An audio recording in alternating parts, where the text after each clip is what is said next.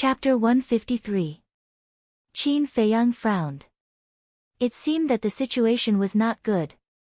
Sure enough. Luo Qingzhu's next words confirmed this point. She said. That desert was not only vast and boundless, but also full of danger. No one had ever walked out of it alive. The people of Xingyue City called it the Death Desert and regarded it as a forbidden area. Feng Ling'er frowned and asked, "What are you two doing in the Death Desert?" Ling Yunfei was silent. Qin Feiyang did not say anything. Feng Ling'er threatened, "If you don't say it, I'll inform Elder Wan now." "Alright, I'll tell you. I'm going to the Death Desert to find out the cause of my father's death," Ling Yunfei said in a deep voice. "Cause of death?" Feng Ling'er was shocked. "That's right. Back then, my father went to the Death Desert and lost his life." Ling Yunfei nodded with a trace of pain in his eyes. Feng Ling'er was stunned. She did not expect such a thing to happen. "I'm sorry." Her face was full of apologies. "It's okay." Ling Yunfei smiled reluctantly. "But even so, I won't allow you to go to the Death Desert. Because you're going to die. The cause of your father's death can wait until you become a battle king or even a battle emperor. You don't have to be in a hurry. Don't think that I'm joking with you. I know the two law-enforcing elders of Xingyue City's martial imperial palace. As long as I say the word, you won't be able to escape." Feng Ling'er said. "Senior sister, I know you're doing this for my own good. But this time, I have to go. Because I don't know how long I can live. What if I die one day? After all, the path of cultivation is full of danger. I can lose my life at any time. I don't want to live with regret for the rest of my life. Senior sister, Elder Feng was kidnapped by Zuan and we don't know whether he's dead or alive. You must be very worried and sad now, so I hope you can understand my feelings," Ling Yunfei pleaded. Feng Ling'er looked at Ling Yunfei with flickering eyes. Alas! In the end. She sighed faintly and said, "Alright, since you're so pitiful, I won't stop you. But the prerequisite is that I'll go too." "Ah!" Ling Yunfei was shocked and looked at Ling Yunfei for help. Qin Feiyang said, "You can go, but you're not allowed to act recklessly on the way." Feng Ling'er glared at him and said angrily, "When have I ever been willful?" "You're being willful all the time." Qin Feiyang mercilessly counterattacked. Even the desert of death was so dangerous, let alone that strange place. Therefore, he had to advance step by step and eliminate all hidden dangers in advance. "Little bastard, say that again." Feng Ling'er gnashed her teeth and stared at him. Her beautiful eyes were full of anger. If she took off her mask, she would find that she was very cute now. "It's the same no matter how many times I say it." Qin Feiyang looked straight at her without dodging. If it was a normal day, he could give in. After all, as a man, he had to be magnanimous and give in to women. But in the face of serious business, he would not compromise with any woman. Feng Ling'er had an illusion at this moment. She felt that the current Qin Feiyang seemed to be a different person. He had the aura of an overlord of heaven and earth. Especially his eyes, which were sharp and somewhat intimidating, made her have the idea of avoiding. How could this be? I'm actually afraid of him in my heart. Feng Ling'er found it hard to believe. Qin Feiyang was only an 8-star martial master, but she was a 2-star martial grandmaster. There was a difference of a few small realms. It should be Qin Feiyang who was afraid of her. She did not dare to continue looking at him. Because the fear in her heart had become stronger. She was really afraid that she could not control herself and lowered her head to Qin Feiyang. Her self-esteem, her pride, would not allow this to happen. So. She looked away and coldly snorted, "This ant is magnanimous and will not argue with you." In this invisible contest, Qin Feiyang had won. He turned his gaze and looked at Luo Qingzhu, asking, "Is there a safer route from Xingyue City to the Desert of Death?" "Yes." Luo Qingzhu nodded. Although the desert of death was dangerous, many people liked to explore it. Of course, they only entered the periphery and did not dare to go deep. Therefore, over the years, they slowly opened up a safe route. However, this safe route wasn't completely free of danger. Along the way, they would still encounter many fierce beasts. This depended on luck. If one was lucky, they would only encounter low-level fierce beasts. If one was unlucky and encountered a few martial grandmasters or even war king-level fierce beasts, their lives would be in danger. Qin Feiyang laughed, then I'll have to trouble you to draw a map for me. This, Luo Qingzhu hesitated for a moment and nodded, all right, wait a moment. Then he walked to the desk and drew with a brush. Not long after, a map appeared in front of him. The place I marked with the red dot is the most dangerous place. You must be careful. In addition, there are 3 black dots. They are absolutely safe places. You can stop cultivating and adjust your state. Luo Qingzhu pointed at the map and introduced it to the 3 of them in detail. You're really thoughtful. Qin Feiyang muttered. Although the 3 safe spots might not be useful, he would remember Luo Qingzhu's good intentions. It was late at night. There was no moon in the sky and it was pitch black outside the city. It was obviously not suitable for traveling. The 3 of them stayed in the treasure pavilion. In the dead of night, Qin Feiyang stood in front of the window and looked at the dark sky. He was like an old monk in meditation and did not move for a long time. Buzz! He did not know how long had passed. He sensed the image crystal in his Qianquan bag buzzing and trembling. When he took it out, the image crystal shone brightly and a shadow quickly condensed. It was Fatso. Jiang Laoda, is it going well? Fatso showed a standard smirk on his face. Qin Feiyang nodded and said, it's going well at the moment. Did anything major happen in Yen City these days? Fatso thought for a while and said, nothing major, but 2 days ago, the eldest prince came to see you. Qin Feiyang raised his eyebrows and asked, why is he looking for me? He wants you to help him refine 10 top-grade crimson fire-colored glass pills. It seems to be a betrothal gift for the Lin family. The medicinal materials are now with Fat Lord. Boss, do you want to help? If you don't, Fat Lord will return the medicinal materials to him tomorrow. According to Fat Lord's intention, we won't help him. Who told him to steal your woman? Fatso's face was full of disdain. Qin Feiyang frowned and said, I'll say it again. I only treat Lin Yi as a sister. She's a sister now. Who knows in the future? Fatso smirked. Qin Feiyang's face darkened and said coldly, you should be glad that I'm not in Yen City now. Otherwise, even if you don't die, you will lose a layer of skin. Keep the medicinal materials for the 10 crimson fire-colored glass pills first. In addition, inform me immediately if there is news about the blood-killing token. Roger. Fatso stood at attention. Qin Feiyang rolled his eyes and asked, is there anything else? No, I wish you a safe journey. Pick up a few more girls. Let's go. As soon as Fatso finished speaking, the virtual image quickly disintegrated. Qin Feiyang shook his head and laughed. He put away the image crystal, entered the castle, and continued to copy the return formula. The next day. Early morning. It was drizzling, and the weather was getting colder and colder. After saying goodbye to Luo Qingzhu, the 3 walked straight to the city gate. Ling Yunfei whispered, did you notice that Luo Qingzhu wants to follow us? Qin Feiyang nodded.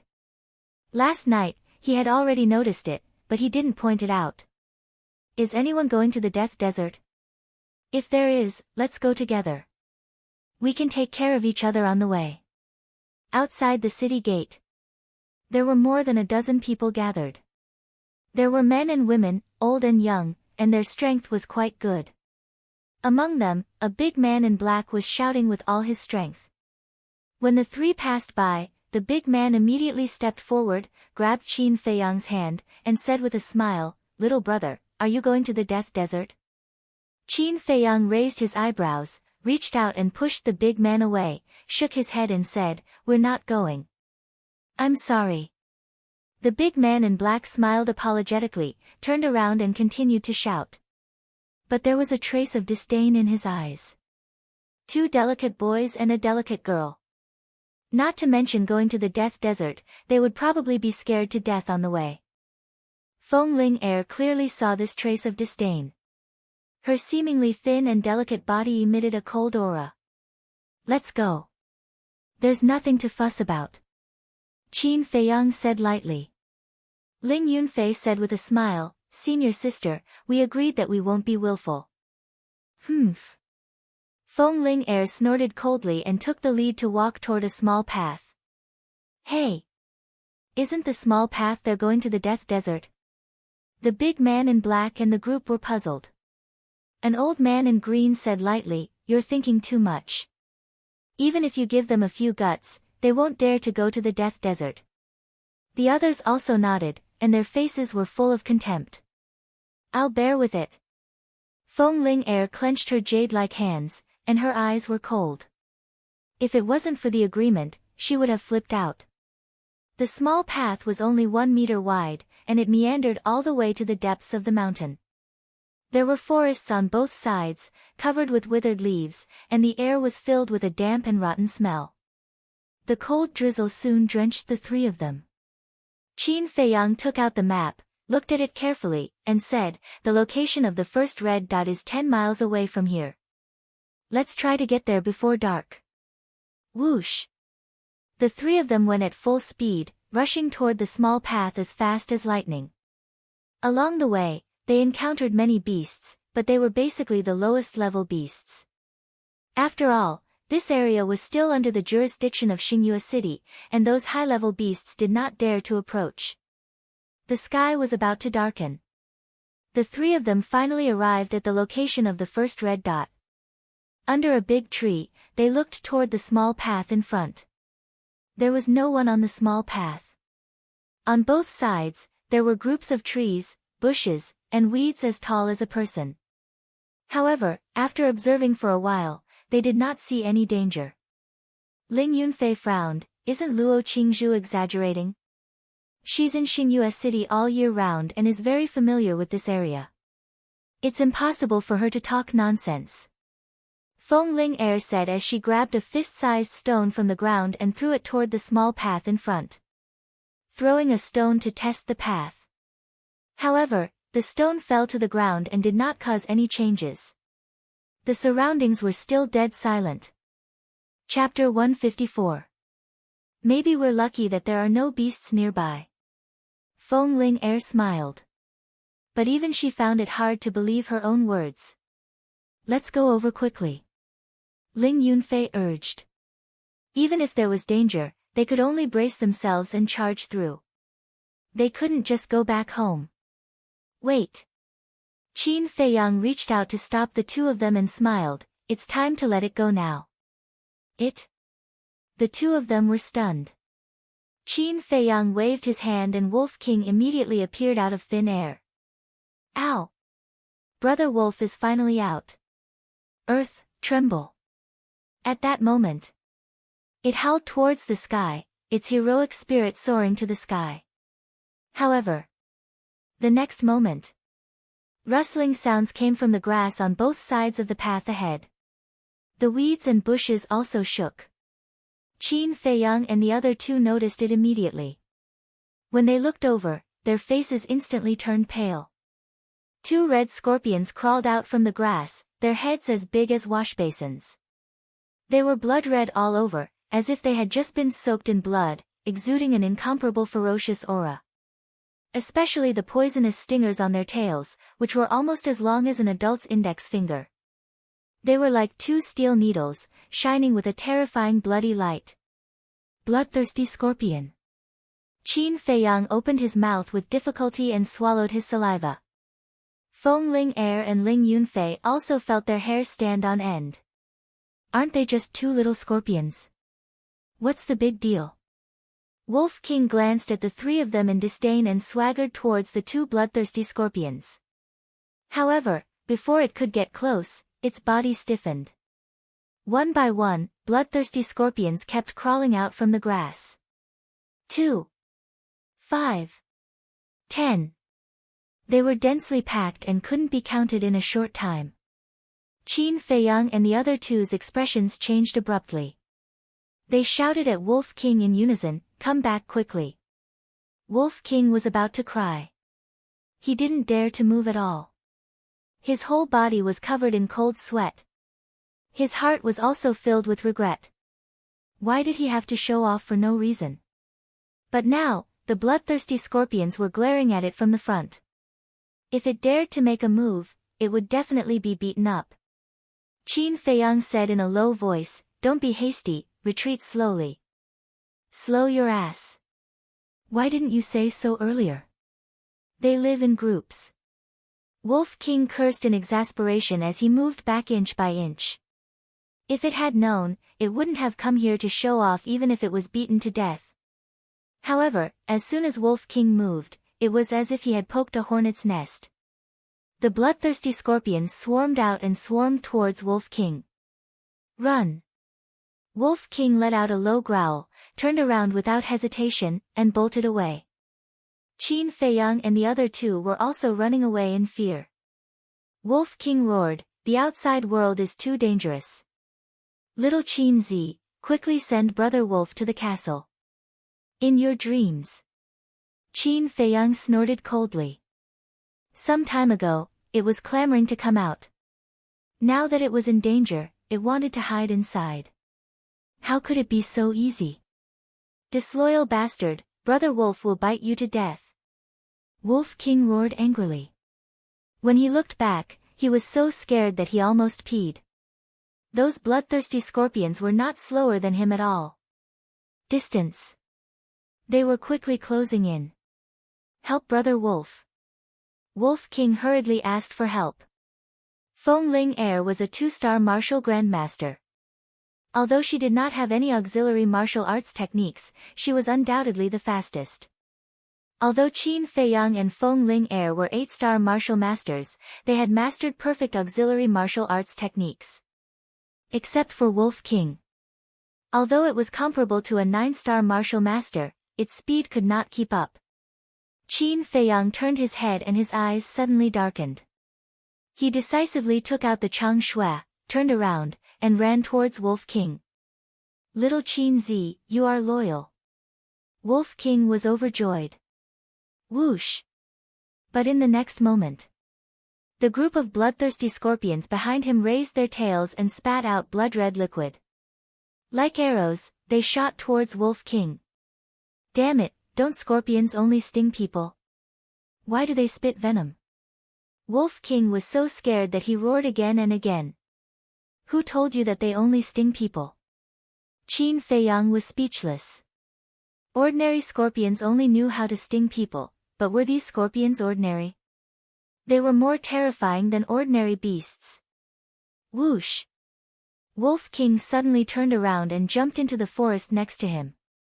Qin Feiyang's expression changed drastically and he roared, "Come out quickly." But as soon as Wolf King jumped into the forest, the venom rushed towards him. Damn it! Qin Feiyang cursed and also jumped into the grass next to him. He had narrowly escaped a calamity. And the venom shot to the ground, making a sizzling sound. In the blink of an eye, a face-sized pit appeared. And there was also a scarlet blood mist rising from the pit. This blood mist drifted in the air. It actually carried a faint fragrance. However, wherever this blood mist shrouded, whether it was flowers, grass, or trees, they withered and rotted at a speed visible to the naked eye.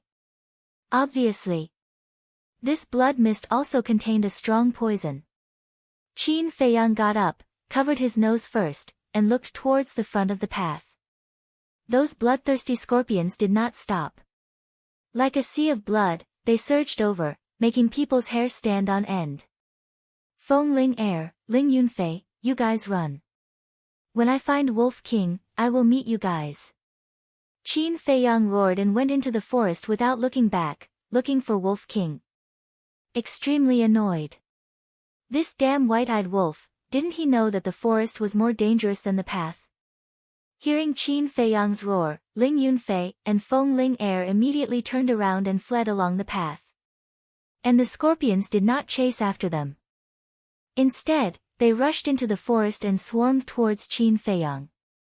Qin Feiyang's face was gloomy to the extreme. As he ran, he scanned the forest. The sky was getting darker and darker.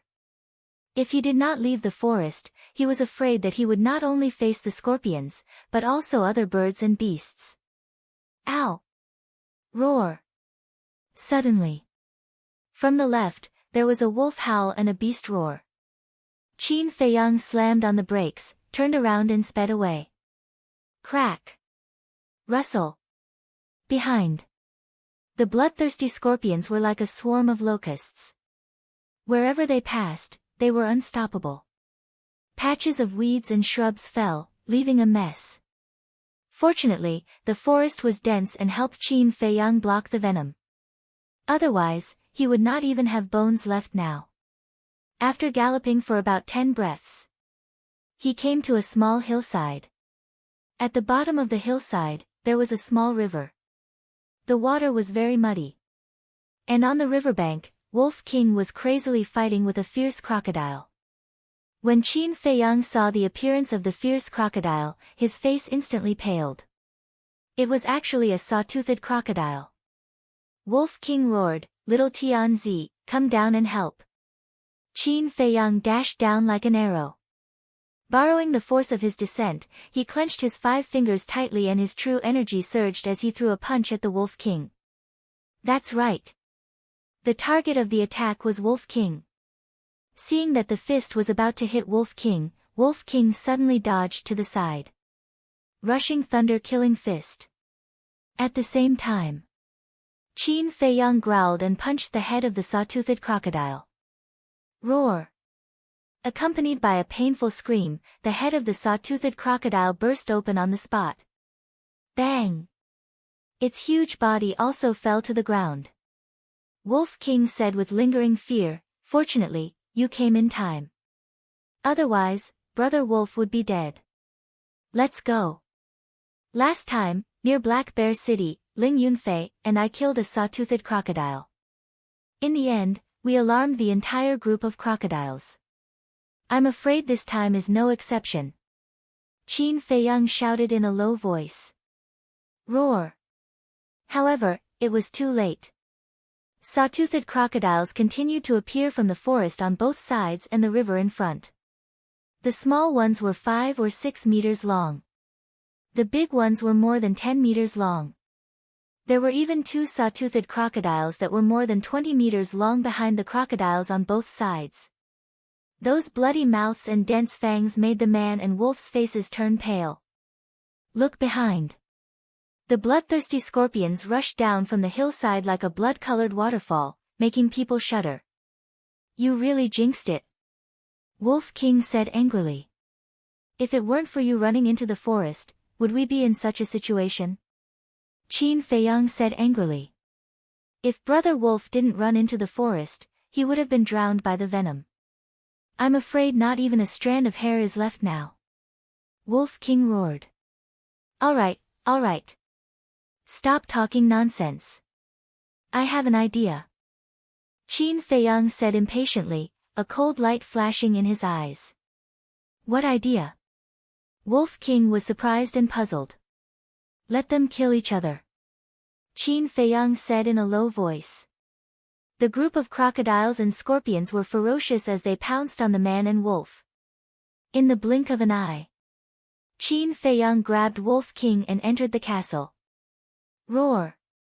Hiss! The pitch-black group of crocodiles and the blood-red scorpions, like 2 torrents, collided violently. A cruel battle immediately unfolded. Hee, you're really smart. Wolf King laughed sinisterly. Qin Feiyang rolled his eyes at it, took out the image crystal, and quickly activated it. At the same time, somewhere on the path, Ling Yunfei, who was running wildly, suddenly stopped. What are you doing? Feng Ling Er was puzzled. It should be Qin Feiyang who sent me a message. Ling Yunfei took out the image crystal, and it shone brightly. Qin Feiyang's shadow quickly appeared. Ling Yunfei asked, "Where are you?" Qin Feiyang said, "Don't worry about where I am first. I've stalled the scorpions. Hurry back. I'll meet up with you later." As soon as he finished speaking, the shadow disappeared. Ling Yunfei and Feng Ling Er looked at each other. Was this guy really that capable? He could even stall the scorpions. Ling Yunfei put away the image crystal and said, "Senior sister, he won't lie to us. Let's go." The two of them turned back. Soon, they arrived at the place where the scorpions appeared. They took a few tentative steps forward. As expected, there were no bloodthirsty scorpions. Therefore, the two of them ran forward boldly with confidence. Inside the castle, a man and a wolf were focused, carefully listening to the movements outside. Half an hour later. Only then did the commotion gradually disappear. Wolf King asked, "Do you think they were all wiped out?" "How would I know?" "You stay here first. I'll go out and take a look." After Qin Feiyang finished speaking, he appeared in his original position. But half an hour later, the sky was completely dark. He couldn't see his fingers or see anything. He could only smell the pungent smell of blood. Whoosh! Suddenly, the sound of something breaking through the air came from behind. Qin Feiyang's body and mind tightened, and he immediately entered the castle. "How is it?" Wolf King asked. "I can't see." Chapter 155. Are the bloodthirsty scorpions so fierce? Wolf King was shocked. "Of course, otherwise I wouldn't have run away as soon as I saw them." Qin Feiyang nodded, feeling quite distressed. If only he had a pair of wolf eyes, he would be able to see both day and night. But this was an extravagant hope. He looked down at Wolf King and said in a deep voice, "It's very dangerous on the path at night. We have to rush to meet up with Ling Yunfei and the others as soon as possible. We can only rely on you now. You want to ride on Brother Wolf's back again?" Wolf King looked at him unkindly. Qin Feiyang did not waste any more words and directly sat on it. With a thought, he left the castle. Whoosh! As soon as he appeared, a few ear-piercing sounds could be heard. Fuck! Wolf King quickly dodged to the side and ran towards the hill without looking back. "What's the situation?" Qin Feiyang asked. Wolf King said, "There are still 5 active bloodthirsty scorpions chasing after us." Qin Feiyang's heart sank. He tightened his grip on the Chang Shui and said, "You can't outrun them. Find a chance to kill them. Now is the time to test our tacit understanding. Can you be more reliable?" Wolf King was indignant. Although it could see, Qin Feiyang couldn't, right? How could he fight back? Qin Feiyang said, "Okay, stop complaining. Find a chance. I really don't know if it's because of my previous life. What did Brother Wolf owe you?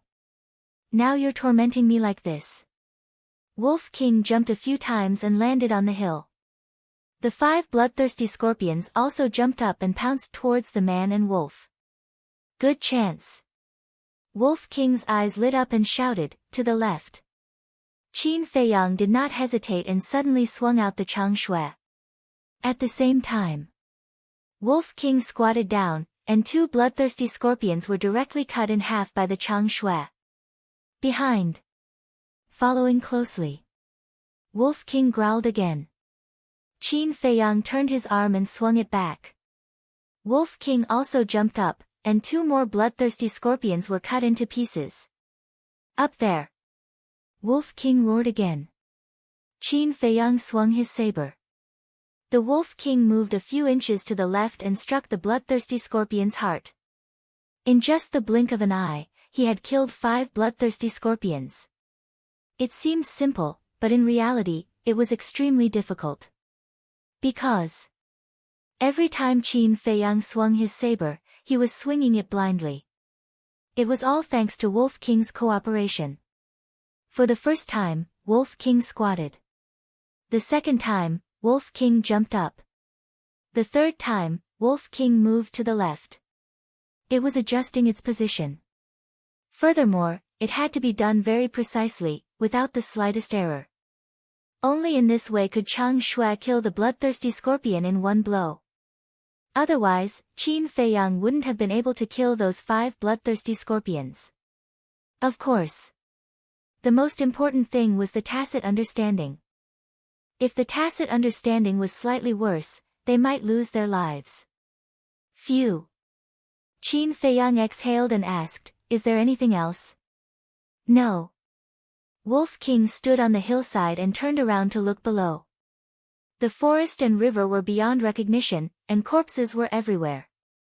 Blood dyed the ground red and the river water soaked. The scene was extremely bloody. Although Brother Wolf doesn't want to admit it, we do have a tacit understanding. The Wolf King said indifferently, then turned around and ran towards the small path. Along the way, they encountered many ferocious beasts. A man and a wolf cooperated seamlessly and dealt with them one by one. But even so, they suffered different degrees of injuries. After returning to the path, Wolf King led Qin Feiyang and chased after Ling Yunfei and Chang Shui. Not long after, Wolf King saw the corpses of ferocious beasts on the path. Blood mixed with the rain and dyed the ground red. Wolf King said, "Little Qin Zi, I have a bad feeling." "What do you mean?" Qin Feiyang frowned. "Can't you smell the smell of blood in the air?" Wolf King said in a deep voice. Qin Feiyang sniffed hard and his expression changed. There was indeed the smell of blood. Wolf King said, "There are many corpses of ferocious beasts on the path. They might have been killed by Ling Yunfei and Chang Shui." The mood of the man and wolf became heavy. There was no moonlight. There was no way to make torches on a rainy day. Ling Yunfei and Feng Ling Er were also blind. They could only rely on their ears to listen. And a large number of ferocious beasts appeared on the path at night. Even if they could distinguish the location by listening, they would be in danger. "Ha, I actually found a good treasure." After running for a while, Wolf King suddenly laughed. "What is it?" Qin Feiyang was surprised. Wolf King said, "There is an black tongue tree here." "Really?" Qin Feiyang was overjoyed. The black tongue tree itself was not valuable, but the bark of the black tongue tree contained rich oil and could be made into torches. Moreover, as long as it was not soaked in water, it would not go out. Wolf King sighed again. "We were happy for nothing. The bark has been stripped off, and the traces are still new." Qin Feiyang's veins bulged and he really wanted to slap him. The traces were new. Could it be that Ling Yunfei and Chang Shui pulled them out? Thinking of this, Qin Feiyang hurriedly said, "Quickly take out your full speed." With a torch, although they could see the surroundings clearly, there was also a fatal drawback. Because the torch would attract the nearby ferocious beasts. Wolf King ran at full speed, mud splashing everywhere. Hundreds of breaths later, a little fire suddenly appeared in front of them. "Is it them?" A man and a wolf approached quickly with a nervous heart. When they got closer, Qin Feiyang discovered that there were actually more than 20 figures.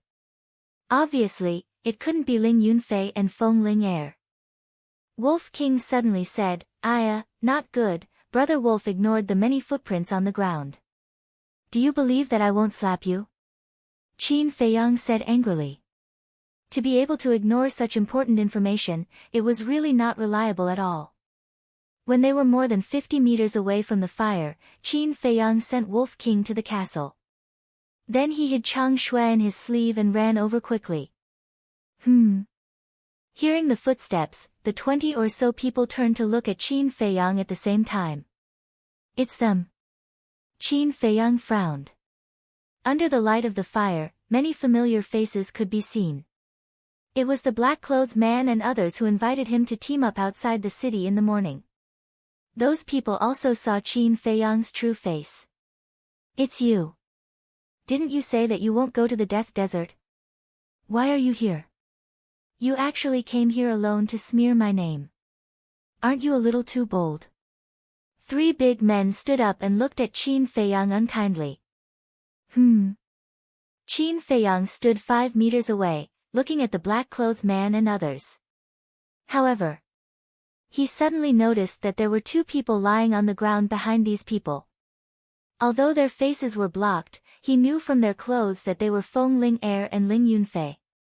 What happened to them? Qin Feiyang frowned. The black-clothed man sneered, they are seriously injured. I'm afraid they can't even stand up now. Are you the ones who hurt them? Qin Feiyang's eyes flashed with cold light. An old man in green shook his head and said, it's true that good people don't have good karma. We saved them. If it weren't for them, they would have been eaten by the beasts. Qin Feiyang raised his eyebrows and said, then I thank you on behalf of them. Can you let me pass? Yes, get out of the way. The old man in green waved his hand and several people standing in the middle of the road retreated to the side. At that moment, Qin Feiyang clearly saw the situation of Feng Ling-er and Chang Shui. The 2 of them were lying on the ground, unconscious. Their faces were as pale as paper and their bodies were full of injuries. There were even a few claw marks that were so deep that bones could be seen. In the grass next to the 2 of them, there were 2 beasts lying. There was a fist-sized bloody hole in their heads. Blood was gushing out. They were already dead. Qin Feiyang hurriedly walked over.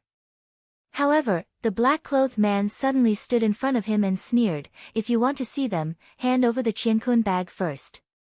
At the same time, the others rushed forward and surrounded Qin Feiyang in the middle. What do you mean? Qin Feiyang narrowed his eyes and glanced at them one by one. Everyone's face was filled with greed. Isn't it obvious? The black-clothed man shrugged his shoulders and said with a face full of ridicule, if you had accepted my invitation in the morning and traveled with us, wouldn't everything have been fine? Qin Feiyang said, people of different paths can't work together. Are you implying that we are villains? The black-clothed man's face sank. Qin Feiyang said, whether you are a villain or not, you know it in your heart.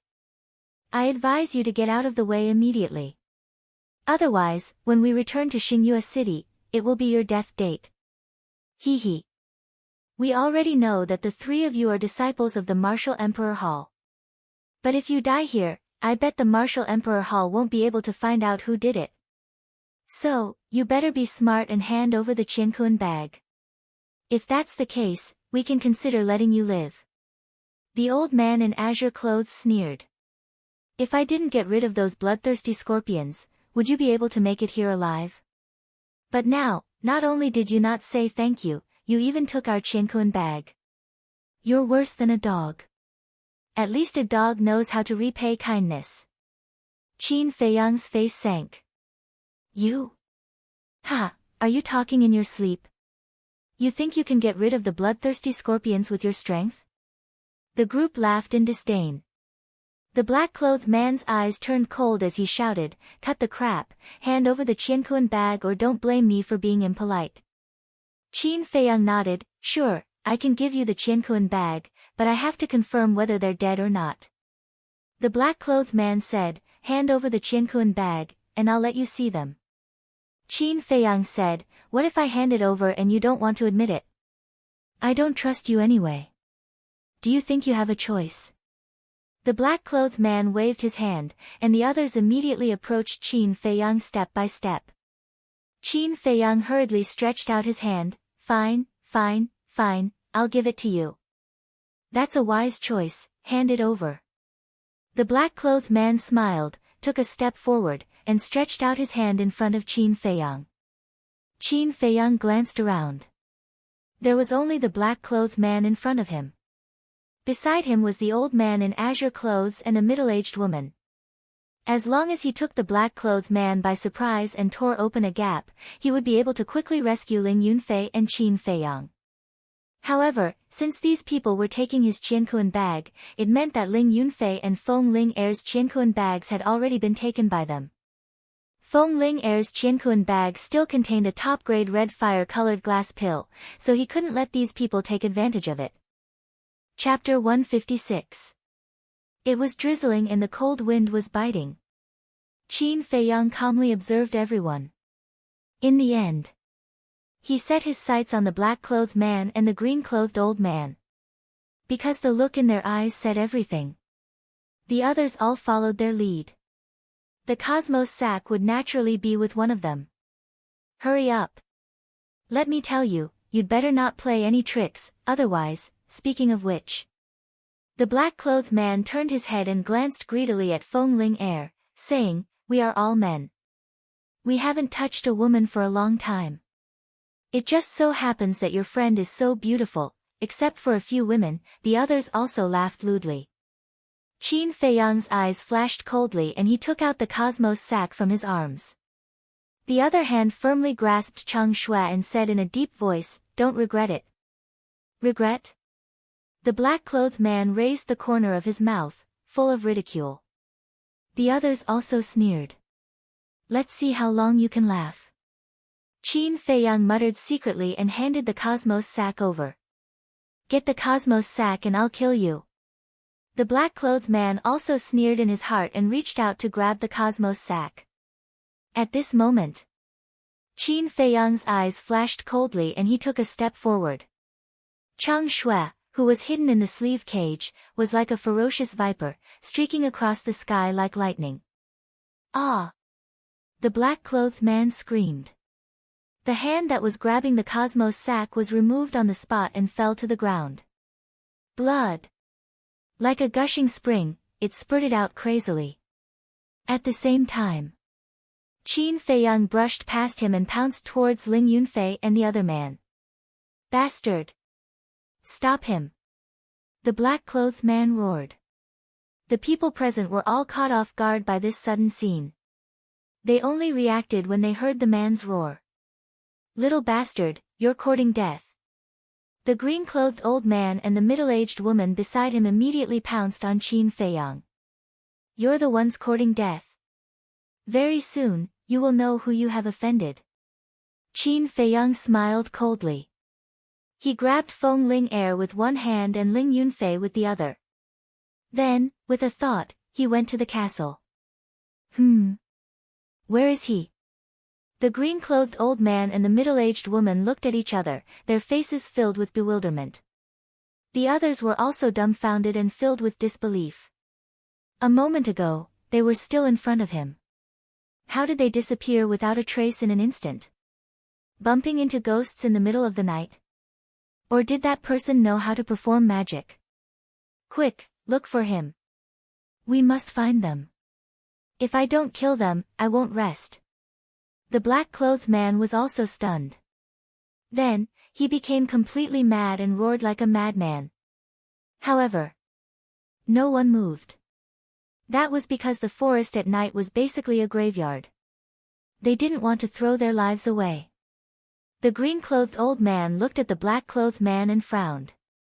He advised, "Wang Gang, calm down. It's too dangerous here. Let's go to a safer place first." The middle-aged woman nodded and said, "That's right. They will pass by the safe place sooner or later. We will wait for them at the safe place." "All right, let's go." Wang Gang grabbed his broken arm and lowered his head as he walked forward. His eyes were extremely dark and fierce. "Everyone, quickly follow. Pay attention to the movements around you." The green-clothed old man called out and caught up with Wang Gang. He comforted him, "Don't worry, those two are disciples of the Martial Imperial Palace. There must be a myriad spirit pill in their Qiankuan bag. Even if there isn't one, I will send someone back to Star Moon City to buy one for you tomorrow morning." Wang Gang nodded. The myriad spirit pill could be used to reconnect broken limbs. And once it was healed, there would be no sequelae. At the same time, inside the castle, Feng Ling Air and Ling Yunfei were lying quietly on the ground. Qin Feiyang had already given them the best healing pills. Their complexions and injuries were slowly recovering. At this moment, Qin Feiyang and Wolf King stood at the side, listening to the movements outside. Their eyes flashed with strong killing intent. Wolf King said, "They have left. What are your plans? Do you still remember how we hunted down the people of the Black Demon stronghold in Iron Bull Town?" Qin Feiyang licked his lips and a bloodthirsty smile appeared on his face. "Of course I remember." Wolf King nodded. "At that time, we were still martial artists and didn't have the castle. We could wipe out the Black Demon stronghold, let alone now." Qin Feiyang sneered. "It's good to have confidence, but Brother Wolf has to remind you that there was a moon at that time and you could see it. And now, you can't see it. This is the first problem. The second problem is that the beasts here are much stronger than the ones in Iron Bull Town. While hunting them, we have to face the ambush of the beasts. I'm afraid it's not good." Wolf King was somewhat worried. Qin Feiyang fell silent. Wolf King's concerns were not unreasonable. It would be best to have a foolproof plan. "Let's go out first." Qin Feiyang waved his hand and left the castle with Wolf King. They followed behind the group of people, maintaining a distance of 40 to 50 meters. Those people would also turn their heads from time to time, looking back vigilantly. But as long as Wolf King closed his eyes in time, those people would not be able to detect them hiding in the darkness. Moreover, with that group of people clearing the way in front, they did not have to worry about being ambushed by the beasts. Hundreds of breaths passed. Wolf King asked, "Little Qin Zi, have you thought of a way?" "Yes." Qin Feiyang whispered a few words in Wolf King's ear. "Will it work?" Wolf King questioned. "As long as you cooperate well, you will definitely be able to get rid of them one by one." Qin Feiyang smiled coldly. "Okay." Wolf King nodded. All of a sudden, it raised its head and howled, resounding through the rainy night and lingering for a long time. "There's a wolf." The faces of Wang Gang and the others suddenly changed. They hurriedly stopped, turned around, and looked back. Immediately, they saw a pair of green eyes, like two clusters of ghost fire, which made them shudder with fear. "It's really a wolf." They panicked at once. Wolves were cunning and cold-blooded. Once targeted by a wolf, even if they did not die, they would lose a layer of skin. "What should we do?" Everyone looked at the man in black and the old man in cyan. The old man in cyan whispered, "Don't panic.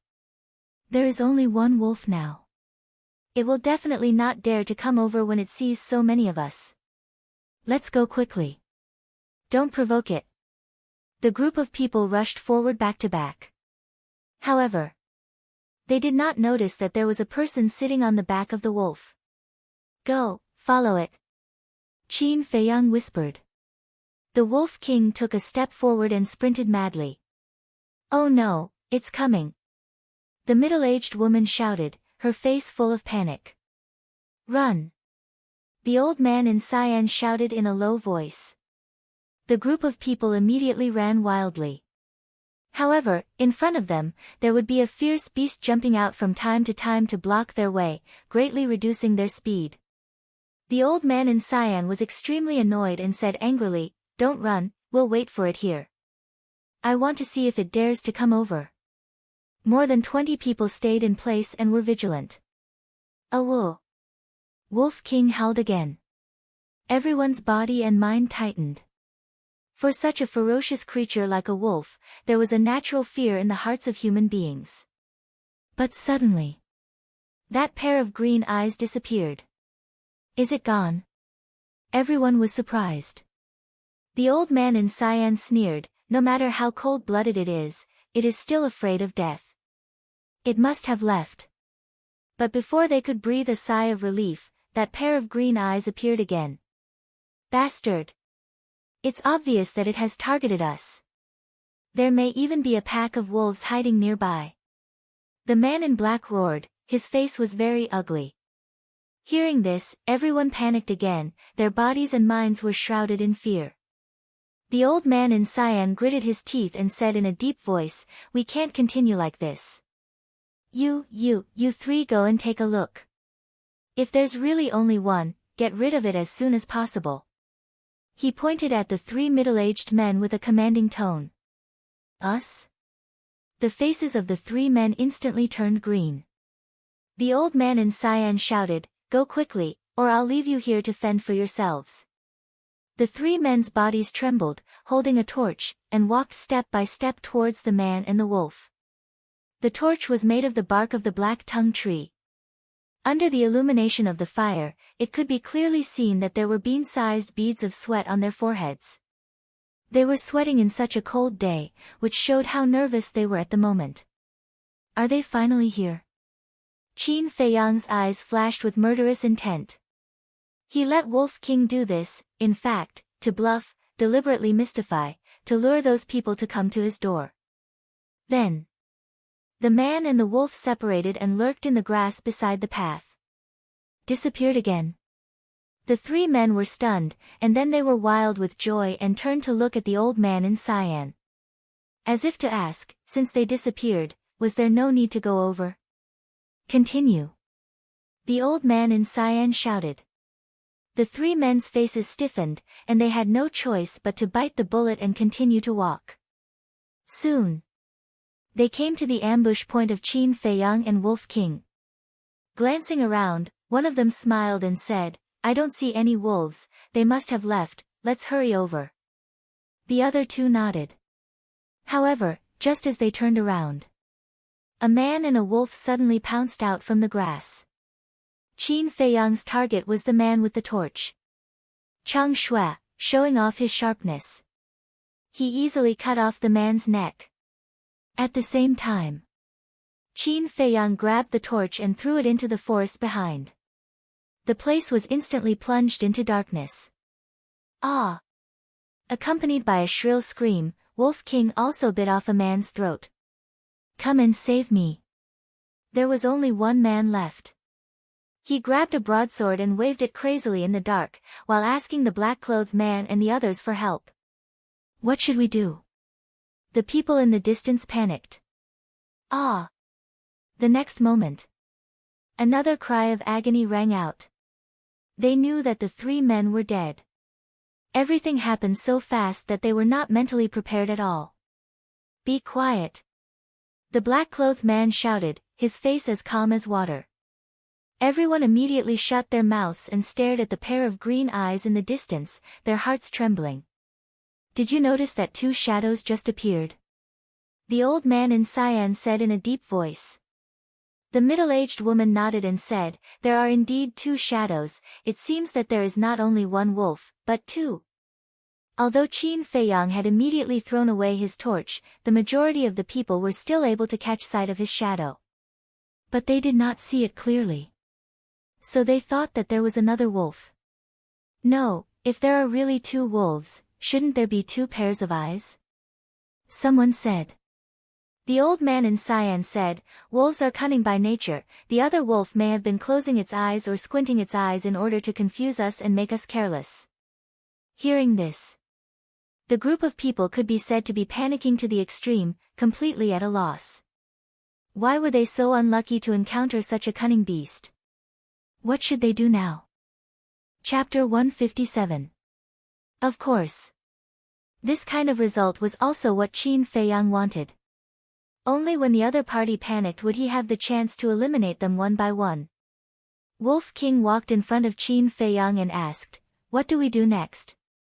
Qin Feiyang sat on Wolf King's back and sneered, "Continue to walk towards them, I want them to be scared out of their wits, let them taste the taste of despair." "Heh heh." Wolf King laughed sinisterly and walked over step by step. "It's here again. Wang Gang, old he, what should we do now?" The middle-aged woman and the others panicked and looked at the black-clothed man and the green-clothed old man. To be honest, the two of them didn't have any idea now. Wang Gang said in a deep voice, "Old he, why don't you personally bring people over and get rid of them? Why don't you go?" The green-clothed old man sneered. Wang Gang said angrily, "If my arm wasn't broken, I would have gone long ago. Would I still be here talking to you?" The middle-aged woman frowned, "Old he, other than Wang Gang, you are the strongest here. You can't stay out of this. Yeah, if we don't get rid of them as soon as possible, I'm afraid we won't have a peaceful journey. Old He, help us, please. The others also cupped their hands and pleaded. The green-clothed old man glanced at everyone, his eyes flickering. Finally, he gritted his teeth and said in a deep voice, "Which one of you will go with me?" Now he had to go. Because if he didn't go, he would definitely be ostracized by everyone and even be kicked out of the team. Once he was alone in this dangerous forest, even if he was strong, he didn't have the confidence to walk to the desert of death alive. Me. And me. 5 strong men walked out, looking as if they were going to die for justice. The green-clothed old man glanced at the 5 of them, pointed to 3 of them, and said, "The 3 of you walk in front of me, the 2 of you on the left and the other on the right." The 5 of them frowned. This arrangement was obviously to use them as shields. The green-clothed old man said, "If you don't do as I say, I won't go. Everyone will wait for death together." Wang Gang raised his eyebrows and shouted, "Whatever Old He says, you guys, do it." The 5 of them exchanged glances. Regret could be clearly seen on his face. However, it was already too late for regrets. He could only brace himself and continue. Wolf King's pupils contracted, and he said, "Not good, there are actually 6 people coming over." Qin Feiyang said, "Don't panic. Although there are 6 of them, the only one who can truly pose a threat to us is that old bastard in green. As long as we assassinate him first, the other 5 are nothing to worry about." Without a doubt. The green-robed old man was definitely a martial ancestor, but he did not know exactly how many stars he had. As for the 5 burly men, their auras were similar to his. They were either 8-star or 9-star martial masters. With his current strength, even if it was a head-on confrontation, he was confident that he could easily get rid of the 5 of them. There's a shield in front of him, and there's also a shield on his left and right. How can I assassinate him? The Wolf King stopped and sized up the 6 people who were approaching him. His gaze was solemn. "Then I'll assassinate him from behind." The corners of Qin Feiyang's mouth curled up into a cold smile. "Behind?" Wolf King was taken aback and said, "How do you go behind him?" "Simple. Don't forget, we have the castle." Qin Feiyang said as he jumped down from Wolf King's back, walked forward 5 meters, turned around, looked into Wolf King's eyes, and said with a smile, "Do you understand now?" Wolf King suddenly understood. As long as Qin Feiyang hid in the castle and waited for the 6 people to come over, Qin Feiyang would come out of the castle and naturally be behind them. In other words, the 5 meters between them was equivalent to a fatal trap. "No." Wolf King quivered, angrily stared at Qin Feiyang, and said, "You bastard, you actually used brother Qin Feiyang as bait again. There's no other way, because only by standing there motionless can you lure the 6 people into this trap." Qin Feiyang grinned, directly entered the castle, and carefully listened to the sound of footsteps. "Bastard, just you wait, brother Wolf will make your butt bloom." Wolf King secretly muttered, bared his teeth, and fiercely stared at the 6 people. The 6 people were getting closer and closer. When they were 10 meters away, the 6 people finally saw Wolf King. Why is there only one wolf? The 5 strong men instinctively stopped, vigilantly looking behind Wolf King, as well as the grass on both sides. One of them nervously said, "Old He, the other wolf must be hiding nearby, what do we do now?" The old man in green secretly sneered, and angrily said, "Nonsense, of course we continue to get closer." With a shield, of course he was not afraid. But the 5 strong men's feet seemed to be rooted, and they could not move half a step. The old man in green glanced at Wolf King, his eyes flashing with killing intent, and whispered to the 5 people, "Hurry up, don't let it escape. If the other wolf sneaks out to attack, dodge, I'll kill it with a palm strike." The 5 strong men took a step forward again, inching towards Wolf King bit by bit. 9 meters. 8 meters. 7 meters. 6 meters. 5 meters. The castle was right here. the 6 people took another step and stepped into the trap. A wolf. Accompanied by a wolf howl, Wolf King revealed his ferocious nature and pounced towards the 6 people. Kill! The old man in green shouted. The 3 strong men in front immediately raised their weapons and slashed towards Wolf King. The 2 strong men on the left and right each held a torch, staring at the grass in front of them to prevent the other wolf from sneaking an attack. The old man in green also swept his eyes back and forth, his face full of vigilance. In the distance, Wang Gang and the others looked at the situation with smiles on their faces. There should be no problem now, right? But the next moment, their gazes focused. Behind the old man in green, a person actually appeared out of thin air. Just like a ghost, there was no sign at all. The back view is so familiar, it's him. That disciple of the martial imperial palace. The group of people turned pale with fright, as if they had seen a ghost. Wang Gang hurriedly shouted, "Old he, be careful behind you." Behind me? When the old man in green heard the roar, he frowned slightly and looked back in confusion. Immediately, a face entered his line of sight. Close at hand. There was a bright smile on his face. However, this smile, in the eyes of the old man in green, was simply the smile of a devil, causing all the hair on his body to stand on end in an instant. He instinctively struck out with his palm. But before he could raise his arm, he felt a pain in his heart. He instinctively lowered his head to look. He saw a snow-white dagger piercing into his heart. Fresh blood spurted out. Following closely, an incomparable pain, like waves of the sea, crazily attacked every nerve in his body. Ah, at that moment, he couldn't help but scream miserably. Heart-wrenching. Old he. The expressions of the 2 brawny men on the left and right changed drastically. Without hesitation, they raised their torches and threw them at Qin Feiyang. Qin Feiyang glanced at the 2 of them, pulled out Chang Shui, and kicked the old man in green in the chest. With the help of this force, he retreated several meters away. The old man in green was sent flying by a kick. With a bang, he fell to the ground. Old he. How are you? I have a healing pill here, quickly take it. The 2 brawny men hurriedly ran over, took out healing pills, and stuffed them into the old man's mouth. But just now, Chang Shui had already pierced through his heart. No matter how many healing pills there were, it was useless. His head tilted and he died on the spot. Ah! At the same time, another 3 screams rang out. It turned out that the other 3 brawny men had their throats bitten by the Wolf King, and they died. However, the Wolf King's back also suffered a cut, so deep that the bone could be seen. Bang! The 3 corpses fell to the ground, and mud splattered everywhere. The Wolf King walked over step by step and stood on top of the 3 corpses. Like a king, it looked coldly at the 2 brawny men beside the old man in green. There was a piece of flesh in its mouth. Its fangs were also dripping with blood, and it looked extremely ferocious. Qin Feiyang glanced at the knife wound on the Wolf King's body.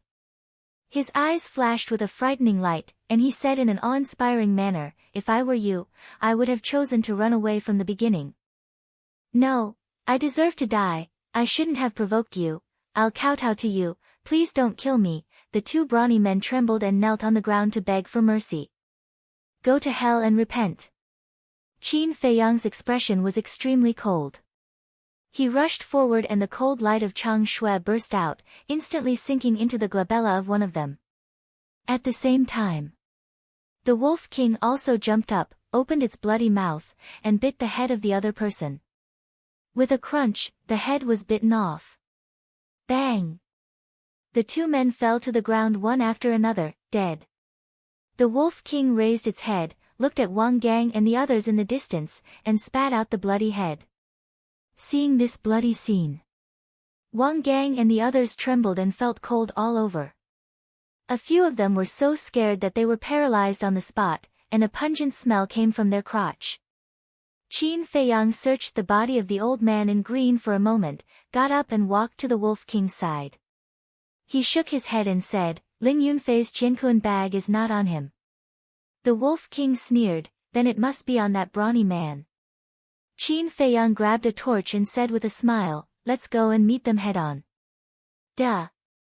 The man and the wolf walked over unhurriedly. Wang Gang, what should we do now? Quickly think of a way. Seeing this, the remaining dozen people looked at Wang Gang, their hearts burning with anxiety. Even old he, who was a martial arts grandmaster, was easily killed by the man and the wolf, let alone them. Wang Gang was their only pillar of support now. But this pillar of support was also terrified at this moment. If it was a head-on fight, he was not afraid at all. But it was obvious that the man and the wolf did not intend to fight him head-on. The man-wolf combination, could it be them? Suddenly, he thought of a name that everyone in the county of Yan knew, Qin Feiyang. But it was not right. Qin Feiyang's arrest warrant was still posted at the city gate. The portrait and the person in front of him were two completely different people. Whoosh! Whether it was Qin Feiyang or not, the best plan was to run. He turned around without hesitation and fled crazily. Now that he had fled, the middle-aged woman and her group had lost their backbone and were at a loss of what to do. What are you waiting for? Run! The middle-aged woman shouted anxiously. In an instant. Chapter 158. They ran away. One man and one wolf were stunned. They thought that those people would stay and have a good fight with them. After all, there were more than a dozen of them. What was there to be afraid of? But the result was that they ran away without a fight. Were they that scary? Wolf King said proudly, Brother Wolf is so awesome. I didn't even make a move and they were scared witless. It's not that you're awesome, it's that you're too shameless. Qin Feiyang rolled his eyes. He had never seen such a narcissistic guy. Wolf King said disdainfully, Brother Wolf knows that you're jealous, so I'm not angry at all. I'm jealous. Qin Feiyang was really speechless. He was too lazy to talk nonsense and directly sent Wolf King into the castle. Then, he used the smoke-gathering steps and chased after the middle-aged woman and the others. He's chasing us. So fast. Almost 4 times faster than me. More than a dozen people's faces turned pale. Fear and despair drowned them like a tide. I can't run anymore. A young man in black collapsed on the ground, his body trembling and at a loss. The others didn't care about him. This team was temporarily formed. Everyone had their own little thoughts. Unity was simply a joke. In the face of a disaster, everyone flew away. The young man in black turned his head with difficulty and looked at Qin Feiyang who was rushing over. He begged, this brother, no, this lord, I was also forced, please spare my life. Okay. Qin Feiyang nodded. So easy to talk to. The young man in black was stunned and wild with joy. However, the next moment, Qin Feiyang swept past him. Chang Shui flashed and the head of the young man in black was directly removed.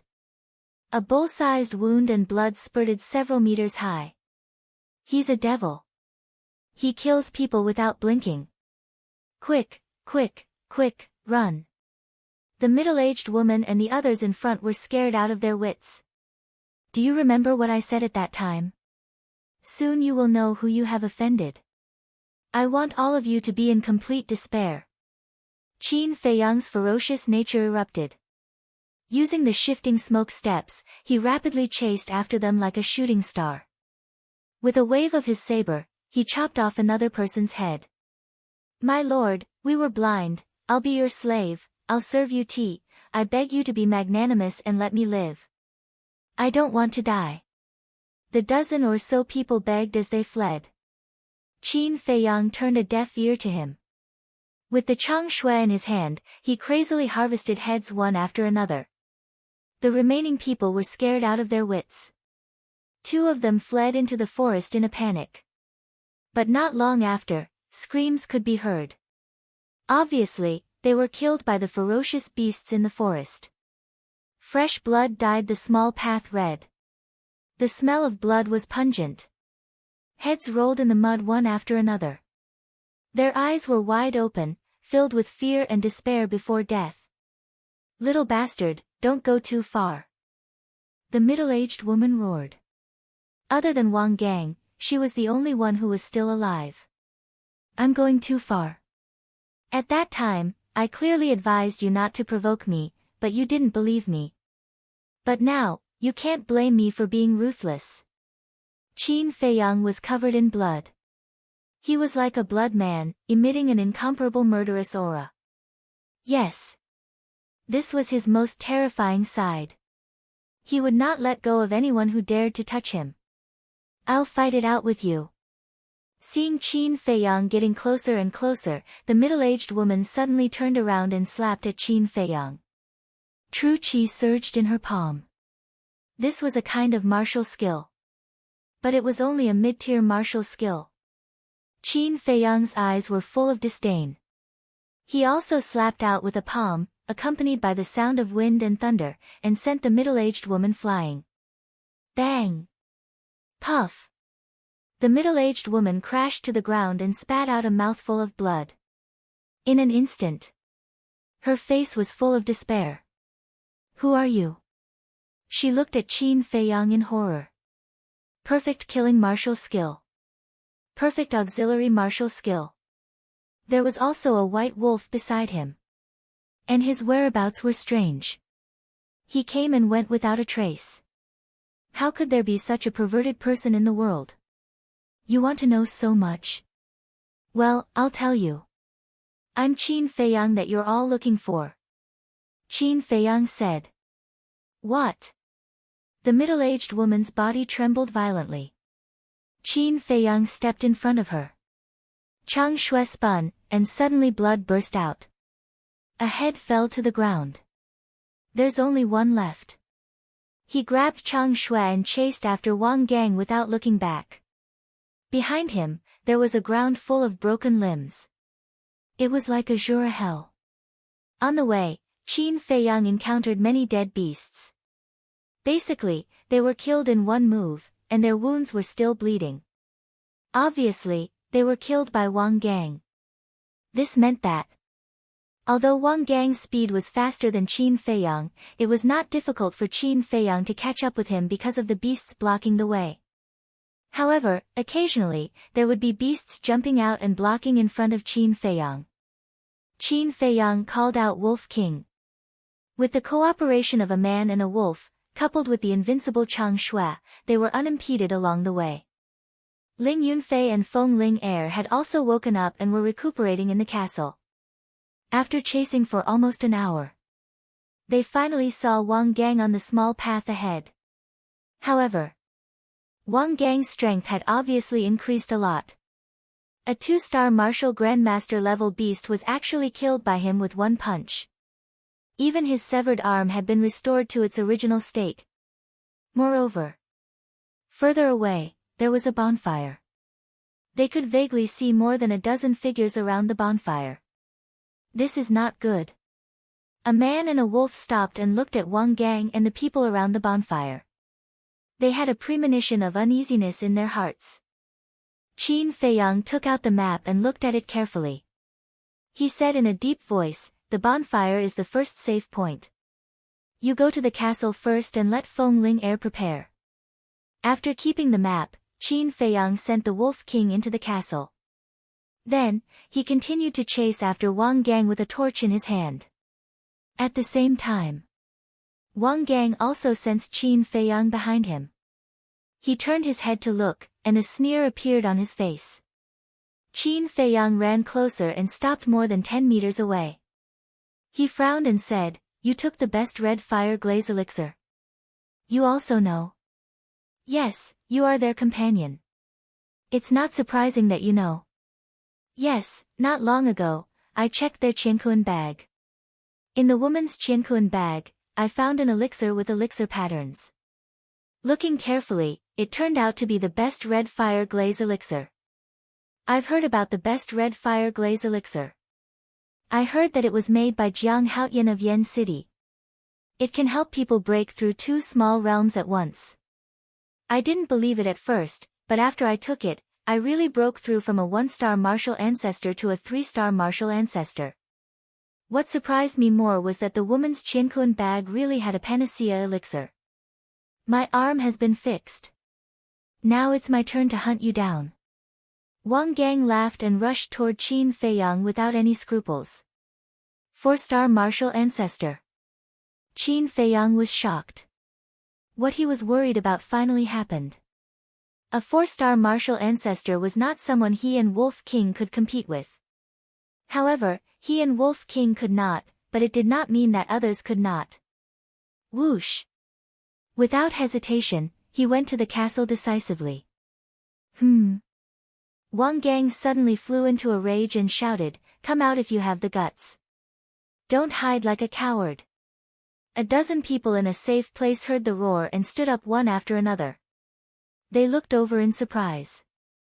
One of the burly men frowned and said, "It seems to be Wang Gang's voice." "It's indeed Wang Gang. Let's go and have a look. After all, they are old friends. We should help if we can." A dozen people immediately took out their weapons, held torches, and quickly ran toward where Wang Gang was. Inside the castle. "I'd like to see who will be the coward in the end." Qin Feiyang smiled coldly. He turned his head and looked at Feng Ling. He handed Pale Snow over and said, "You heard what Wang Gang said before, right? Now, it's your turn." Half an hour passed. Her injuries were more or less healed. She heard. She suddenly stood up and grabbed Chang Shui with cold light in her eyes. Qin Feiyang asked, "Do you need the best red fire glaze elixir?" "No need."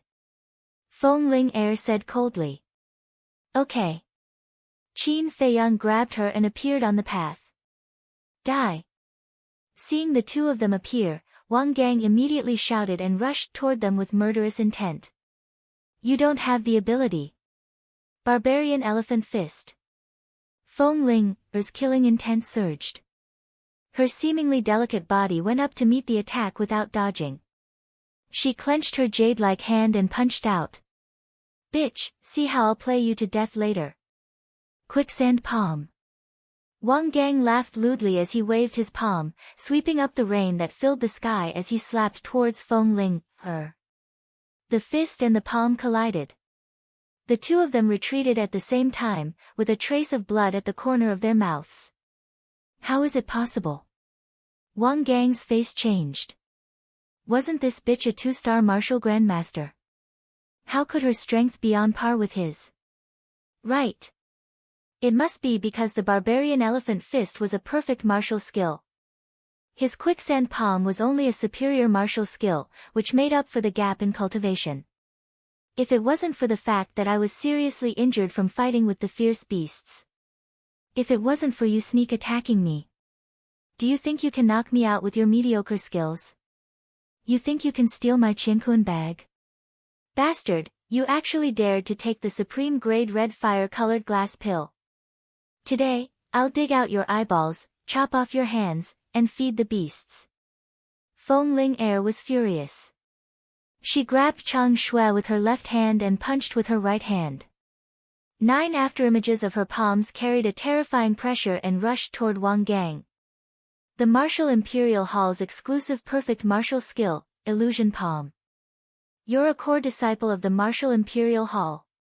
Wang Gang's face turned pale. Because only core disciples were qualified to practice the perfect martial skill, Illusion Palm. The rest of the disciples could only practice the superior martial skill, Illusion Palm. In his heart, he had the intention to retreat. He punched with his palm and the palm wind was bitingly cold, but what he hit was only an afterimage. Feng Ling took the opportunity to slap him in the chest. With a crisp crack, the bones in Wang Gang's chest broke on the spot. Bang! At the same time, his body flew out horizontally and smashed into the ground a few meters away, creating a deep pit.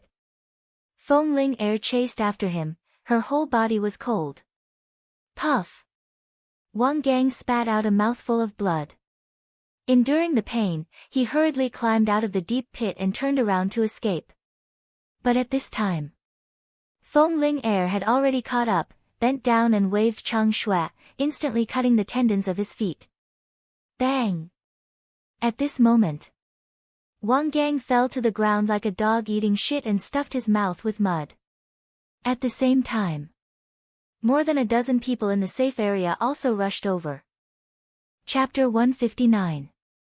Feng Ling Er raised her head and raised her eyebrows, before she said with a cold smile, "What is it? Trying to be a busybody?"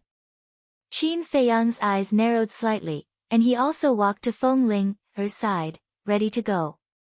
The bulky man glanced at the two, before he glanced at Wang Gang and asked, "Brother Wang, what's going on here?"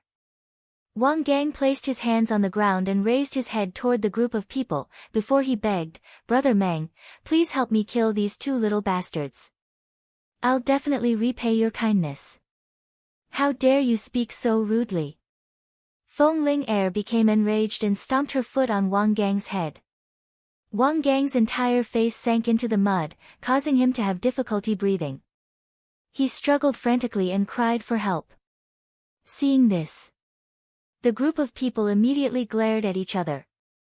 The bulky man yelled, "Let go of Brother Wang at once, or else none of you will live." Feng Ling Er let out a disdainful laugh and said in a cold tone, "Come at me if you're not afraid of death." Stubborn. The bulky man became enraged and threw a punch in Feng Ling Er's direction. Humph! Feng Ling Er harumphed and waved her hand, causing 9 blurry figures to rush toward the bulky man like a storm. Illusionary palm. The bulky man's expression changed greatly, as he immediately backed off. The rest of the people were terrified too. This woman was a core disciple of the martial emperor palace. Feng Ling Er said in a disdainful tone, "Aren't you being cocky? Why are you so scared now?" Wang Gang exerted force and raised his head, before he yelled, "Brother Meng, don't be afraid of them. Let's kill them here. Even the martial emperor palace won't be able to find out who did it. You're really courting death." Feng Ling Er's eyes flickered coldly, as if she had transformed into a female Azura. She waved her hand at lightning speed and dislocated Wang Gang's right hand. Wang Gang let out a cry of pain and yelled, "Brother Meng, they have top-tier crimson fire-colored glass pills. You're courting death." Feng Ling Er waved the Chang Shui again, disabling Wang Gang's left hand. Blood spurted out from the wound like a fountain. Top-grade scarlet-colored glass pellet. The burly man and the others trembled and greed filled their eyes. At this moment, Qin Feiyang spread out his hands and said indifferently, "Let's see what this is before we make a move." More than 10 people looked at his palm. But there was nothing. Just when they thought that Qin Feiyang was bluffing, a transparent crystal appeared out of thin air. What? Image crystal. I would never be able to afford an image crystal stone in my entire life, but he has one. This means that his status in the Martial Emperor Hall is definitely not low. Their faces turned pale. If they dared to make a move, the other party would be able to inform the Martial Emperor Hall of what was happening here with a single thought. This time, he had really hit the wall. There are some things that you are not qualified to touch. Be honest and do your work. This is the way to survive. Qin Feiyang put away the image crystal stone, his expression as calm as ever. Master is right. We will know our place. Please forgive us for offending you just now. More than 10 people immediately nodded and bowed, their faces full of flattery. They also hated Wang Gang in their hearts. How could they offend these two people? They actually wanted to drag them down with them. What evil intentions! The burly man took a step forward and cupped his hands. "Masters, this Wang Gang is despicable and shameless. Killing him will only dirty your hands. Why don't you let me do it for you?" Wang Gang said angrily, "Meng Ming, what do you mean by this?"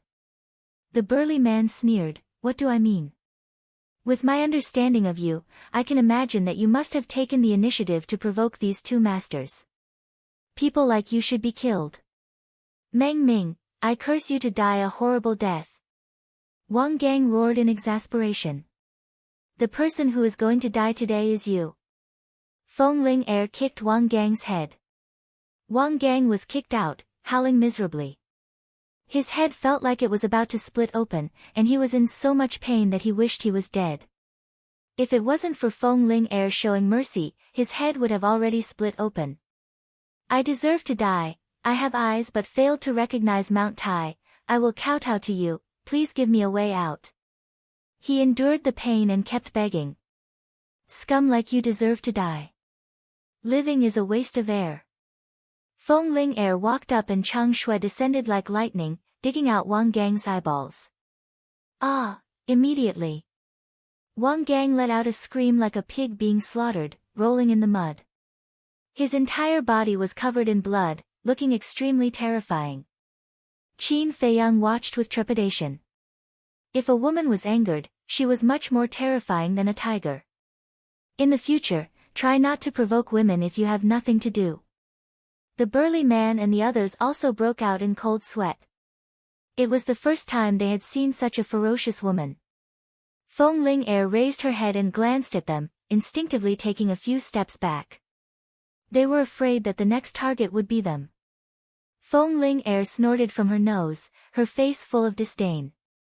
She walked in front of Wang Gang, took back the Qiankuan bag, grabbed Wang Gang's clothes, and threw him into the nearby forest. He lost his eyes, and his hamstrings were broken. His hands were also gone. His fate was destined to be tragic. Not long after, he was cut into pieces by a few fierce beasts that rushed over after hearing the news. He died in endless despair, and in the end, not even his bones were left. Those fierce beasts wanted to attack Qin Feiyang and the others again. But when they saw so many of them, they tactfully left. The burly man smiled and said, "Two lords, please follow us to a safe place." As he spoke, he waved to the others. Those people immediately retreated to the side and made way. Feng Ling Er nodded and looked down at the Chang Shui. The more she looked at it, the more she liked it. She turned to look at Qin Feiyang and asked hesitantly, "This? You see, we are so familiar with each other. This dagger, can you lend it to me to play with for a few days? In your dreams." Qin Feiyang snatched the Chang Shui, wiped the blood off, and put it into the Qiankuan bag. Feng Ling Er could only watch helplessly. How stingy. She snorted coldly and walked toward the safety point without looking back. This has nothing to do with being stingy. Chang Shui is the only thing my mother left for me. I can't let anyone take it. Qin Feiyang muttered and followed her silently. Let's go. The burly man waved his hand, and more than a dozen people quickly followed. After dozens of breaths, the group arrived at the safe place. The so-called safe place was actually a piece of flat land about a dozen meters wide. There was a canopy on it, and there was a bonfire in the middle, which gave people some warmth. Although it was simple, at least it could shelter them from the rain. Above the bonfire, there was a piece of barbecued meat, but the surface was burnt, and there was a pungent smell of burnt meat. Feng Ling Er frowned and shouted, "It smells too bad. Take it away." "Yes, yes, yes." The burly man nodded repeatedly, grabbed the barbecued meat, and threw it directly into the forest next to him. Then, he said, "My lords, why don't we go and get you some fresh meat? Just don't disturb me. You can do the rest." Qin Feiyang said lightly. Then, he sat aside, took a supreme-grade healing pill, and began to recuperate. "What about you?" The burly man looked at Feng Ling Er again. Feng Ling Er glanced at Qin Feiyang. The more she looked, the more unhappy she was. "Humph." She snorted and sat aside. Then, she said to the group of people, "Don't say I didn't warn you. If you disturb my meditation, I'll make sure you have to bear the consequences." Then, she closed her eyes. The group of people felt bitter in their hearts. These two lords were really hard to please. Wang Ku, Li Kuei, come with me to hunt. The tall and sturdy man called for two men, who took a torch and walked along the path. After they were far away from the safe place, the burly man turned to the two of them and whispered, "Do you want supreme-grade crimson fire-colored glass pills? Brother Meng, what are you going to do?" The two of them were surprised. "What am I going to do? Of course, I'm going to find a chance to kill those two." The burly man's eyes flashed with madness. "Brother Meng, are you crazy? They are the core disciples of the Martial Imperial Hall, and they have the image crystal. If we're not careful, we'll be doomed." Wang Ku and Li Kuei whispered. "What are you afraid of? Aren't they meditating now? When they let down their guard at midnight, we'll sneak attack them. At that time, they won't have a chance to send a message to the Martial Imperial Hall. As long as we can get the supreme-grade crimson fire-colored glass pill, not only can I become a 6-star martial ancestor, but you can also become a 5-star martial ancestor. It's a once-in-a-lifetime opportunity. You have to think carefully." The burly man instigated. "What if they only have one supreme-grade crimson fire-colored glass pill? How are we going to split it?" Wang Ku frowned. "That's easy. We'll take it to the Precious Treasure Pavilion and auction it. From what I know, the supreme-grade crimson fire-colored glass pill is sold for more than 4 million gold coins in Yen City. At that time, each of us will get more than 1 million gold coins." The burly man said with a smile, but there was a trace of coldness in his eyes.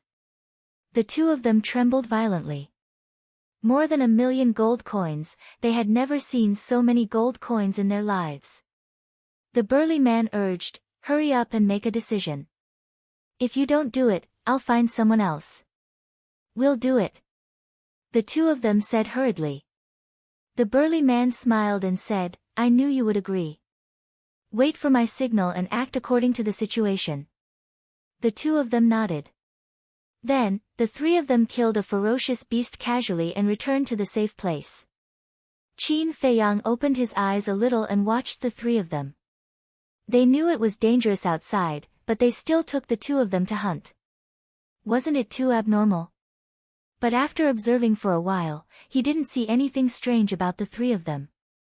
"Am I thinking too much?" Qin Feiyang murmured and was about to close his eyes. However, at this time, the burly man turned his head and glanced at him and Feng Ling Er. Seeing that both of them had closed their eyes, a cold smile appeared on his face. But it disappeared immediately.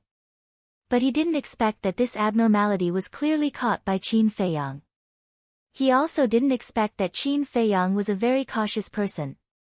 "There's really something wrong," Qin Feiyang thought to himself. After pondering for a moment, he opened his eyes, got up and walked to Feng Ling Er.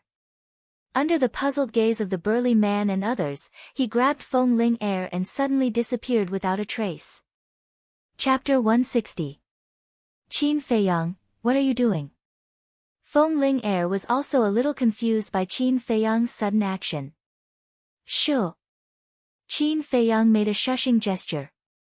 Outside, the burly man and the others looked around in surprise. Where were they? How could they disappear into thin air? Could it be that they could teleport? Li Kuei said, "Brother Meng, do you know where they went?" The burly man shook his head. Wang Ku frowned and said, "Did he notice our motive?" "Impossible. After we came back, we didn't show any flaws." The burly man shook his head decisively, his expression uncertain. "Meng Ming, what motive? What are you talking about?" The others looked at the three of them in confusion. "Nothing," Meng Ming said irritably, sitting next to the bonfire. Under the light of the fire, his face was full of hostility. "In the castle. What motive?" Feng Ling Er, Ling Yunfei, and Wolf King also looked at Qin Feiyang in confusion. "How would I know? Anyway, it can't be anything good." Qin Feiyang sneered. He didn't dare to say about the others. But Meng Ming, Wang Ku, and Li Kuei were definitely suspicious. Feng Ling Er said, "Do you want me to go out and kill them?" "No need." There are still 2 danger points before we reach the desert of death. We might as well make use of them. Besides, their strength is not bad. With your current ability, it won't be easy to kill them all. As soon as Qin Feiyang finished speaking, he found that Feng Ling Er's expression was a little strange. He said helplessly, "Don't misunderstand. It's not that I don't have confidence in you. I just don't want you to get hurt." "Oh, you still care about me?" Feng Ling Er didn't dare to be surprised. "Forget it." Qin Feiyang's face twitched. He walked to the iron box and continued to copy the Huan formula. Feng Ling Er asked, "Wolf Cub, what did Qin Feiyang write? What's the point of doing that?" "Nonsense, would he do something meaningless?" Wolf King glared at her and continued to nap on the ground. Feng Ling Er pinched its ear and asked curiously, "Then tell me, what's the point?" Wolf King said angrily, "With my bad temper, do you believe that I won't bite you? Then bite me." Feng Ling Er stared at it unkindly.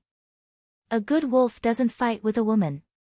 Wolf King's eyes were full of disdain as he said indifferently, "Let me put it this way.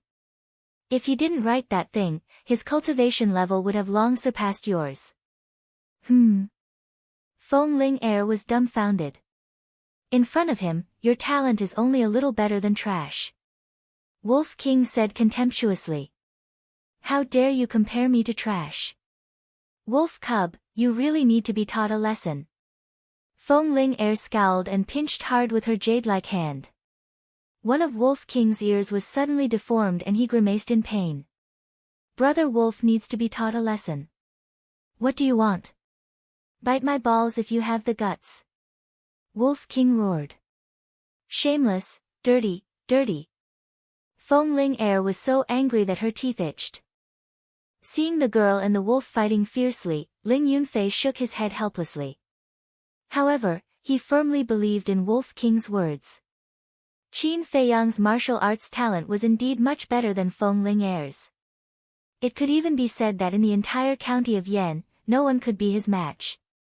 That night, Feng Ling Er made a breakthrough. She was thick-skinned and asked Qin Feiyang for a supreme-grade red fire glaze elixir. She became a 5-star martial grandmaster. And Qin Feiyang only had 6 supreme-grade red fire glaze elixirs left. The next morning, not only did the rain not stop, but it also became heavier. Meng Ming and the others were ready to go. Qin Feiyang also withdrew his arm and closed the iron book.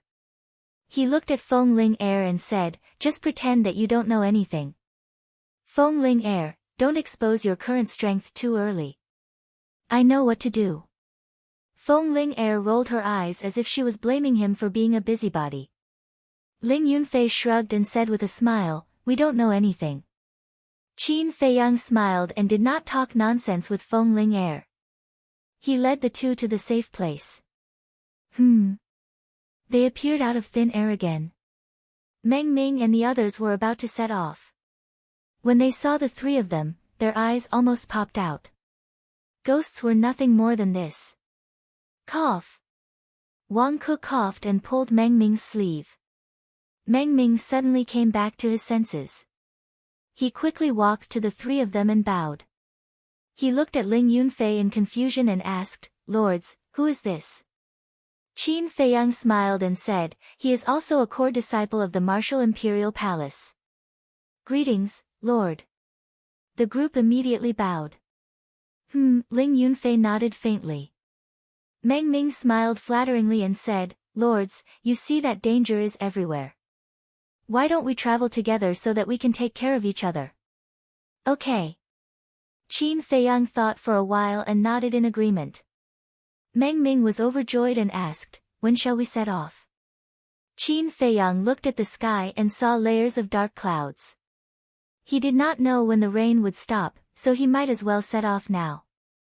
Therefore, the group of people rushed through the rain. There were 5 people clearing the way in front, 5 at the back, and 3 at the left and right. Qin Feiyang and the other 2 walking in the middle had nothing to do. Meng Ming killed a beast with a slash. He looked back at Qin Feiyang and asked with a smile, "Lord, where did you go last night?" We were worried to death when we saw you suddenly disappear. Thank you for your concern. Qin Feiyang smiled and said. He avoided Meng Ming's question. Meng Ming turned his head and frowned. He asked without looking back, Lords, is this your first time in the desert of death? Qin Feiyang nodded. Then it's easy. Meng Ming sneered inwardly and shouted, all of you, stay alert. Let's try to reach the second safe point before it gets dark. Okay. Wang Ku and the others shouted. The path during the day was much safer. It took a long time to encounter a beast blocking the way. The strength of the people present was not bad, so they could easily deal with it. When it was almost evening, Meng Ming, who was walking in front, suddenly raised his hand and shouted, everyone, stop. What's wrong? Someone asked. Nothing, I'm just thirsty and want to drink some water. Meng Ming took out a water bag and drank a mouthful. He turned to look at the others and smiled, does anyone want to drink? However, as he spoke, he secretly winked at Wang Ku and Li Kuei.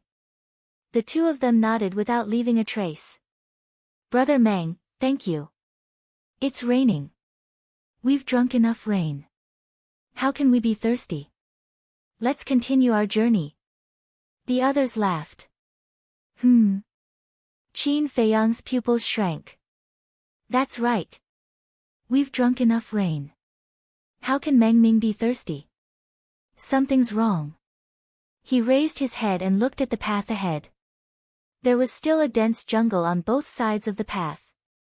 But it was surprisingly quiet. Along the way, although there were few ferocious beasts, the roar of beasts and the sound of insects never stopped in the jungle. But here, not to mention the roar of beasts, there was not even the sound of insects. It could even be described as dead silence. He carefully observed the terrain around him and suddenly realized that this was the second danger point. Since it was a dangerous point, why didn't Meng Ming say it? Meng Ming had already put away the water bag and smiled, everyone, there's still an hour's journey to the safe point. We should be able to reach it before dark. Let's go. The group continued to set off. However, Meng Ming, Wang Ku, and Li Kuei had unknowingly retreated to the middle of the crowd. The others also noticed it, but they didn't suspect anything. But Qin Feiyang knew in his heart. He pulled Ling Yunfei's sleeve. Ling Yunfei understood and used the same method to remind Feng Ling Er next to him. The dangerous point was close at hand. Meng Ming and the other two subconsciously put their hands on the Qianquan bag at their waist. Finally, the group entered the dangerous point. Whoosh!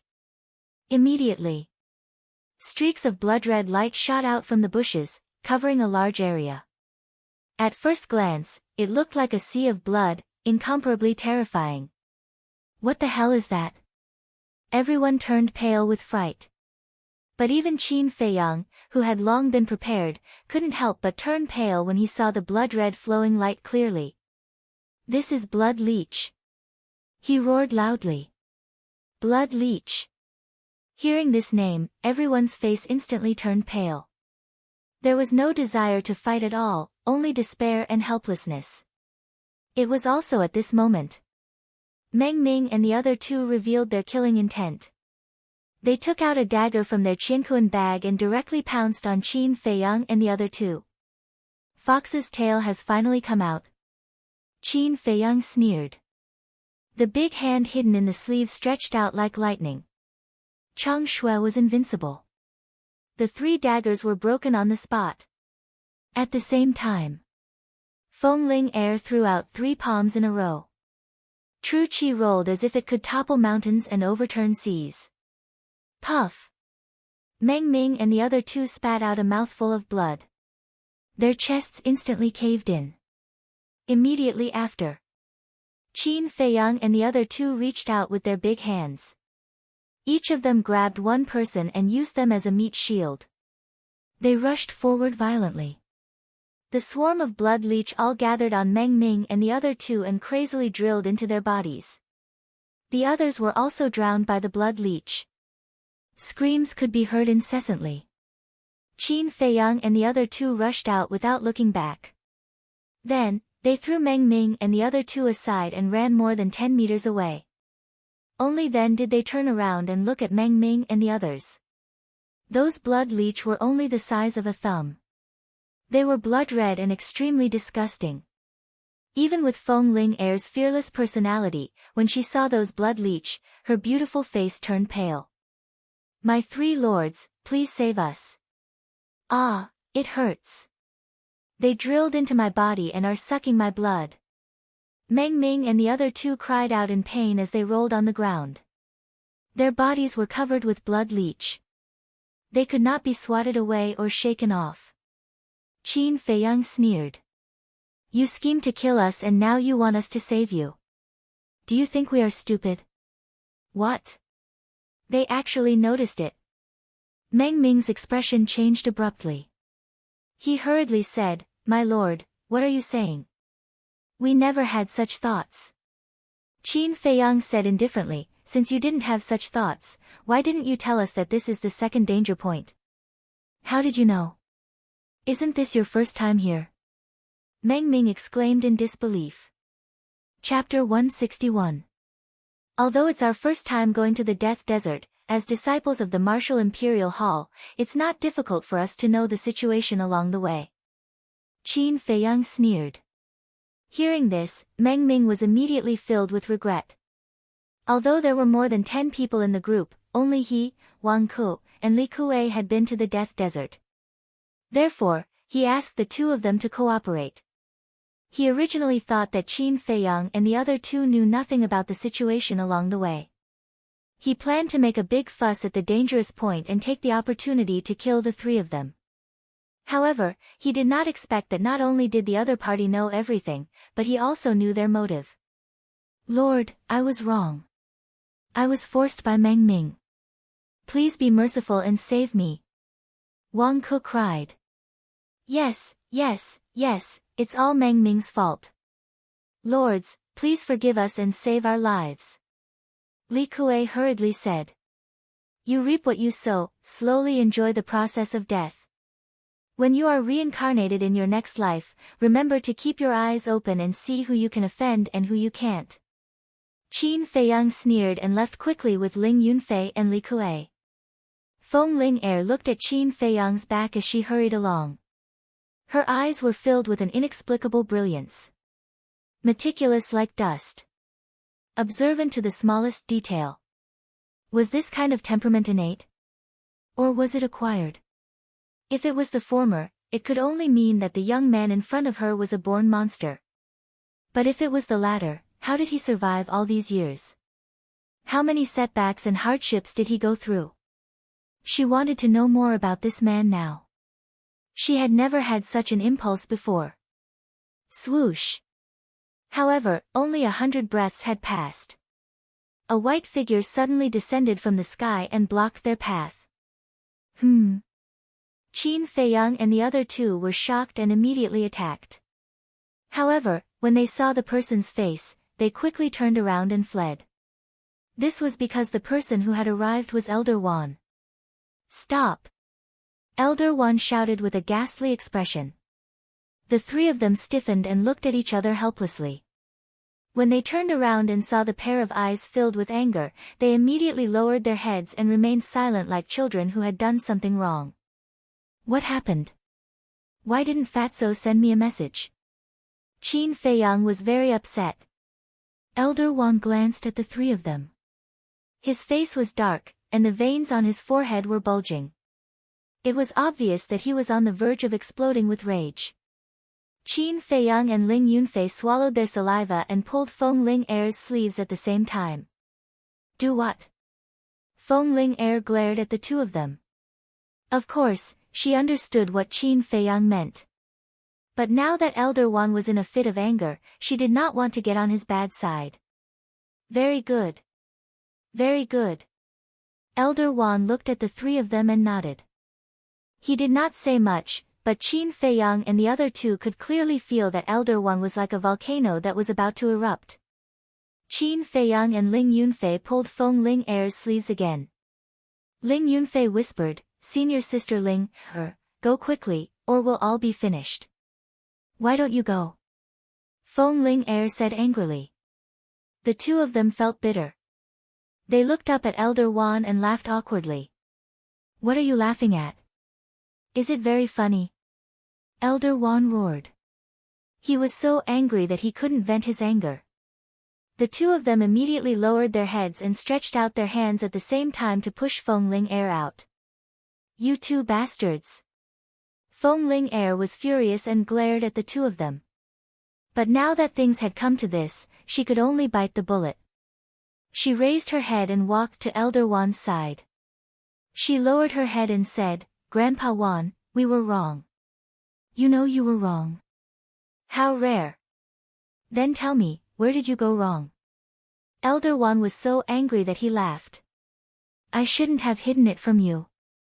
I shouldn't have gone to the desert of death without permission, it's all my fault, I was too willful, I shouldn't have listened to Jiang Haoyan and Ling Yunfei's slanderous words. Qin Feiyang and Ling Yunfei were initially grateful to Feng Ling Er for taking the blame alone. But when they heard the fifth sentence, they were dumbfounded. Did they think too much? This woman was simply shirking the responsibility. Grandpa Wan, I shouldn't have been instigated by them. I should have stopped them from the beginning and reported them. Grandpa Wan, I'm sorry for your nurturing, I feel guilty. Feng Ling Er looked very wronged. She was about to cry. Pretend. Keep pretending. Qin Feiyang and Ling Yunfei looked at her with disdain. It would be a pity if she didn't become an actress. Feng Ling Er secretly glanced at the two of them. She looked a little smug, as if saying, Who told you to push me? This is the consequence of offending me. She looked at Elder Wan pitifully and said, Grandpa Wan, although I was instigated by them, I don't deny my fault. Please punish me. You shouldn't be so shameless. Qin Feiyang sighed. He couldn't count on this woman. If he continued to let her speak, it would only add fuel to the fire. He looked at Elder Wan and consciously admitted his mistake. Elder, it's our fault for sneaking out of the Martial Imperial Hall, but I was also forced. It was Ling Yunfei who instigated me. What? Ling Yunfei stared at Qin Feiyang in disbelief. Feng Ling Er was also dumbfounded. Elder Wan's face was twitching uncontrollably. After Ling Yunfei came back to his senses, he hurriedly shouted, Elder Wan, I don't know anything. They asked me to follow you. Ah. Qin Feiyang and Feng Ling Er were stunned. This was the rhythm of refusing to admit defeat no matter what. Elder Wan glanced at the three of them. He was angry and amused. Humph, don't think that this matter will be over just because you don't admit it. I'm not afraid to tell you that before I left, I asked Elder Ji to imitate the Danwang Hall and make a pig cage. I'm afraid it's already ready. If you don't tell the truth, you'll live in a pig cage for a while when you go back. I believe that you'll be very satisfied. Elder Wan said expressionlessly. Pig cage. Feng Ling Er's face turned pale. Is there a need to be so cruel? Qin Feiyang smiled embarrassedly. Humph, to deal with disobedient people like you, I have to use extreme means. Elder Wan snorted. Qin Feiyang's face stiffened. He said helplessly, Elder Wan, in fact, this is what happened. Some time ago, I heard that the Death Desert is a very suitable place for training, so I encouraged Ling Yunfei and Feng Ling Er to go and have a look. Someone had to bear this responsibility. Since Feng Ling Er and Ling Yunfei were unwilling, he would bear it. Is that really the case? Elder Wan frowned. Qin Feiyang nodded. During this period, Ling Yunfei was struggling. In the end, he made up his mind. He couldn't let Qin Feiyang take the blame. He shook his head and said, No, it's all my fault. I wanted to find out the cause of my father's death, so I asked Jiang Haoyan and senior sister Ling Er to help. Elder, if you want to punish someone, punish me alone. I'm willing to go to the pig cage. Feng Ling Er stared blankly at Qin Feiyang and Qin Feiyang. She gritted her teeth and said, Grandpa Wan, they originally planned to wait until they became stronger before coming. It was I who couldn't wait and forced them to come now. You can punish me, but can you not go to the pig cage? Have you found your conscience? Qin Feiyang and Elder Wan were a little stunned. The three of you are really reckless.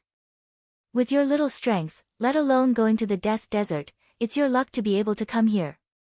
I say, can you guys save us some trouble? Do you know how worried Elder Ji and I were when we found out that you sneaked out of the Martial Imperial Hall? Do you want to worry us old guys to death? Elder Wan glared at the three of them, his heart filled with hatred and love. We're sorry. The three lowered their heads with an apologetic look. Elder Wan continued, especially you, Ling Yunfei. When I asked about your father's situation, you acted dumb. Am I that untrustworthy? Ling Yunfei wanted to say something, but he did not know what to say. Actually, when I found out that you guys sneaked out, I already guessed that it might be related to your father. I won't deny that I did ask about your father's situation because I wanted to know the location of that place, but I didn't mean any harm. I'm just trying to find out what kind of treasure is in that place, which caused the death of a genius of the Martial Emperor Hall. Elder Wan let out a sigh. So you've already guessed it. Qin Feiyang's heart shuddered. Luckily, he did not continue to hide it. Otherwise, it would only make things worse. I'm sorry. Ling Yunfei bowed and said. He initially thought that Elder Wan had some ulterior motives, but in the end, it was just a misunderstanding. Elder Wan waved his hand and said, That's enough, I'll let it go. Since I have nothing else to do during this period, I'll bring you guys to the Desert of Death. The three were overjoyed. This old man was a real battle dominator. It would save them a lot of trouble if he were to tag along. Elder Wan shook his head and let out a smile, before he waved his hand and unleashed his battle chi, bringing the three into the sky and sprinting toward the Desert of Death. That's incredible speed. Qin Feiyang mumbled and asked in a confused tone, Elder, how did you know we snuck out? And how did you find this place? Feng Ling Er and Qin Feiyang glanced at him in confusion too. Yesterday, I went to look for Ling Er, but there was no one in the cultivation room. I went to look for Ling Yunfei, but there was no one there either. I thought it was strange, so I went to look for you again. Fatso and Lu Hong both told me that you guys were cultivating in that ancient castle. I almost believed it. Luckily, Elder Chu told me that Ling had left the Martial Imperial Palace before. Elder Wan said. After knowing this, he went to look for Fatso and Lu Hong to settle the score. However, the two of them were very stubborn and refused to say anything even if they were beaten to death. In a fit of anger, he confiscated their image crystals and ran to the black-armored guards guarding the city gate to ask about it. The guards told him that they had indeed seen Feng Ling Er and two disciples of the Martial Imperial Palace leaving Yen City and heading toward Xingyue City. He then chased them to Xingyue City and asked the guards there. He found out that the three of them were heading toward the Desert of Death. How could this be? He hurried over in a hurry. As expected, he found Qin Feiyang and the other two on the way. In other words, their whereabouts would be exposed, not because of Qin Feiyang and Ling Yunfei, but because of Feng Ling Er. Because Feng Ling Er was too famous and was wearing a mask, she was too conspicuous. It was very easy to find out. Chapter 162. The speed of the War Emperor was beyond imagination. A few hundred breaths later, a vast and boundless desert entered the sight of Qin Feiyang and the other two. Although it had rained for 2 consecutive days, the desert was still very dry and the air was a little stuffy. And in the periphery of the desert, there were figures everywhere. Some were exploring. Some were fighting with berserk beasts. Qin Feiyang felt a little strange. What kind of treasure could there be in the endless dry desert? Was it worth the people of Xingyue City risking their lives to come here? Feng Ling Er whispered, there are many minerals under the Death Desert, such as gold, silver, and some iron ores used for refining weapons. If you are lucky, you can even find a few rare herbs. Qin Feiyang suddenly understood. Although the desert was dry, there were indeed herbs. because some rare herbs were suitable for this environment. There were even some herbs that could only survive in the desert. If it were green mountains and clear water, they would wither instead. After entering the desert, Elder Wan did not stop at all. He led Qin Feiyang and the other two and flew into the depths of the desert. Because the speed was too fast, the people below did not notice them. Even if they did, they would only think that it was a meteor that cut through the sky. Boom! Dozens of miles deep. Accompanied by an earth-shaking loud noise, a fishtail that was dozens of feet long rushed out from the sand, raising yellow sand all over the sky. Feng Ling said, "That's the tail of the sand whale." Qin Feiyang's pupils contracted. He had heard of this kind of berserk beast. Its body was as big as a mountain and it lived under the desert. And like a fish swimming in the water, it could come and go freely. It was also one of the berserk beasts that humans did not want to encounter when walking in the desert. Once encountered, it was definitely a 9 out of 10 chance of survival. Next, Qin Feiyang saw many ferocious berserk beasts again. Without exception, each of them was very huge and had a monstrous aura. Seeing the horror of the Death Desert, the three could not help but secretly rejoice. Fortunately, Elder Wan was here. Otherwise, with their little strength, they would not be enough to fill the gaps between the teeth of these berserk beasts. The sky gradually darkened. The sky and earth fell into the deepest darkness. They could no longer see the desert below, and could only hear the roars of the ferocious beasts. From time to time, the roars would ring in their ears, causing their blood and qi to surge. From this, it could be seen how terrifying that ferocious beast was. The night passed in silence. The next morning, the rain stopped, but the sky was still hazy, making people feel very depressed. After a night of rushing, they didn't know how many miles they had traveled, but the end of the desert was still far away. "Elder Wan, have you been here before?" Qin Feiyang could not help but ask. "I've been here once, but after flying for 10 days and 10 nights, I still couldn't see the end, so I gave up." Elder Wan said. "What? Even after 10 days and 10 nights, we still can't reach the end?" Qin Feiyang and the other two looked at each other in disbelief. If it was not for Elder Wan, they would not have been able to survive in the desert of death. It would have taken them at least 1 or 2 years to reach the end. Only now did the three of them realize that they had greatly underestimated this desert. Qin Feiyang lowered his head and pondered. Waiting like this seemed to be a waste of time, so he said, "Elder Wan, I'd like to cultivate." "Sure." Elder Wan nodded and put up a battle aura barrier. He smiled and said, "Sit inside the barrier and focus on cultivating. I'll call you when we reach the end. Is that okay?" Ling Yunfei was surprised. Elder Wan said proudly, "Of course. There are no more than 10 people in the entire county of Yan who can destroy this barrier." "That's not a lie." Feng Ling smiled and sat down with her legs crossed. She took out a few qi-amassing pills and threw them into her mouth, entering a state of cultivation right away. Obviously, it was not the first time she had done so.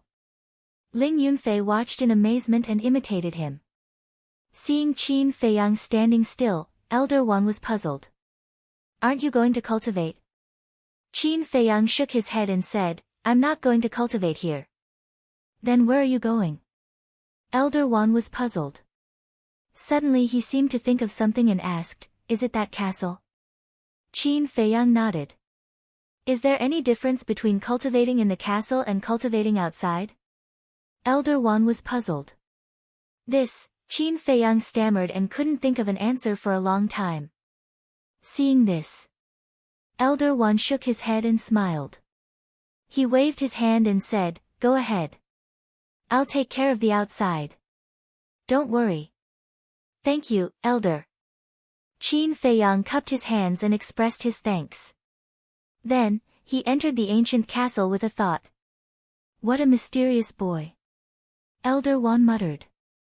But the next moment, Qin Feiyang appeared out of thin air again.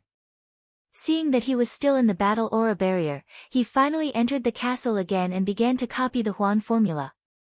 Now he was already an 8-star martial master. When he finished copying the Huan formula, he would become a 9-star martial master and return to his former peak. In less than a year, he broke through from a 1-star martial artist to a 9-star martial master. Even in the entire Great Qin Empire, no one could match this speed. But in Qin Feiyang's view, it was still too slow. He couldn't wait to return to the imperial capital and turn it upside down. He was looking forward to the expressions of those who had hurt him when they saw him return to the capital. 10 days passed in the blink of an eye. Sure enough, he couldn't see the end of the desert. Elder Wan was also a little tired. He rested for a night and continued on his way. In the blink of an eye, another 10 days passed. This morning, a small valley came into Elder Wan's sight. The valley covered an area of about 10,000 feet. It was surrounded by the desert like a small oasis. Elder Wan stopped in the sky and looked down at the valley. In the valley, the vegetation was lush. In the center, there was a lake of more than 100 feet. The lake water was clear and reflected the hazy sky. I really didn't expect that there would be such a beautiful place in the depths of the Death Desert. Elder Wan's eyes lit up. Suddenly, his aged body shuddered violently. Could it be this place? He hurriedly said, "Ling Yunfei, look, is it here?" Ling Yunfei shuddered and woke up from his seclusion. He stood up and looked down. At the same time, Qin Feiyang also walked out of the castle. Feng Ling Er also opened her eyes. It looks like it. After observing for a moment, Ling Yunfei couldn't be sure. Then he opened his clothes and a crescent-shaped jade pendant appeared. Qin Feiyang and the other two looked at the jade pendant, their eyes flashing with suspicion. This jade pendant was given to my mother by my father before he died. Before coming to Yen City, my mother gave it to me, and the original map of that place is in here. Ling Yunfei took off the jade pendant and explained a little. Then he used a little force and the crescent-shaped jade pendant, which was originally one piece, suddenly broke into 2 halves. And the inside was hollow. There was a piece of paper hidden. Ling Yunfei took it out and spread it out. The paper was as thin as a cicada's wing and there was a drawing of a valley with a lake in the middle. The drawing on the paper was almost exactly the same as the valley below. Without a doubt, that was the place they were looking for. The few of them looked down at the valley, looking rather excited. After so many hardships, they finally found it. Feng Ling Er suddenly frowned and looked into the distance. That's not right. Didn't you say that it was at the end of the desert? But look, where is the end of the desert? Ling Yunfei put away the map and said sadly, perhaps in my father's eyes, this is the end of the desert. Qin Feiyang patted him on the shoulder and said with a smile, the dead are already gone. As a living person, you still have to continue to work hard to live. I believe that your father in the underworld would also wish for you to live happily every day. Thank you. Ling Yunfei looked at him gratefully and said, before my father died, he left a sentence. He said that he left his name on a stone wall beside the valley. Let's go and find it. If there is a name, it must be here. Okay. Elder Wan led the 3 of them and swooped down. Roar. However, the 4 of them had not gone down yet. The desert around the valley trembled violently. Then, accompanied by a series of roars, huge tails broke out of the sand and set off a sandstorm. Elder Wan's face changed and hurriedly led the 3 of them to the sky. Standing high in the sky, he looked down with his brows tightly knitted together.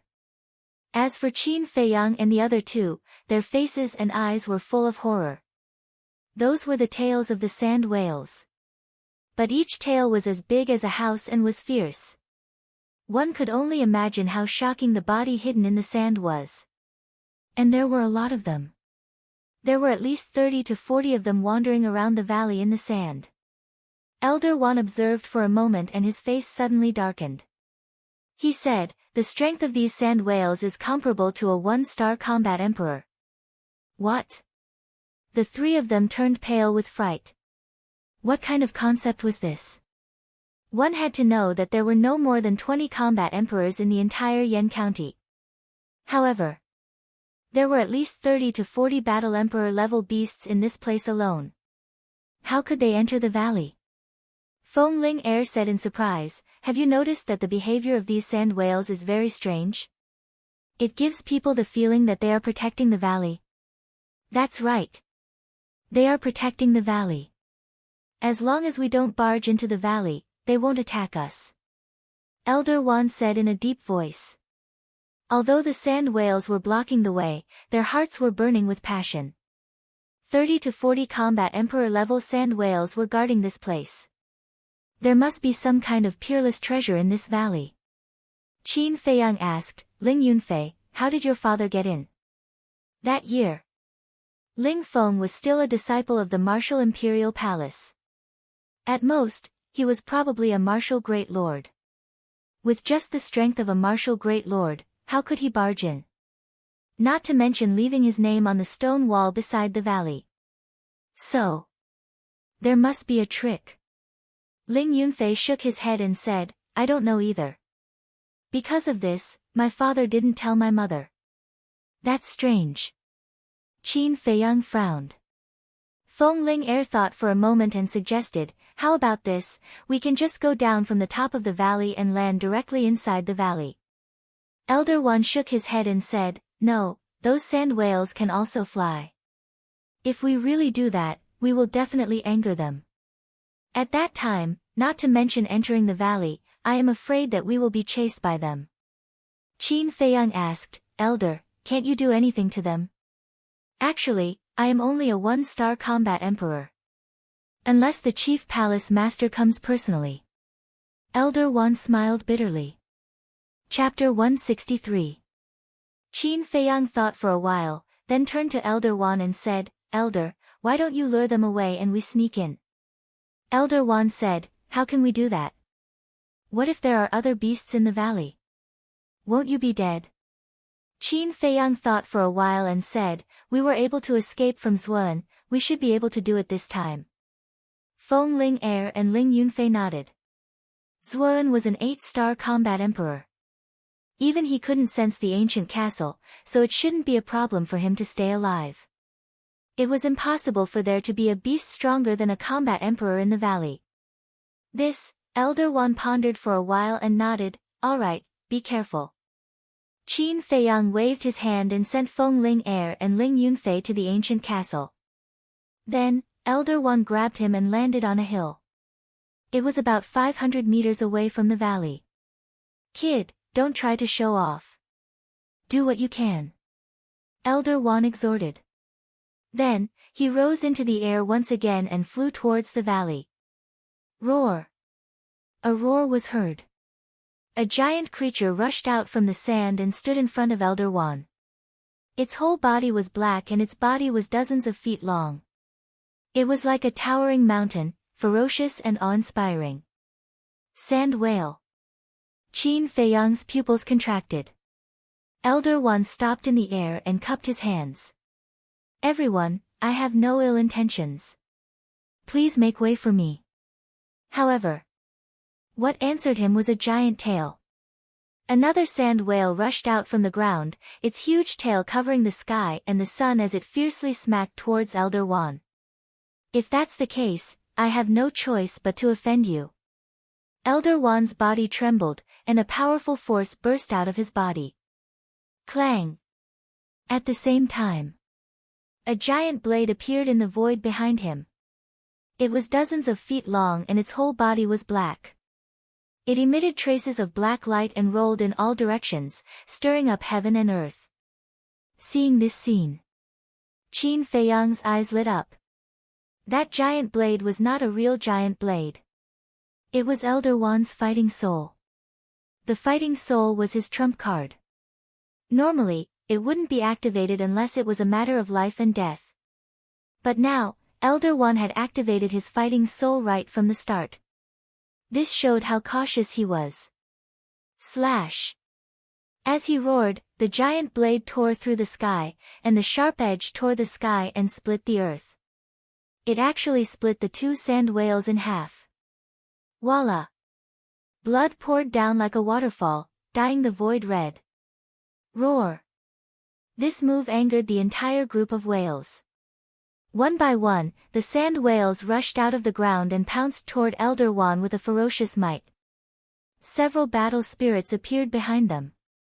The fighting souls were the same. They were both pitch-black eyes, as if they were formed by demonic qi. They could absorb people's minds. Jiang Haotian, those eyes can confuse a person's mind. You're too weak to resist them. Don't look. Elder Wand shouted.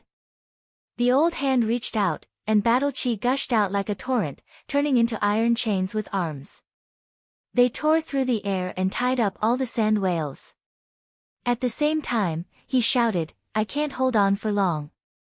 Take the opportunity to go in. Qin Feiyang immediately used the smoke-gathering steps. Like a sharp arrow, he shot out from the sand dune. 400 meters. 300 meters. 200 meters. He pushed his speed to the limit, leaving behind a series of afterimages. Puff! However, at this moment, Elder Wand spat out a mouthful of blood. A sand whale broke free from its restraints and pounced toward Qin Feiyang with a terrifying ferocious might. Evil beast, die! Elder Wand shouted angrily. The giant blade on his back tore through the sky like lightning and cut the sand whale in half. Roar! The other sand whales were even more irritable. The iron chains condensed from battle aura broke one after another, making loud clanging sounds. Elder Wand also spat out mouthfuls of blood. At this moment, Qin Feiyang was only 50 meters away from the valley. At most, 5 breaths. No, he only needed 3 breaths to enter the valley. However, the sand in front of him suddenly surged. Qin Feiyang's expression changed, and he hurriedly took a step forward. Whoosh! A white light flashed past his original position. It was so fast that even Qin Feiyang could not catch its true appearance. Following closely, the blood-red light turned in the air and attacked his back again. Qin Feiyang felt cold all over and entered the castle without hesitation. What is it? It's so fast. He was extremely surprised. However, in the current situation, it was a race against time. He could not continue to hide. Taking out the Chang Shui, he left the castle without hesitation. Immediately, he saw a small snow-white snake on the ground in front of him. The small snake was only the length of a chopstick. Its whole body was like jade. Its pair of long and narrow eyes were emitting a soul-stirring cold light. White Jade Devil Snake. Qin Feiyang could not help but exclaim. The white jade devil snake was very beautiful. It was even more beautiful than jade. However, its toxicity made one's scalp tingle. Once bitten, even an antidote pill could not completely eradicate it. Moreover, its toxin could destroy one's cultivation. One's body would be good and bad until one finally died. That's right. Ling Yunfei's father must have been poisoned by the white jade devil snake, which was why his injuries kept repeating. Hiss! When the white jade devil snake saw Qin Feiyang, it immediately turned into a ray of light and shot towards the space between Qin Feiyang's eyebrows. Jiang Haotian, hurry up! Elder Wand's voice came from the sky. At this moment, his entire body was dripping with blood. The war spirit was about to collapse. Qin Feiyang was burning with anxiety. Although this white jade devil snake was not a war emperor level beast, its speed was extremely fast. It was almost impossible to catch with the naked eye. How could he fight with his little strength? Let's go all out. He gritted his teeth and rushed forward, his gaze locked onto the white light. Seeing that he was about to collide with the white jade devil snake, he suddenly raised his hand and slashed at the white jade devil snake's head. Hiss! The white jade devil snake was split into 2 on the spot. Chang Shui was unharmed. However, Qin Feiyang was sent flying by that terrifying force. Chang Shui also flew out of his hands. Even the right hand that was holding Chang Shui, accompanied by a cracking sound, the skin and flesh were split open, and the bones were broken. Bang!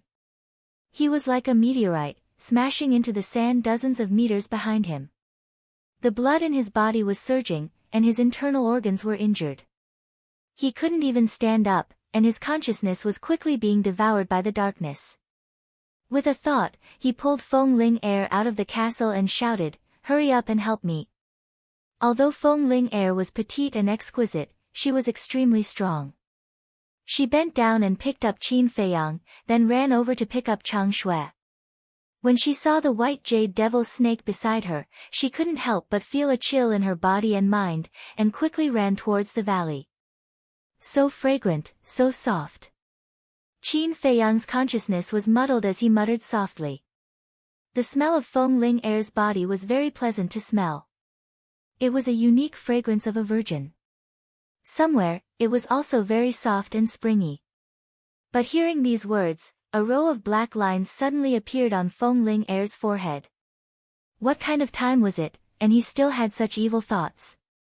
Little bastard, he was really a pervert.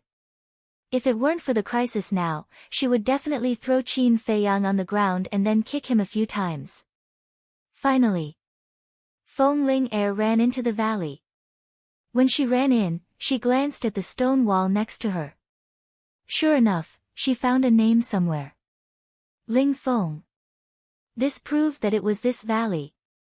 Under the name, there was a line of big words engraved. "Those who enter the valley, please kneel down." What does it mean? Feng Ling Er held Ling Yunfei, with a head full of doubts, and ran towards the lake without looking back. At the same time, listen to the 8 directions, observe the 4 directions. Unexpectedly, they didn't find the shadow of a beast. Those who enter the valley, please kneel down. This sentence should be left by Ling Feng. It might mean that if you want to enter the valley, you must first kneel down and worship, and those sand whales may not block the way. Qin Feiyang's weak voice reached Feng Ling Er's ears. Feng Ling Er stopped and asked suspiciously, "Is that what it means?" "Inform Elder Wan and let him try." Before Qin Feiyang could finish, he fainted. Feng Ling Er turned to look at the sky and shouted, "Elder Wan, quickly kneel down and worship." "Kneel down?" Elder Wan raised his eyebrows. He was the War Emperor, a powerhouse who stood at the top of the pyramid in the county of Yen. His pride didn't allow him to do such a thing. He shouted, "Is the valley dangerous?" "Not for now." Feng Ling Er shook her head. "Well then, I'll retreat first. When you come out, I'll come to pick you up," Elder Wan said, and then let go of the battle chi chain. Dragging his severely injured body, he turned around and flew away. Some of the sand whales immediately roared and chased after him. The other group of sand whales surrounded the valley and blocked the entrance, staring coldly at Feng Linger. Feng Ling Er's face was a little pale. But seeing that those sand whales didn't intend to rush into the valley, she was slightly relieved. She took out a healing pill and a bone-replenishing pill and fed them to Qin Feiyang. "Little bastard, wake up," she mumbled to herself, looking very anxious. Although the sand whales didn't come in, she felt a little scared to be stared at by so many powerful beasts. Dozens of breaths passed. Qin Feiyang's closed eyelids finally moved. He slowly opened them and whispered, "Am I dead?" "Not dead." Feng Ling Er was overjoyed. Finally, there was someone who could talk. Qin Feiyang also breathed a sigh of relief. "No, my injuries are too serious. I have to recuperate first," he muttered to himself. He grabbed Feng Ling Er and entered the castle. "Little Qin Zi, are you okay?" Wolf King hurried forward and asked with concern. "I'm lucky that I'm not dead." Qin Feiyang forced a smile. He took out a supreme healing pill and a bone-replenishing pill and stuffed them into his mouth. Although Feng Ling Er had fed him before, the effect of ordinary pills couldn't be compared with that of supreme pills. Half an hour later. His injuries had more or less recovered. Let's go out and have a look. Qin Feiyang got up. His eyes flashed, and he appeared in the valley with Feng Ling Air. When they saw those sand whales, the three of them couldn't help but feel numb. Why didn't they come in? Ling Yunfei was puzzled. Qin Feiyang shook his head and said, I don't know, but this is a good thing. Let's look around and see if there are any treasures. Wait, I want to see the name left by my father first. Ling Yunfei turned around and looked at the sand whales blocking the entrance. He swallowed and walked over slowly. Chapter 164. All the sand whales stared at the three of them. Their huge pupils were filled with a terrifying ferocious light. However, not a single sand whale stepped into the valley. It felt like in their eyes, this valley was a sacred and inviolable place. After a dozen breaths, the three of them carefully came to the front of the stone wall, almost a meter away from the sand whale blocking the entrance. They could even clearly feel its breathing and hear its heartbeat. Ling Yunfei looked at the stone wall, and when he saw the two words Ling Feng, his face was filled with sorrow. Father, he muttered to himself, reached out, and touched every stroke, and couldn't help but burst into tears. Qin Feiyang said, the cause of your father's death should be related to the white jade magic snake, but I have already killed it. It can be considered as revenge for your father. Feng Ling Air glanced at the yellow sand outside the exit and asked, is there only one white jade magic snake? Qin Feiyang shook his head and said, white jade magic snake is rare, to be able to meet one, our luck is already very good. Very good luck. Feng Ling Air was stunned, turned around and rolled her eyes at Qin Feiyang, encountering such a ferocious creature, and said that it was good luck? She really didn't know if there was a hole in this guy's head. Why is your IQ so pitiful? Can't you see that I'm being sarcastic? Qin Feiyang despised. You, Feng Ling Air immediately gnashed her teeth. Alright, stop talking nonsense. Qin Feiyang impatiently scolded. Ling Yunfei was still feeling sad. How could they be fooling around here? However, when he thought of the white jade magic snake, he couldn't help but feel scared. If he had been accidentally bitten at that time, he would have followed in Ling Feng's footsteps. Moreover, that white jade magic snake was not weak, at least the strength of the War King. If not for Chang Shui, it would be as difficult as ascending to heaven to enter the valley. A moment passed. Ling Yunfei wiped away his tears and smiled, alright, let's go. In the valley, silence reigned. Along the way, the three of them did not see a single ferocious beast. Not to mention ferocious beasts, there wasn't even a bug. Strange. Is a place like this worth the protection of so many sand whales? Feng Linger frowned, her face full of puzzlement. After searching for half a day, he still couldn't find a single medicinal herb, let alone a peerless treasure. Ling Yunfei said, there doesn't seem to be any danger at the moment. Why don't we split up? I agree. This will save a lot of time. Feng Ling Air raised her hand. I don't agree. Qin Feiyang shook his head. What if he encountered danger? He was not afraid. He could just hide in the castle. However, Feng Ling Air and Ling Yunfei had nowhere to hide. Until evening. They almost turned the entire valley upside down, but still couldn't find anything of value. The three of them sat on a rock by the lake and lowered their heads. They were very frustrated. They spent a lot of effort to break in, but in the end, there was nothing. Wasn't it obvious that they were playing tricks on them? Qin Feiyang turned his head and looked at Ling Yunfei. Think about it again. What else did Auntie say to you? Ling Yunfei shook his head. Qin Feiyang frowned and said, show me the map your father left. Ling Yunfei took out the map and handed it to Qin Feiyang. Spreading out the map, Qin Feiyang looked at it carefully. He didn't miss any small detail. After a while, a trace of disappointment crept into his eyes. This was a very pure map of the entire valley, and there were no hidden mysteries. He was going to return it to Ling Yunfei. But suddenly, he sniffed with force, and a trace of suspicion crept into his eyes. Then, he put the map on the tip of his nose and sniffed it.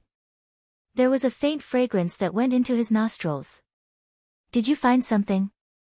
Ling Yunfei and the other two looked at him in surprise. Qin Feiyang remained silent, his brows tightly knitted. I understand. After a while, a bright smile crept onto his face. Understand what? Ling Yunfei and Ling Yunfei were puzzled. What was this guy up to? Look carefully.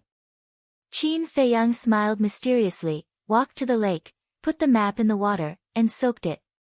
What are you doing? Ling Yunfei's face changed greatly and hurriedly rushed up.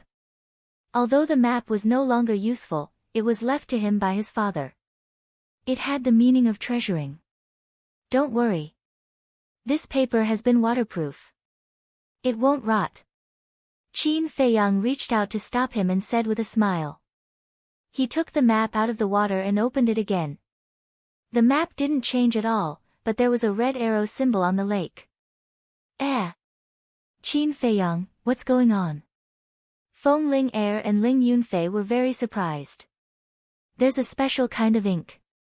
It will show up when it meets water. When the water dries up, it will disappear. And it can be preserved for hundreds of years. And this kind of ink usually emits a wisp of fragrance, but it's very light. If you don't pay attention, it's easy to miss. Qin Feiyang smiled. Fragrance? The two were stunned and went up to smell it carefully. There really is. Feng Ling Er looked at Qin Feiyang strangely and said, Ling Yunfei has been carrying it with him for so long, but he didn't smell it. You can smell it at once. Do you have a dog's nose? Qin Feiyang's face darkened and said angrily, I say, woman, can't you be a little bit more virtuous? Besides, I can smell it, which means that I'm careful. Unlike you, careless and heartless. Be careful that you don't become a leftover woman one day. How dare you curse me? Feng Ling Er gnashed her teeth and suddenly said with a teasing smile, who was the one lying in my arms and saying that I smell good? Little brother, are you interested in me? Ah. Ling Yunfei was stunned and looked at the two strangely. Qin Feiyang was also a little stunned. Being molested by a woman? If this could be tolerated, what else could be tolerated? He stepped closer to Feng Ling Er and put his arms around her slender waist. He said with an evil smile, Little girl, are you going to play with fire? Do you want me to help you? Feng Ling Er's pretty face immediately turned crimson. Bastard, how dare you molest me? The next moment, she flew into a rage out of humiliation and pushed her knee up. Qin Feiyang hurriedly retreated and was so scared that he was sweating all over. If he was hit, wouldn't his balls be smashed on the spot? This stinky woman was really ruthless. Ahem. Ling Yunfei couldn't stand it anymore. He coughed and teased, I don't object to the two of you flirting, but shouldn't you wait until you're done with your business? Qin Feiyang and Feng Ling Er glared at him at the same time. Phew. Qin Feiyang secretly let out a sigh of relief. He threw the map to Ling Yunfei and turned around to look at the lake in front of him. He said, since the arrow points to this lake, then there must be something important underneath this lake. Ling Yunfei said hurriedly, then what are we waiting for? Let's go down. Wait. Qin Feiyang grabbed him and shook his head. Don't worry. Your father left a mark, which means that he must have been here and even entered the lake. But why didn't he bring the thing out? After Qin Feiyang said this, Ling Yunfei and Feng Ling Er's expressions became serious. Qin Feiyang said again, I suspect that this lake is not as calm as it looks. After that, he picked up a wash basin-sized stone and threw it out with force.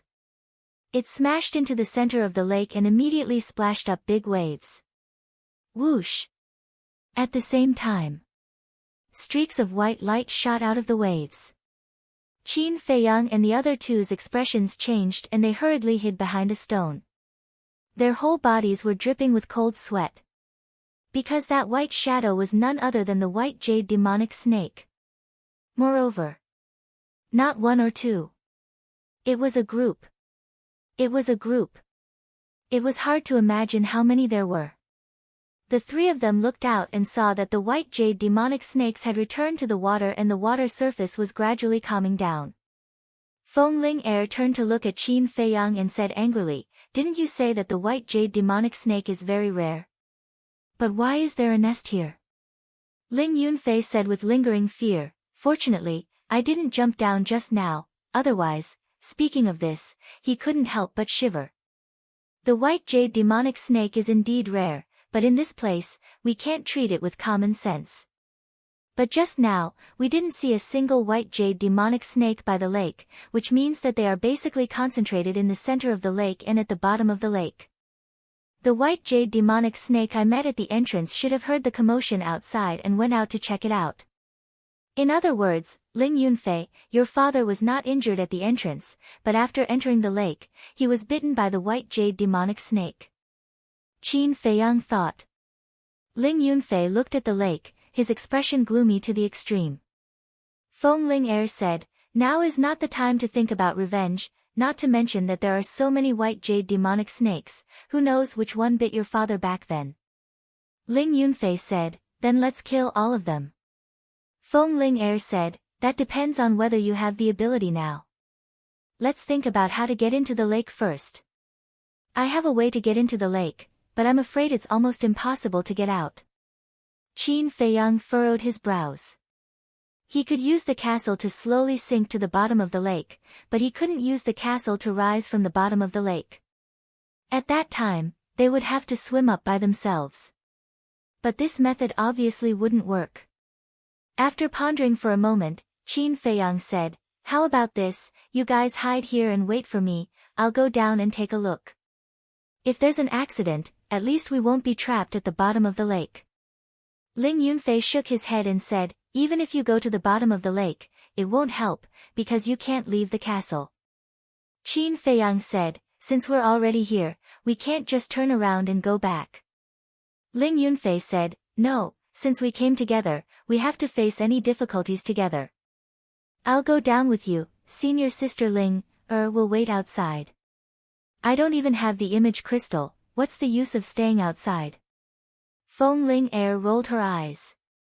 "Stop talking nonsense, do as I say." After Qin Feiyang finished speaking, he walked to a big tree, took out the chang shui, cut the tree into several pieces, and threw them into the lake one by one. The last piece of wood floated in the middle of the lake. Chapter 165. Be careful. Wait for my news. After reminding Feng Ling Er and Li Zi, Qin Feiyang rushed out from behind the stone, stepped on the broken wood floating on the lake, and swept toward the center of the lake. Whoosh! As soon as he landed on the last broken wood, a group of white jade magic snakes jumped out of the water and swarmed toward Qin Feiyang. At this moment, Ling Yunfei and Li Zi's hearts were in their throats. If they were bitten, not to mention one Qin Feiyang, even 100 Qin Feiyang would die today. Whoosh! In a flash, Qin Feiyang entered the castle. The castle also fell into the lake and quickly sank to the bottom of the lake. Wolf King opened his eyes, glanced at Qin Feiyang, and sighed. "Little Qin Zi, you're courting death." Qin Feiyang smiled faintly and said, "Nothing ventured, nothing gained. Haven't you heard of this saying?" Wolf King said disdainfully, "Brother Wolf wants to see what kind of treasure you can get.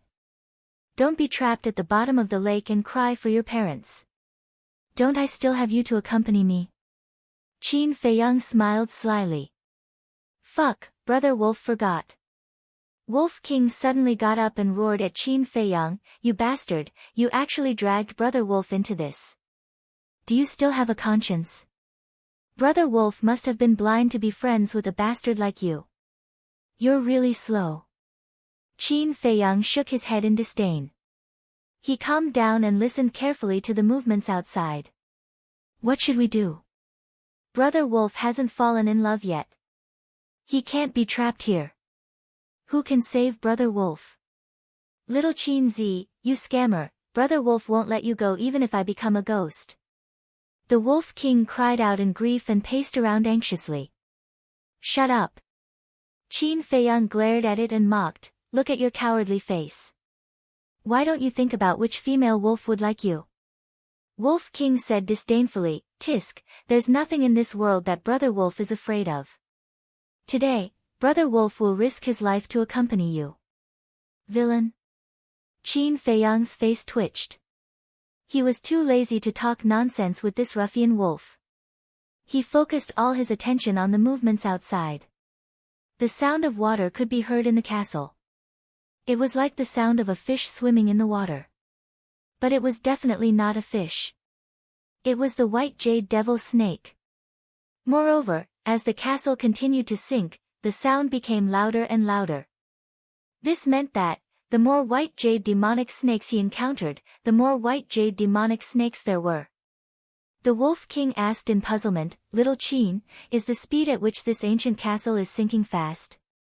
I'm sensing it. It's quite fast. Qin Feiyang said. Wolf King sighed, if only I could see the scene outside. It's too hard to listen like this. Don't be naive. It's good enough to hear the sound outside. Qin Feiyang shook his head. If he couldn't even hear the sound, it would be even more difficult. Hundreds of breaths passed. The noise outside actually gradually became softer. A man and a wolf looked at each other. Was there no white jade demonic snake at the bottom of the lake?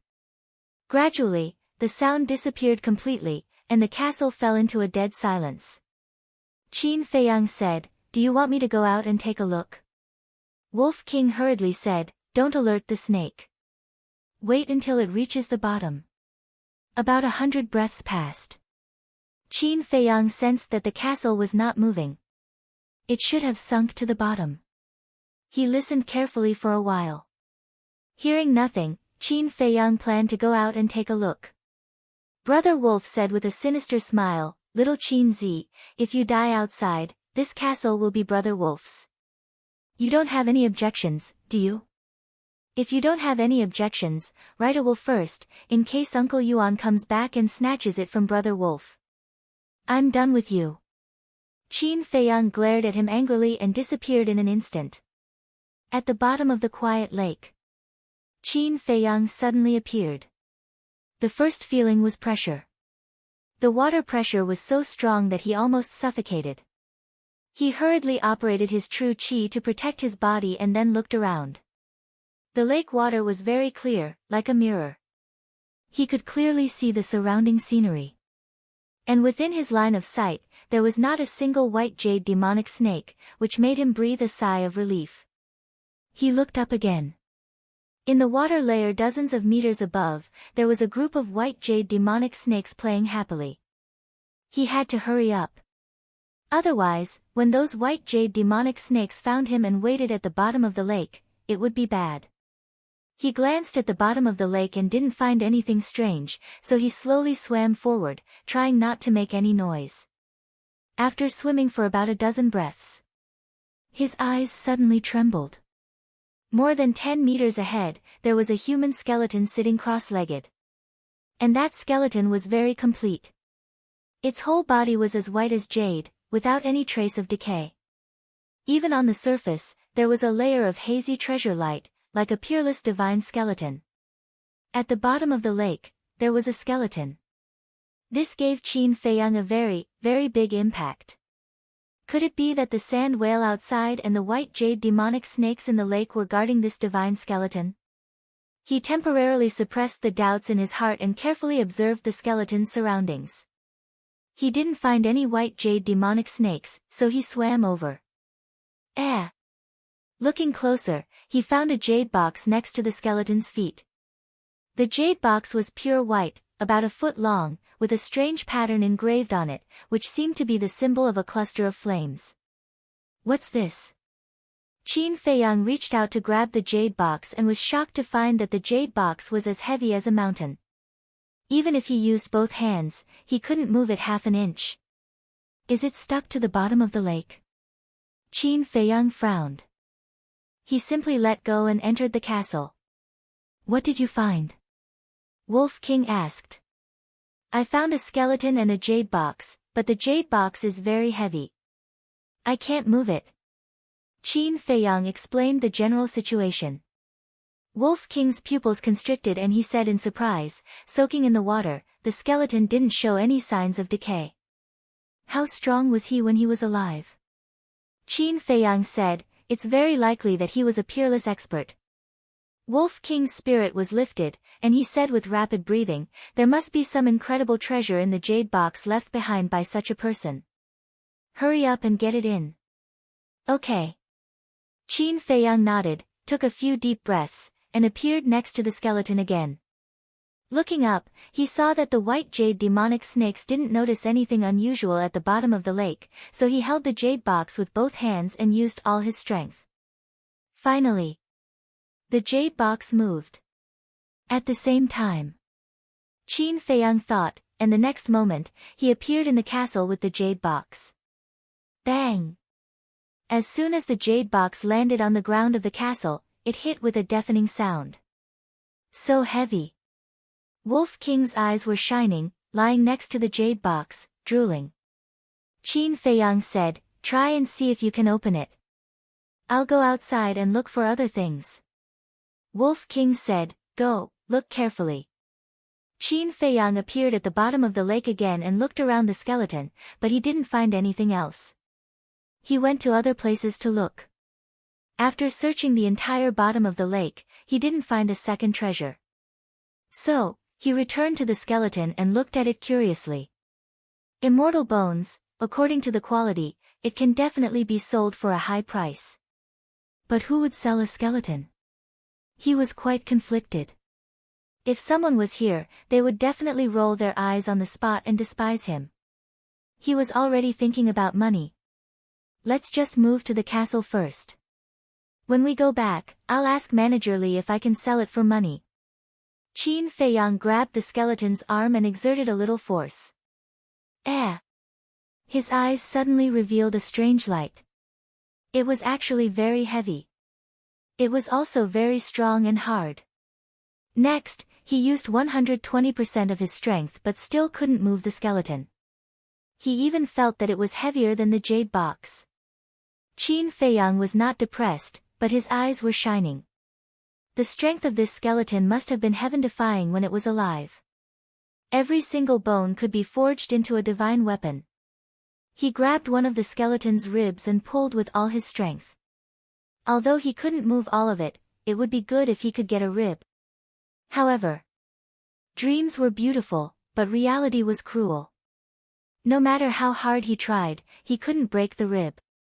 Instead, his arm was cut by the bone spur next to him, and blood was gushing out. I don't believe it. Qin Feiyang looked at the wound and his stubbornness came up. He took out the chang shui and cut it lightly, cutting off a rib. Ah, it's actually so easy. Qin Feiyang was surprised. Whoosh! At this moment, there was movement above. Qin Feiyang looked up and saw a group of white jade demonic snakes swooping down crazily. Not good, it must be the blood flowing out of my wound that alarmed them.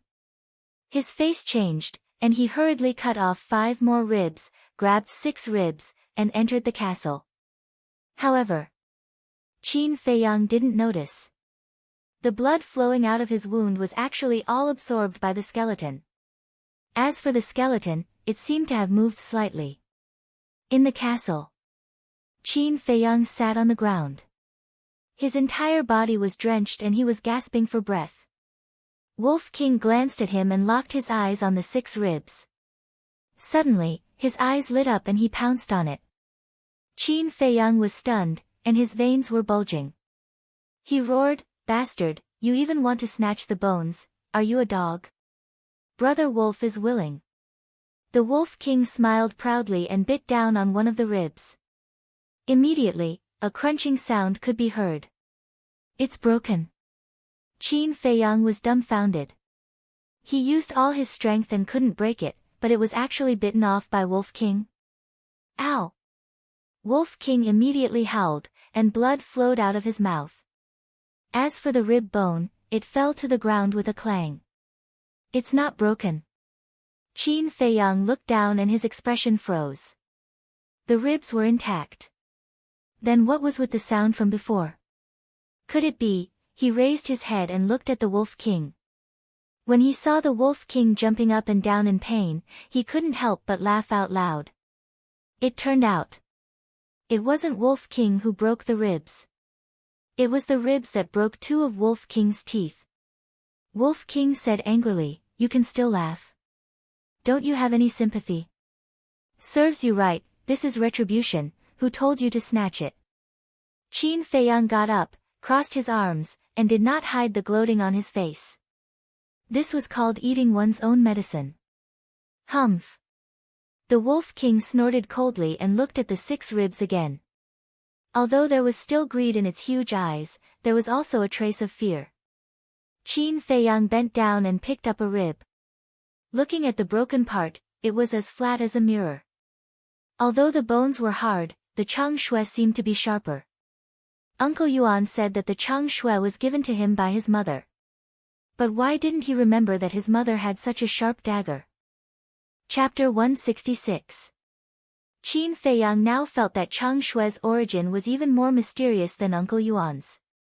After taking a healing pill, Wolf King urged, "Little Qin Zi, think of a way to open the jade box." "Didn't I ask you to think of a way?"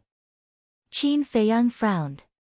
"Brother Wolf has tried everything, but I can't open it. I really want to pee to quench its thirst." Wolf King was indignant. Qin Feiyang rolled his eyes and looked down at the jade box. Since chang shui could even break the ribs of skeletons, this jade box should be able to be opened, right? "Let's do it." He walked to the jade box, grabbed chang shui, and gently scratched the jade box. At that moment, a hole appeared. So awesome. Wolf King's eyes glowed green and he drooled. It turned out that this dagger was the real treasure. Qin Feiyang was also very excited and quickly broke the jade box in half. After opening the jade box, the man and the wolf were stunned. There was only a piece of iron inside. The iron was rectangular and dark. It was about the size of the cover of a book and had a strong ancient aura. "Hey!" Qin Feiyang looked at it curiously for a while and suddenly said with surprise, "White-eyed wolf, did you find that the material of this iron seems to be similar to the material of the 6-word divine formula?" Wolf King nodded and said, "It does seem to be similar. Let's compare it." Qin Feiyang put chang shui on the ground and was about to take out the iron. However, he found that the iron was heavier than he imagined and he couldn't pick it up at all. What's going on? He was stunned. After pondering for a while, he finally understood, and the corners of his mouth pursed into a trace of a bitter smile. It turned out that the real heavy thing was not the jade box, but the iron. "White-eyed wolf, move aside." Qin Feiyang got up, pulled up his sleeves, and clasped the edge of the jade box with both hands. He exerted all his strength, causing the veins and blood vessels all over his body to bulge. Large beads of sweat also appeared on his forehead. After using all of his strength, he finally poured the iron block out of the jade box. With a loud bang, it smashed into the ground. The iron block was very thin, only about 4 or 5 centimeters. There were no patterns or words on it. However, the more Qin Feiyang looked at it, the more confused he became. "No, it's not a piece of metal. It's a book." His eyes trembled, and he spent a tremendous amount of effort to flip the iron block over. As expected, 2 ancient and majestic characters entered his line of sight. The pill scripture. In other words, the side just now was the reverse side. This was the true face. When he saw the 2 words, pill scripture, Qin Feiyang's head buzzed as if it was about to explode. Although he didn't know what the pill scripture was for the time being, every stroke exuded a majestic aura that impacted his soul. It was hard to imagine how great the person who wrote these 2 words was. Wolf King was also attracted by the pill scripture. His eyes were burning. Suddenly, his eyes lit up, and he said, "Look, there are 2 small words next to the 2 words, pill scripture." Qin Feiyang looked. There were two small words. Wutian. These two words were written with iron hooks and silver strokes, and they also carried a magnificent aura. Wutian. This should be a name. But why have I never heard of this name? Is it not someone from the great Qin Empire? Qin Feiyang squatted on the ground and looked at the four words on the cover. To be able to write such words, his cultivation must have reached the realm of heaven and earth. He couldn't help but feel excited. Perhaps this was really a supreme treasure. Wolf King urged, open it and take a look. Qin Feiyang swallowed his saliva and tried his best to open the cover. The first page appeared. The pages of the book were the same as the pages of the six-word divine formula.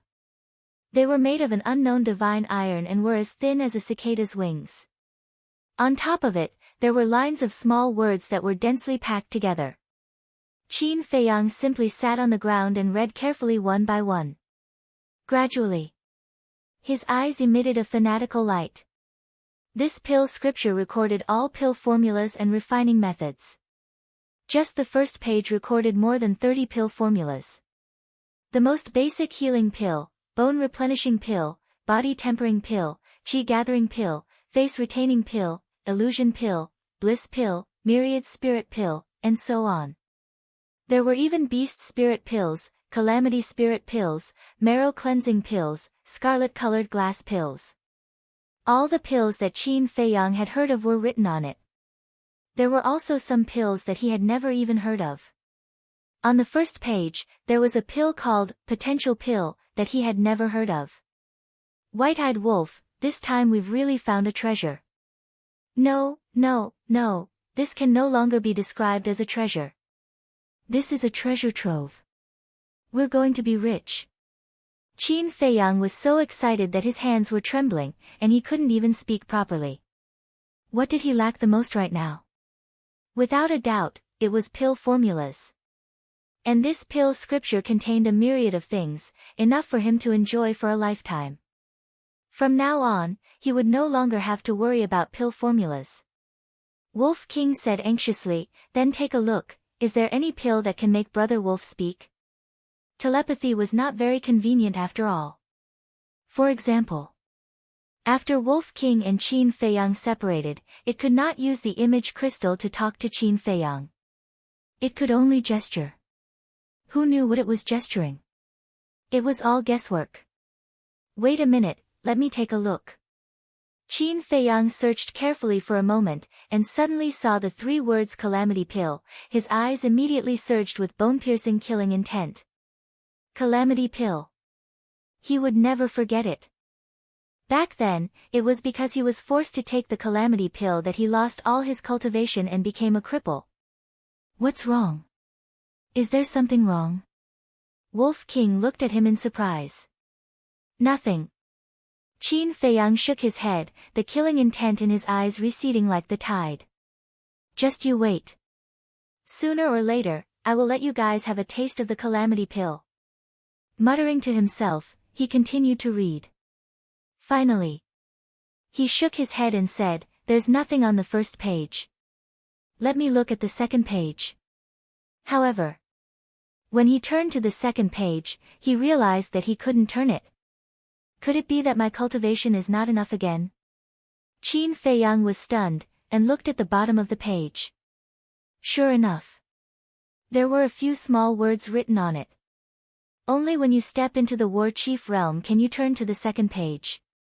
Wolf King immediately lost interest, his gaze shifted to Chang Shui, and began to have ideas about Chang Shui. When Qin Feiyang noticed Wolf King's gaze, he frowned and asked, what are you looking at? Nothing. Wolf King hurriedly shook his head, as if he had a guilty conscience. After getting along with him for so long, Qin Feiyang had long known this ruffian wolf like the back of his hand. He could see through its thoughts with a single glance. His expression became serious, and he said in a deep voice, White-eyed wolf, let me tell you, you can snatch anything, except for Chang Shui. Why? Wolf King looked at him suspiciously. Chang Shui was given to me by my mother. Qin Feiyang grabbed Chang Shui and lowered his head to size it up. There was a melancholy between his brows that could not be removed. Wolf King fell silent. It knew about Qin Feiyang's background. Therefore, it was very clear how much Chang Shui meant to Qin Feiyang.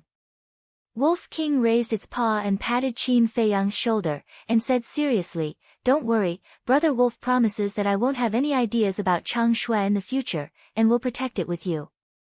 So serious? Qin Feiyang was stunned. To be honest, he was still not used to it. However, in his heart, he was quite grateful to Wolf King. After putting Chang Shui into his cosmos bag, Qin Feiyang stood up and used half an hour to move the pill scripture to the altar and placed it beside the iron box. At that moment, he collapsed from exhaustion and lay on the ground. His whole body was covered in sweat, and water could be wrung out of his clothes. Wu Tian, who the hell is this person? How precious the elixir recipe is, and it's all recorded in the pill scripture. He looked at the top of the castle, his eyes full of doubts. A moment later, he finally recovered. He got up and walked to the altar, opened the 6-word divine formula, and compared the two. The materials were actually the same. Wolf King said, "Do you think the 6-word divine formula was also written by this person called Wu Tian?" "No. Although the materials are the same, the font is different. The font of the pill scripture is very beautiful and complete. But the font of the 6-word divine formula is a bit sloppy and not standard. It's obvious that it's not from the same person." Qin Feiyang said. He, if Ling Yunfei and the others knew that we had such a treasure, what kind of expression would they have?" The Wolf King snickered. Qin Feiyang frowned and said, "Ling Yunfei, we must tell him, but Feng Ling Heir and Elder Wan, we must hide it from them first. After all, the pill scripture is too important. If there is a slight mistake, it will lead to a fatal disaster." "That's right. No matter if they have evil intentions or not, it's always right to take precautions." Wolf King nodded. "Well, it's time to inform Ling Yunfei and the others." Qin Feiyang took out the image crystal and infused it with true qi, quickly recovering. Not long after, the shadows of Ling Yunfei and Feng Ling Heir appeared. "How is it?" Ling Yunfei asked anxiously. "I didn't find anything," Qin Feiyang said helplessly. "With so many sand whales and white jade demonic snakes guarding, how could there be nothing?" Feng Ling Heir frowned. "There is, but it's a skeleton. I got a few ribs." Qin Feiyang picked up 6 ribs and waved them at the image crystal.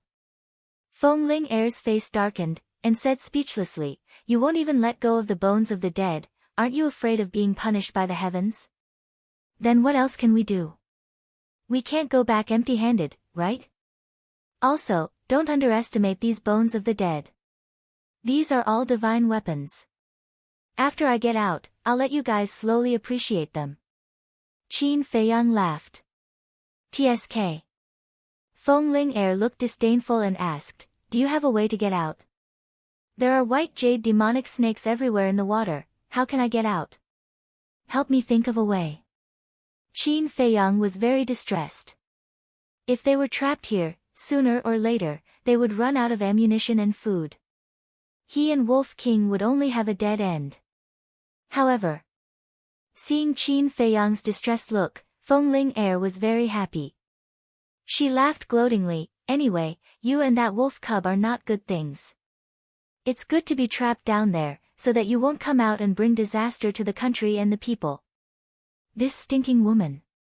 Wolf King was burning with anger and roared, "Little Qin Zi, when we get out, find a chance to force her down and give birth to a nest of little Qin Zi.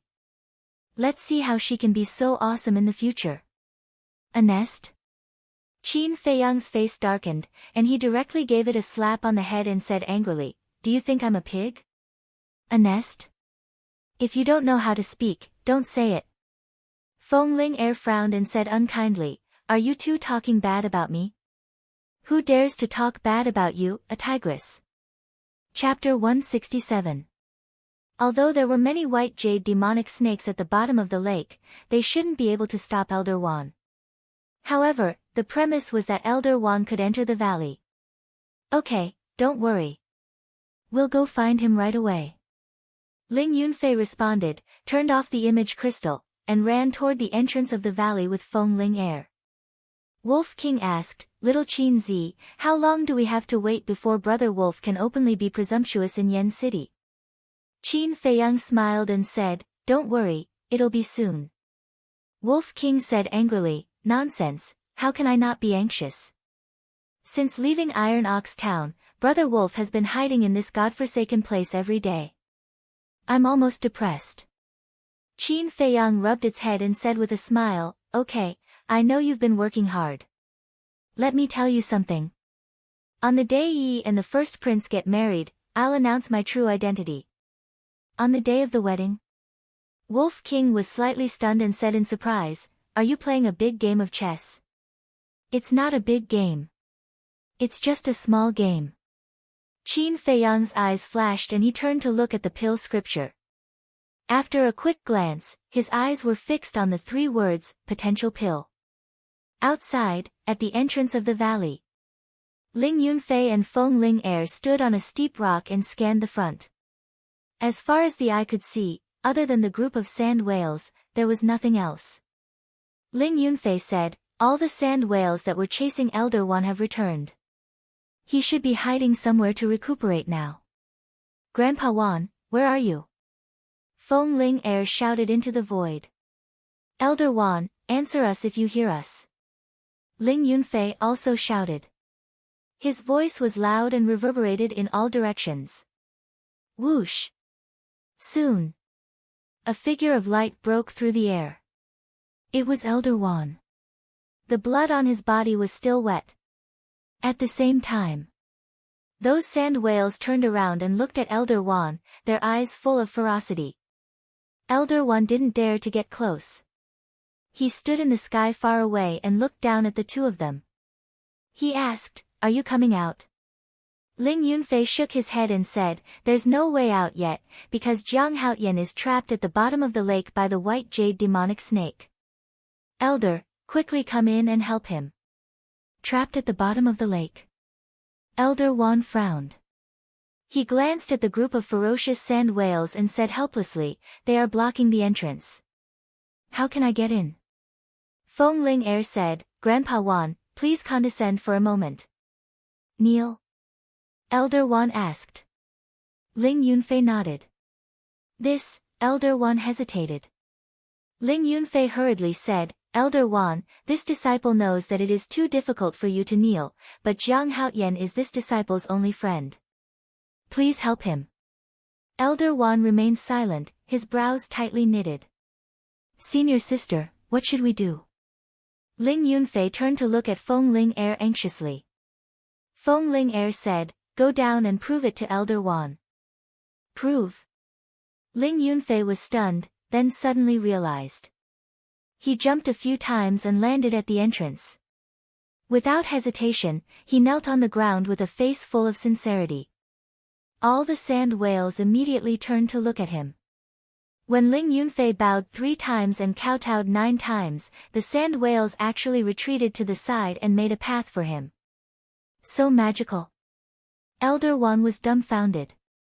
Feng Ling Air and Ling Yunfei were also in disbelief. Then, Ling Yunfei stood up and carefully took a step forward. The sand whale next to him was motionless. Seeing this, Ling Yunfei let out a long breath and walked out step by step. The sand whales just looked at him and didn't hurt him. After walking out, he looked up at Elder Wan and said with a smile, Elder, did you see? This is the only way to get in and out of the valley. Whoosh! Elder Wan landed next to Ling Yunfei and looked at the sand whales. Roar! However, as soon as he landed, a group of sand whales rushed toward him with a murderous aura. Ling Yunfei's expression changed and he urged, Elder, hurry up. Damn it! Elder Wan cursed. He bent his legs and knelt on the ground. However, those sand whales didn't stop because of his kneeling. How could this be? Ling Yunfei was very surprised and doubtful. Bastards, do you think I'm really afraid of you? Elder One suddenly stood up and a terrifying aura roared from his body. It wasn't easy for him to put down his self-esteem and kneel down to worship, but this was still the case. He couldn't take it anymore. Ling Yunfei said hurriedly, Elder, please don't do anything. Leave quickly. He could roughly guess. It must be because Elder One had killed a few sand whales earlier. Therefore, these sand whales wouldn't let him in no matter what. If they continued to fight, he was afraid that even he, Feng Ling Air, and Qin Feiyang would be in danger. Elder Wan frowned. Looking at Ling Yunfei's anxious face, he really couldn't bear to refuse. He nodded and said, Okay, be careful. I'll wait for you in the distance. After saying that, he rose into the air, turned into a stream of light, and quickly disappeared. Those sand whales also stopped. Ling Yunfei turned around and cupped his hands. Seniors, can you let me in again? The leading sand whale shook its head. Ling Yunfei's expression suddenly changed. He hurriedly said, Why? The sand whale didn't answer him. What should we do now? Ling Yunfei panicked. Right. Quickly inform Qin Feiyang. He took out the image crystal and quickly became excited. When Qin Feiyang learned of the situation, his heart suddenly sank to the bottom. If he couldn't get out, what was the use of getting the alchemy scripture? The Wolf King was so anxious that he stomped his feet. Don't panic. Qin Feiyang took a few deep breaths and quickly calmed down. He lowered his head and pondered. There was always a way out. It was impossible for there to be no way. Suddenly, his gaze was fixed on the 6 ribs. Sand whale and white jade demonic snake were obviously guarding the skeleton. Then they should be in awe of the skeleton. If he put the skeleton's bones on his body, would the white jade demonic snake not dare to approach? When he told this idea to Wolf King firmly opposed it. Because this was just a guess. What if something happened? Forget it. If we don't try, we will be trapped here forever. What's more, even if it doesn't work, I can just hide in here. They can't hurt me. Qin Feiyang said. Alright, be careful.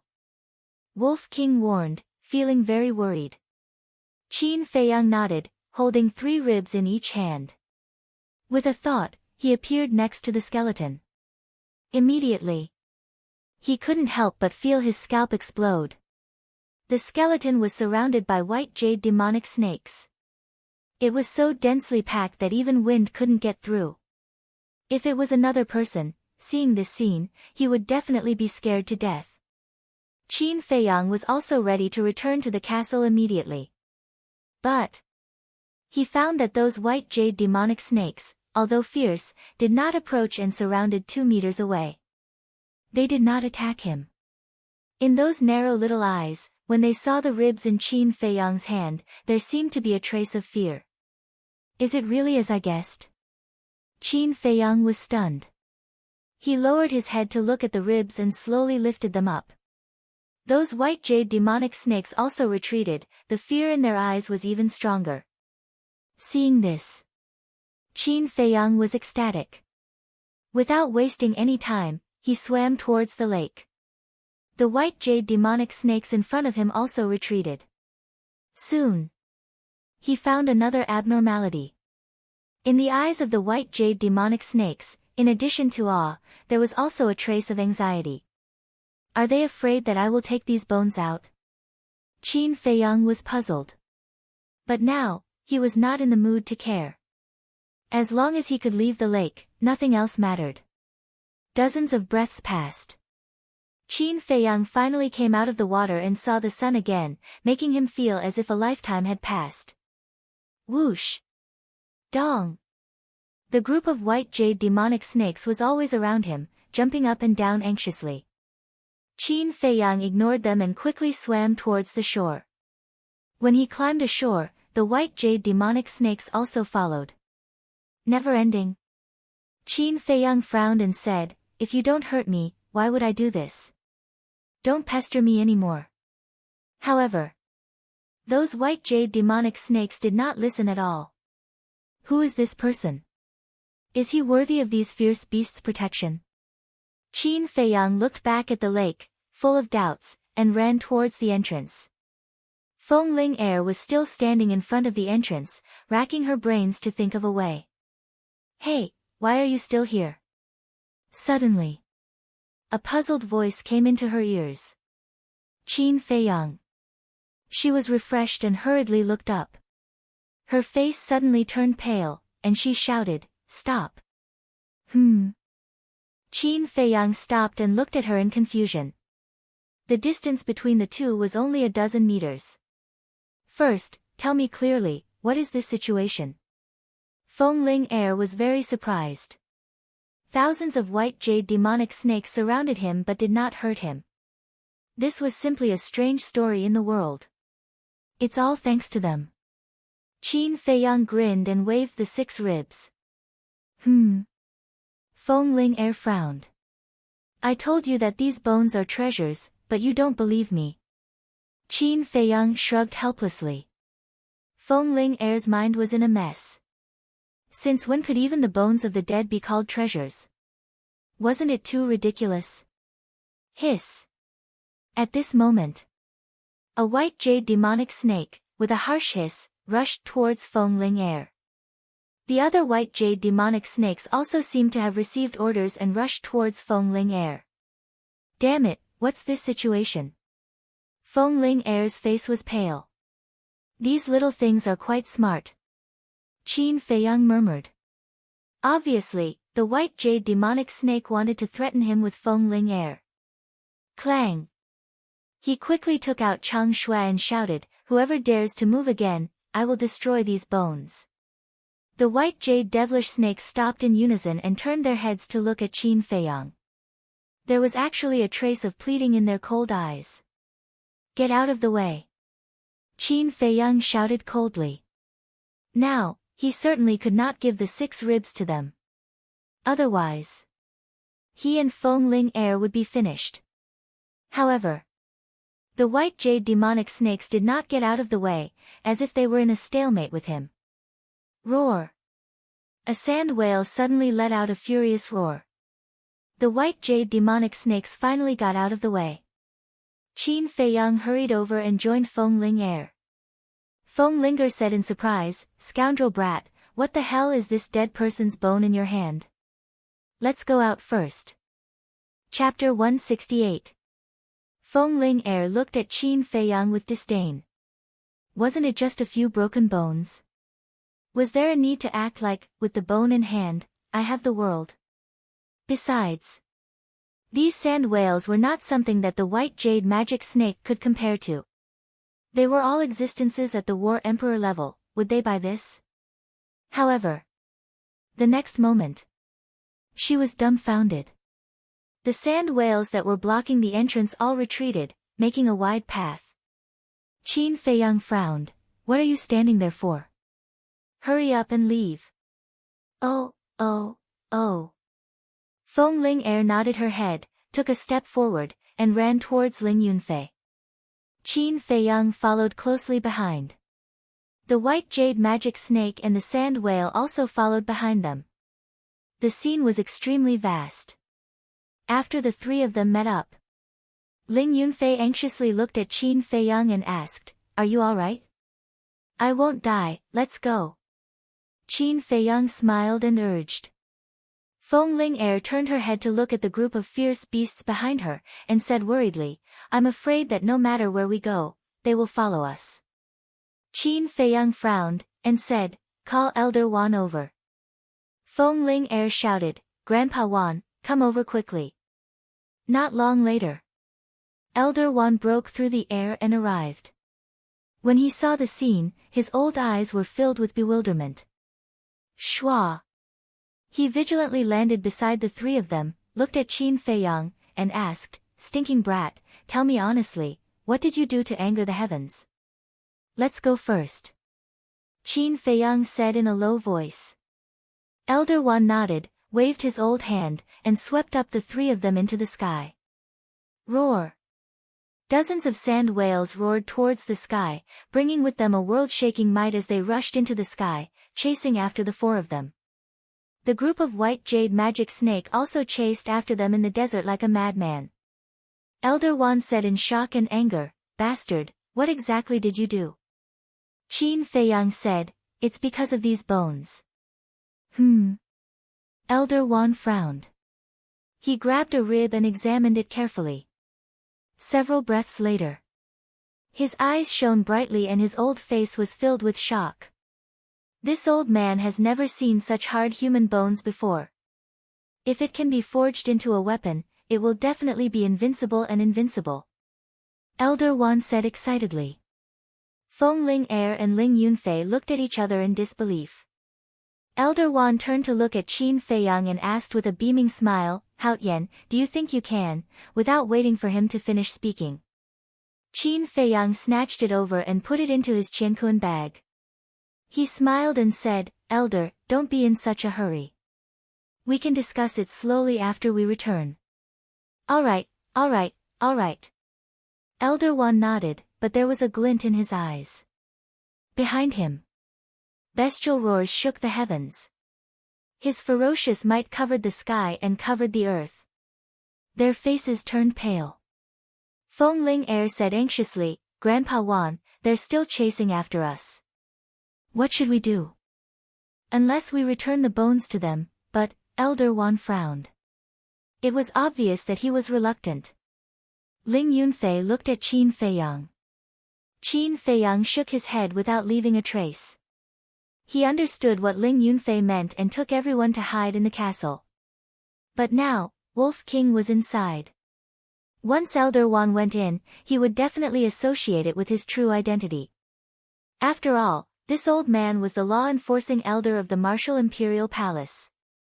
How could his mind be simple? "Come back." Just when the four of them were at a loss, an ethereal voice sounded in the minds of all the sand whale and white jade demonic snake. However, Qin Feiyang and the other three didn't hear it. Suddenly, the sand whale and white jade demonic snake both stopped, looked at the four of them coldly, and turned back. What's going on? Why aren't they chasing? Sensing the abnormality behind them, Qin Feiyang and the others looked back and were extremely surprised. Isn't it better if they don't chase? Well, let's go back to Yen City at full speed. Jiang Haotian, tell us about the situation in the valley. Elder Wan breathed a sigh of relief and said with a smile. Then he propped up a battle chi boundary and led the three of them away without looking back. And on the same night, with a loud boom, the valley sunk into the desert. Along with it, dozens of sand whales and countless white jade demonic snakes disappeared. 21 days passed. Yen City finally entered Elder Wan's sight. Elder Wan said, "Brat, we've arrived at Yen City. Come out quickly." These days, Qin Feiyang had been in the castle, copying the return formula. The last stroke had been half successfully copied. Hearing Elder Wan's call, he closed the iron book and appeared in the boundary. At the same time, Ling Yunfei and Feng Ling-er also opened their eyes one after another. "We're finally back, but this time, I didn't get anything." Feng Ling-er sighed and glared at Qin Feiyang angrily. Qin Feiyang frowned and said, "Why are you waiting for me? It's not like I forced you to go." "Bastard," Feng Ling-er gritted her teeth. Whoosh! Elder Wan led the three of them and flew directly into the city. Although there were rules in Yen City that forbade flying on beasts, this was only for ordinary people. Experts like Elder Wan were not restricted.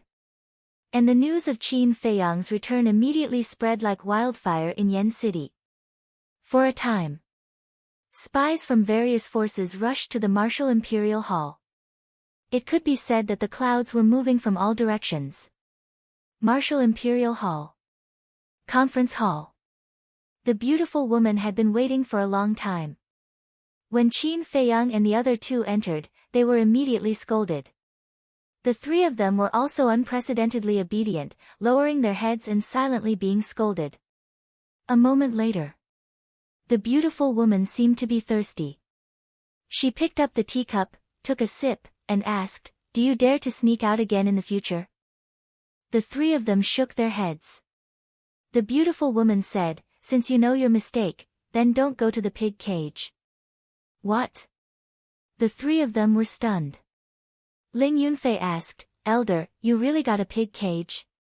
Do you think we're joking?" Elder Wan snorted coldly. Qin Feiyang and the other two immediately broke out in cold sweat.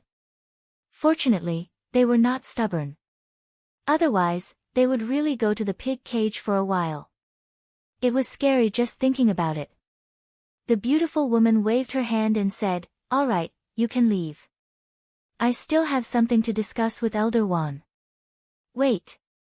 Elder Wan hurriedly got up and said with a smile, "Jiang Haoyan, this old man has worked hard on this journey. Do you want to give me one of those human bones?" "Of course, this is what I should do." Qin Feiyang took out a rib and handed it over with both hands. "Eh." The beautiful woman's face suddenly revealed a look of surprise. "Then I'll take my leave first." Qin Feiyang had just turned around when he seemed to have thought of something. He looked at Elder Wan and smiled awkwardly. "Seniors, now that I'm back, shouldn't you return Fatso and Lu Hong's image crystals to me?" The beautiful woman took out 2 image crystals and placed them on the table. She said coldly, "If you dare to run around again, I'll confiscate them all." I won't." Qin Feiyang waved his hand and went forward to put away the image crystals. Then, like a thief, he quickly slipped away. After the three of them left the main hall, the beautiful woman could not help but shake her head and laugh. Then, she looked at the rib in Elder Wan's hand and frowned. "Where did you get this?" "Jiang Haoyan brought it out from that place," Elder Wan said as he sized up the human skeleton. His old eyes shone brightly. "This human bone is glowing with a layer of treasure light. This person's strength must have reached the peak when he was alive. When did such an expert appear in the county of Yen?" The beautiful woman was puzzled. Elder Wan said, "I'm also puzzled. Why don't we discuss it with the hall master?" "To be honest, I want the hall master to go with me to the desert of death again and get the skeleton out of the lake." "Okay." The beautiful woman nodded. Soothing Lake. As soon as Qin Feiyang returned, Shizheng frowned and looked at him unhappily. Qin Feiyang was a little embarrassed. He laughed dryly and said, "Senior, I'm really sorry about that." Shizheng said, "I hope there won't be a next time." "Definitely not." Qin Feiyang raised his hand and promised. After sending Shizheng away, Qin Feiyang walked into the pavilion. Fatso and Lu Hong immediately ran down from the second floor. "Jiang Laoda, I missed Fat Lord so much." Fatso opened his arms and ran towards Qin Feiyang, the fat all over his body jiggling. Qin Feiyang's face twitched as he dodged sideways. Fatso immediately looked at him with hidden bitterness. Qin Feiyang shivered, goosebumps all over his body. "Can you stop disgusting me?" Glaring fiercely at Fatso, he walked to the side of the tea table and sat down on the chair. He gently rubbed his forehead, looking a little tired. Seeing this, Lu Hong very sensibly squatted at the side to make tea. Fatso sat next to Qin Feiyang and laughed, "Boss, you went out for more than 50 days. Did you get any treasures?" Qin Feiyang rolled his eyes at him, took out the image crystal, threw it on the tea table, and said, "Take good care of it in the future. If it's confiscated again, I'm not responsible." Fatso chuckled and hurriedly put it away. "The tea is ready." Lu Hong poured a cup of tea and pushed it in front of Qin Feiyang. "Thank you." Qin Feiyang thanked her, picked up the teacup, and said, "Tell me about the situation in Yen City these days." Lu Hong said, "Except for the marriage between the eldest prince and Lin Yi, nothing major happened. During this time, we also issued medicinal pills every 10 days according to your instructions. Since you left, we have issued 5 times. Qin Feiyang nodded and asked, "What about the blood-killing token?" Lu Hong shook her head and said, "Elder Ji is investigating, but he hasn't found anything. There is no news from Steward Li, Qin Feiyang drank tea while pondering. He had an intuition that the origin of the blood-killing token was definitely not simple. After a while, Qin Feiyang put down the teacup and said, "Fatso, give me the eldest prince's medicinal herbs." Fatso frowned and said, "Do you really plan to refine for him? 10 sets of medicinal herbs, I can get 5 sets, which is equivalent to 20 million gold coins. Why wouldn't I refine?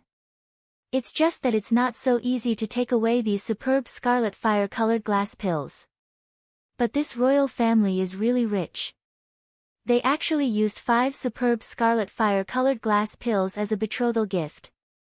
Qin Feiyang lifted the corner of his mouth and sneered. Fatso was shocked. He took out a qiankuan bag, handed it to Qin Feiyang, and asked, "What are you planning?" Qin Feiyang took the qiankuan bag, looked at it a little, and said faintly, "If there is no accident, the eldest prince will definitely come to me in these 2 days. At that time, you can say that I am cultivating and have no time to receive him." "Okay." The two nodded. Qin Feiyang said, "Lu Hong, help me prepare a brush and ink." Chapter 169. After Lu Hong went upstairs, Qin Feiyang asked, "Fatso, how's her performance these days?" Fatso chuckled and said, "There's no problem at all. She's probably been completely conquered by your obscene power, boss." Qin Feiyang raised his eyebrows and said angrily, "Can you be more serious?" "Fat Lord is already very serious, okay?" Fatso said, feeling wronged. "Fine." Qin Feiyang stretched out his hand and said, "Just pretend I didn't say anything." Duh. With a series of footsteps, Lu Hong came down from upstairs with a pen, ink, and paper.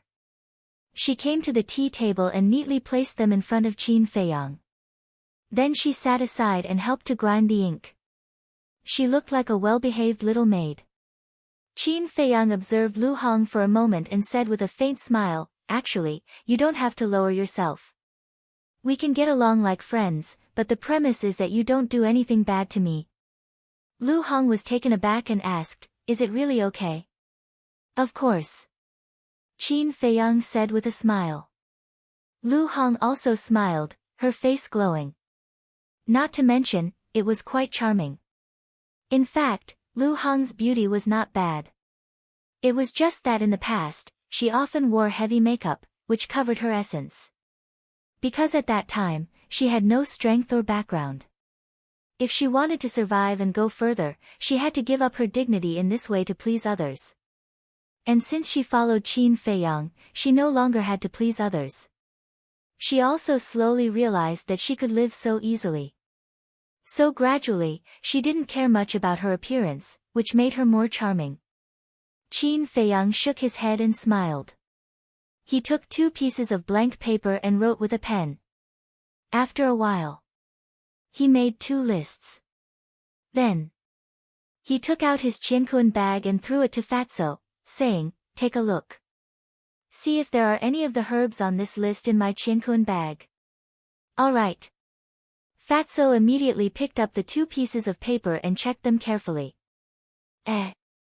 Suddenly, he turned to look at Qin Feiyang and said, "Boss Qin, Fat Lord can roughly guess what this list is.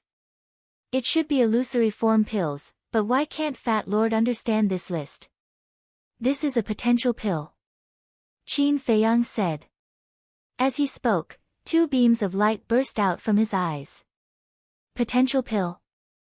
Fatso was stunned and asked in confusion, "How come I've never heard of Fat Lord before?"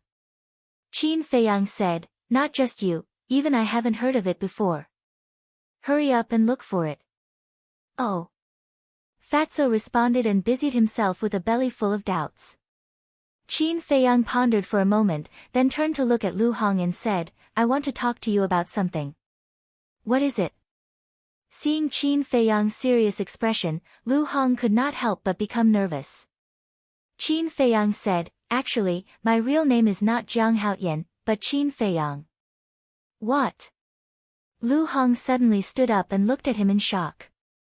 The person wanted by the royal family had actually been by her side all this time. "What's there to be surprised about?" Fatso pursed his lips and said.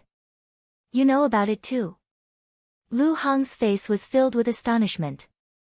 Fatso said helplessly, not only Fat Lord knows about it, even Ling Yunfei and Feng Ling Er know about it. Only you, this fool, have never seen through it. What do you mean? Lu Hong frowned. Have you forgotten about the wolf in the castle? Fatso rolled his eyes. Lu Hong recalled carefully and finally understood. Her heart was filled with bitterness. Everyone who went to the castle had guessed Qin Feiyang's true identity, but she was completely unaware. She was too stupid. Qin Feiyang said with a smile, now you have two choices, leave or stay. Leave. Lu Hong frowned and said, aren't you afraid that I'll tell on you? That's because I misjudged you. Qin Feiyang smiled faintly. Lu Hong looked at him in a daze. Originally, she thought that Qin Feiyang would say to kill her to silence her. But she did not expect that the result would be such an answer. Immediately after, Lu Hong smiled and said, I believe in Fatso's judgment.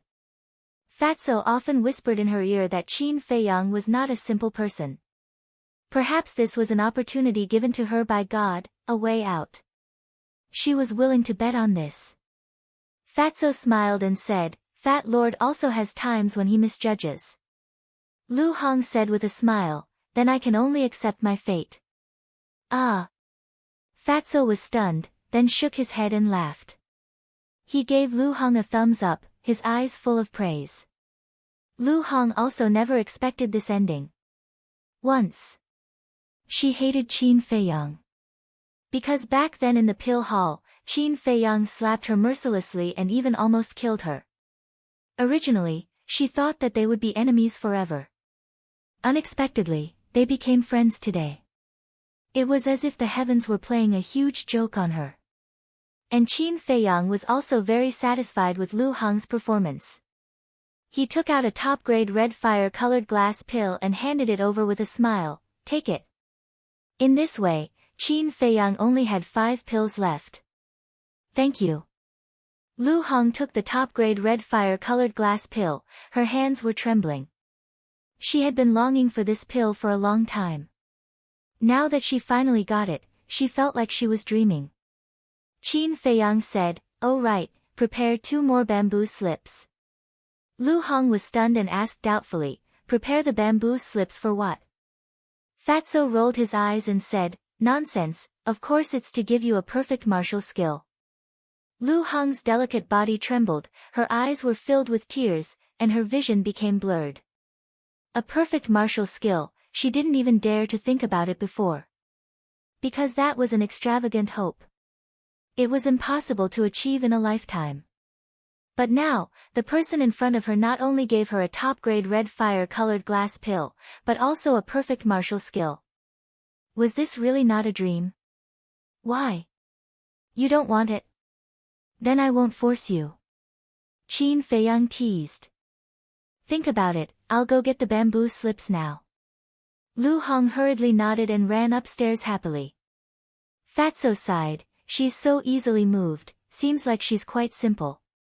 Everyone has a simple side, but under the cruel environment, it was buried. How is it? Did you find it? Qin Feiyang asked. Fatso nodded, there are all the medicinal ingredients for the illusory form pill, enough for you to refine dozens of them, speaking of which.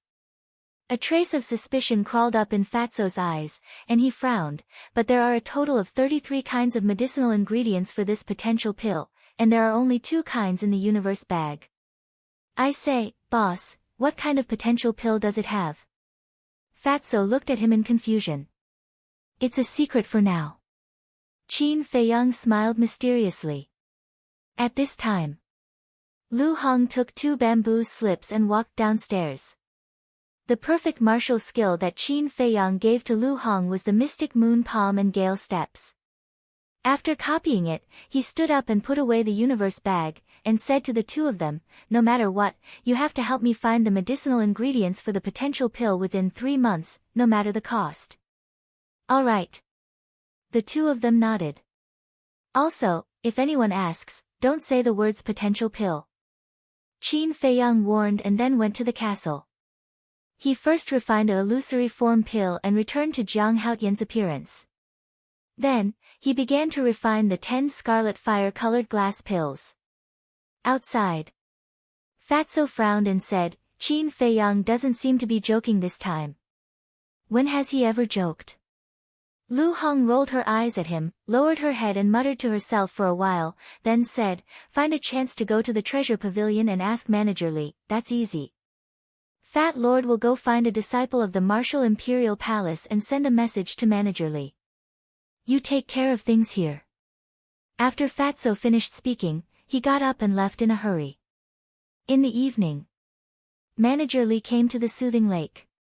When he saw the list, he immediately frowned. 33 medicinal ingredients, he had never seen them before. He looked at Fatso and asked, can I ask, what kind of medicinal ingredients are these? Lu Hong said with a smile, sorry, Jiang Haotian told me not to reveal it. Manager Li said, then where is he now? Lu Hong said with a faint smile, sorry, he is cultivating in seclusion and will not receive anyone for the time being. If you want to see him, I can make an appointment for you in advance. Appointment? Manager Li's old face tensed up, and he was very unhappy. In any case, he was the manager of the treasure pavilion and a war emperor. Now, he had to make an appointment to see a little martial master. What kind of world was this? Senior, you can't blame Jiang Laoda for this. He is really too busy. If there's anything, we can talk about it. Fatso chuckled. The world is really degenerating day by day. Manager Li sighed and nodded, okay, I will try my best to help you find these medicinal ingredients, but in terms of price, Lu Hong said with a smile, Senior, we are all old acquaintances. If you can give me a discount, try to give me a discount. You really don't want to suffer any losses. How much do you want? Manager Li was a little helpless. As much as you have. Lu Hong said. Okay, do you have an image crystal? Manager Li asked. Of course. Fatso chuckled and took out the image crystal. Lu Hong also took it out. This kid is really generous. Manager Li couldn't help but feel envious. The three of them bit their fingers and dripped a drop of blood on each other's image crystal, establishing a contract bridge. This way, it would be convenient for them to contact each other in the future. Dong! At this time, there was a knock on the door. Who is it? Fatso frowned. His Royal Highness the eldest prince is here. Quickly open the door to welcome him. A shout was heard. So arrogant. Fatso lifted the corner of his mouth and shouted mercilessly, Fat Lord is meeting an important guest. Wait outside for Fat Lord. Hearing this, the eldest prince, who was standing outside the door, couldn't help but raise his eyebrows. Next to the eldest prince, there was a young man in luxurious clothes. It was Lin Han's son, Lin Hao. Beside the two of them stood 4 palace guards. But these 4 guards were stunned at this moment. Lin Hao was also dumbfounded. Someone actually dared to speak to the eldest prince like this? After coming back to his senses, one of the guards suddenly shouted, You dare to let the eldest prince outside in the cold wind? Are you tired of living? Damn! So what if he's the eldest prince? This is not the palace. Don't be a tyrant here. Since you are here, you have to abide by Jiang Laoda's rules. If I ask you to wait outside, then wait outside. Why are you talking so much nonsense? Fatso was extremely arrogant. He didn't take the eldest prince seriously at all. This is outrageous. Chapter 170. Stop! The first prince shouted. The guard turned around and looked at him with a face full of anger. First prince, your body is priceless, how can you be humiliated by these lowly commoners? That's right. Although we are in the Martial Imperial Palace, we have every reason to ask the higher-ups of the Martial Imperial Palace for a reasonable explanation for how they treated you. Lin Hao also fanned the flames. Last time, Qin Feiyang went to the Lin family and took away 5 million gold coins. He and his father, Lin Han, still couldn't let go of it. If I say stop, then stop. When is it your turn to interrupt? The first prince said in a low voice. The four guards and Lin Hao's expression froze and immediately fell silent. Actually, the first prince was very angry and puzzled. From the time he met Qin Feiyang until now, he had never done anything to offend Qin Feiyang. But why would Qin Feiyang make things difficult for him at this moment? Could it be that because he could refine top-quality pills, he had reached the point of looking down on everyone? If that was the case, as the first prince of the royal family, he would definitely not let this go. In the guest hall, Manager Li was extremely shocked. Did this fatso eat a leopard's guts? Fatso said shyly, don't look at Fat Lord like that. Fat Lord is not a girl. Ugh. Manager Li was stunned and directly retched. This damn fatso was really disgusting. He didn't know how Jiang Haotian could stand it. Cough cough.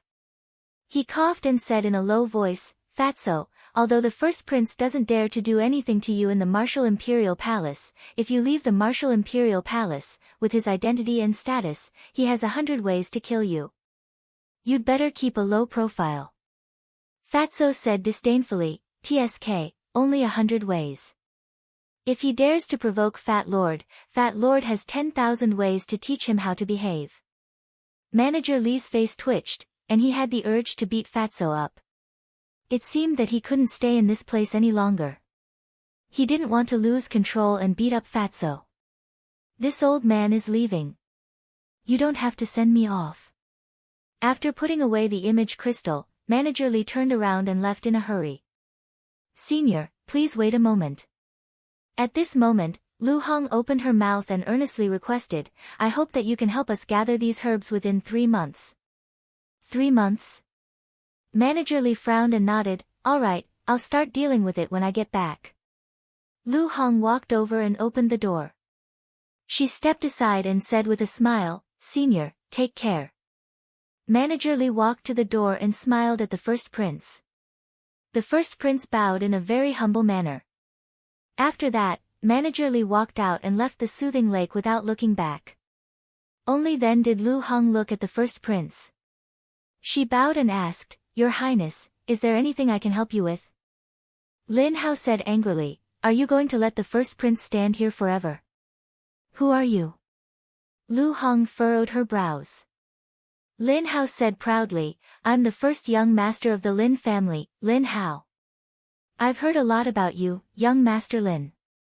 Now that I've met you today, you're indeed a talented and outstanding man. Lu Hong said with a smile, appearing gentle and courteous. Lin Hao became more and more proud. But suddenly, Lu Hong changed the topic and said coldly, we don't have many people here, so there's no one to serve you. If you want to be a first young master, go back to your Lin family. I won't see you out. Lin Hao's face immediately turned green. The first prince frowned and said with a smile, Miss, can you give me some face? How would I dare not give face to your highness? However, Jiang Haotian is cultivating in seclusion. Before he started, he told me not to meet anyone. If your highness is here for me and Fatso, we'll naturally welcome you. But if you're here for Jiang Haotian, please go back first and come back another day. Lu Hong said with a smile. How dare you? He really thinks he's a big shot. Tell him to come out immediately and kneel to greet your highness. The 4 guards flew into a rage. The first prince had lowered himself and came to visit in person, but he was rejected at the door. This was simply too much. Kneel to greet. Lu Hong raised her beautiful eyebrows. Ouch! Fatso shouted and walked to Lu Hong's side with his head held high. He glanced at the 4 guards and said disdainfully, Fat Lord, I was wondering who it was. So it's just 4 lackeys. Why are you so arrogant? In fact, no one was more arrogant than him now. Who are you talking about? The 4 guards' faces were gloomy. I'm talking about you. Can't you tell? Idiots. Fatso sneered. Clang. The 4 guards drew their swords at the same time. Oh. You want to fight? Come on, Fat Lord is standing here. If Fat Lord hides, he'll be your grandson. Fatso crossed his arms in front of his chest and raised his nose to the sky, showing extreme arrogance. I can't take it anymore. I'm going to kill you. The 4 guards were furious. They raised their swords and slashed at Fatso's head. But at this moment, the first prince took a step forward and gave each of them a loud slap. The 4 guards were stunned on the spot. They were all fighting for the first prince. They thought that the first prince would reward them well. But they didn't expect that they would be slapped in front of everyone. The first prince shouted, "What did I teach you? You have to be humble and polite. Don't you remember? Apologize to them now." They were also very angry. Didn't they see Shizhen glaring at them from next door? They still dared to fight here. They really didn't know what they were doing.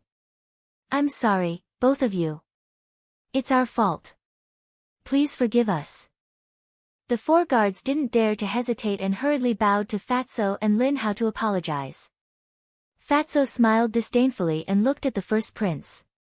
He said lightly, "Your Highness, even Stewardly didn't see Jiang Lao De just now, so we didn't discriminate against anyone. Please go back." In other words, he was saying that even Stewardly couldn't see him, let alone him. If he knew what was good for him, he should get out of here as soon as possible. The first prince grew up in the palace and had experienced a lot of intrigue. How could he not understand? But he didn't get angry. He chuckled and said, "Since Brother Jiang is cultivating in seclusion, then let's forget about this matter. But I want to talk to the 2 of you. Do you have time?" Fatso and Lu Hong looked at each other with a trace of doubt in their eyes. Lu Hong stepped aside and stretched out her hand. "Your Highness, please come in." The first prince smiled and walked into the living room. Lin Hao and the 4 guards were about to follow him in. Bang! Fatso closed the door and shouted, "Trash, wait outside." Trash! Lin Hao clenched his hands together with a ferocious look on his face. The first prince smiled bitterly and said, "Brother Fatty, Lin Hao is my future brother-in-law. Do you think you can give me some face?" Fatso said disdainfully, "TSK, who in Yanqing City doesn't know that Lin Yi is not his sister?" Lu Hong smiled and said, "Your Highness, just say it if you have something to say." A cold light flashed in the depths of the first prince's eyes. He smiled and said, "Who do you think has a better future between me and Jiang Haotian?" "What do you mean?" The 2 frowned. The first prince said, "To be honest, I want you to follow me. As long as you agree, I will let my father personally come forward to reconcile with the Danwang Hall. At that time, you don't have to continue to hide like this. Poach people." Fatso couldn't help but sneer secretly. However, he didn't make a sound and paid attention to the changes in Lu Hong's expression.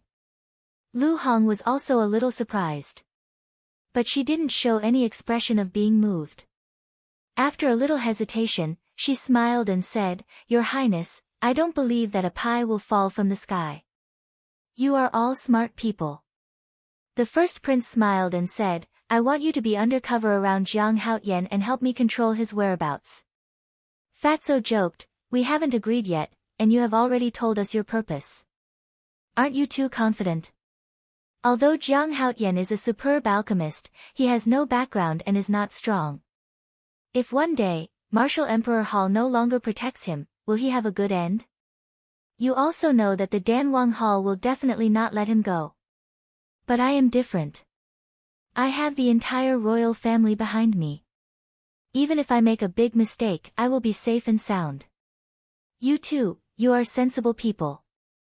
I believe you know very well what to choose." The first prince looked at the 2 confidently. Fatso said, "I think your real purpose is to take Jiang Lao De under your command." The first prince was astonished. He shook his head and smiled, "Brother Fatty is really smart. That's right, this prince's ultimate goal is him. But you can rest assured that even if Jiang Haotian surrenders to this prince will still regard you highly. Fatso smiled slyly, then what can you give us? Seeing that Fatty's heart was starting to waver, the Crown Prince's heart warmed. He smiled, other than helping you to reconcile your relationship with the Pale Emperor Hall, This Highness also solemnly promises to give each of you 1,000,000 gold coins, as well as a top-tier martial art. 1,000,000? Superior martial skill? Fatso was stunned and sighed, Your Highness is really generous. The first prince smiled, This is the value you deserve. Fuck, Fat Lord can't hold it anymore. Fatso cursed and turned hostile on the spot. He shouted, I said you are fat, and you are really arrogant. 1,000,000 gold coins and a superior martial skill, are you trying to send a beggar away? The first prince's face darkened. Fatso took out the image crystal and threw it on the tea table. He said contemptuously, This is a gift from Jiang Laoda to Fat Lord. How much is it worth? The first prince's eyes widened in disbelief. Surprised by this, Fatso sneered and said to Lu Hong, Let him see it again. Don't you know how to keep a low profile? Lu Hong rolled her eyes at Fatso, but she also took out the image crystal and the superior red fire-colored glass pill that she had not taken yet. Because she also couldn't stand the first prince's self-righteous and arrogant face. The first prince was completely dumbfounded. Come. How much are these worth? By the way, there are 4 perfect martial skills, also given by Jiang Laoda, Fat Lord really can't understand. You are a prince, how can you give away 1,000,000 gold coins and superior martial skills? What are you still talking about? This is the value you deserve. Fuck, Fat Lord and Lu Hong are so cheap in your eyes? Originally, Fat Lord didn't want to embarrass you, but you shamelessly came. Tell me, aren't you looking for trouble? Chapter 171. The first prince was embarrassed. He blushed and wished he could find a hole to hide in. He thought that Fatso and Lu Hong were country bumpkins who had not seen much of the world and were easy to bribe. But he never expected that. In the end, he was the one who humiliated himself. He felt like a clown, making a fool of himself in front of the two. I couldn't hold back my temper. Your Highness, I'm very sorry. How about we talk again? Actually, it's not difficult to bribe us. As long as you give us 20,000,000 gold coins each, 2 red fire glaze elixirs, and 3 perfect martial arts techniques, Lu Hong and I will serve you wholeheartedly. Fatso raised the corner of his mouth and laughed. Pretend I didn't say anything. The first prince said and walked to the door, his eyes flashing with a fierce light. Fatso laughed and said, Your Highness, walk slowly. Be careful not to slip and fall. Let's see how long you can be arrogant. The first prince grumbled, kicked the door open, and strode out. Your Highness, it's bad for your body to be angry. Why don't you stay for a cup of tea? Lu Hong leisurely walked to the door and said with a smile. Crack. The first prince almost fell down. He clenched his hands and said angrily without looking back, Tell Jiang Haotian to quickly refine the red fire glaze elixir. Lu Hong smiled and said, It may depend on his mood. Okay, I will think of a way to make him happy. Let's go. The first prince shouted coldly and went back home with Lin Hao and the others. Your Highness, take care. I won't see you off. Fatso waved his hand and said jokingly, By the way, young Master Lin, Jiang Laoda asked Fat Lord to tell you that he wants to thank you and your father for giving him 5,000,000 gold coins. Bastard. Lin Hao gritted his teeth and his eyes were burning with anger. You actually want to bribe Fat Lord? Why don't you take a look at yourself in the mirror? Looking at their backs, Fatso sneered. Lu Hong said, This kind of insufferably arrogant person is indeed disgusting. But this time, we'll have a grudge with the eldest prince. Fatso said disdainfully, What are you afraid of? As long as Jiang Laoda is here, we can rest easy. You're right. Lu Hong nodded. If one day, the Martial Emperor Hall no longer protected them, they could just hide in the castle. Who would be able to do anything to them? Therefore, there was no need to worry at all. Qin Feiyang also heard it clearly from inside the castle, but he didn't take it to heart. The next day, Ling Yunfei arrived at the soothing lake and brought a piece of news to Qin Feiyang. Elder Wan and the palace master both left the martial imperial palace. As for where it went, no one knew. Qin Feiyang wasn't very concerned about this matter. When he told Ling Yunfei about the pill scripture, Ling Yunfei was also extremely shocked. Obviously, he didn't expect that there was such a treasure hidden at the bottom of the lake. Next, Qin Feiyang went into seclusion. The eldest prince and Lin Hao didn't take any action. But the spies of the major forces lurked around the martial imperial palace all day long like dog skin plaster. The martial imperial palace had undoubtedly become the focus of the entire Yen city.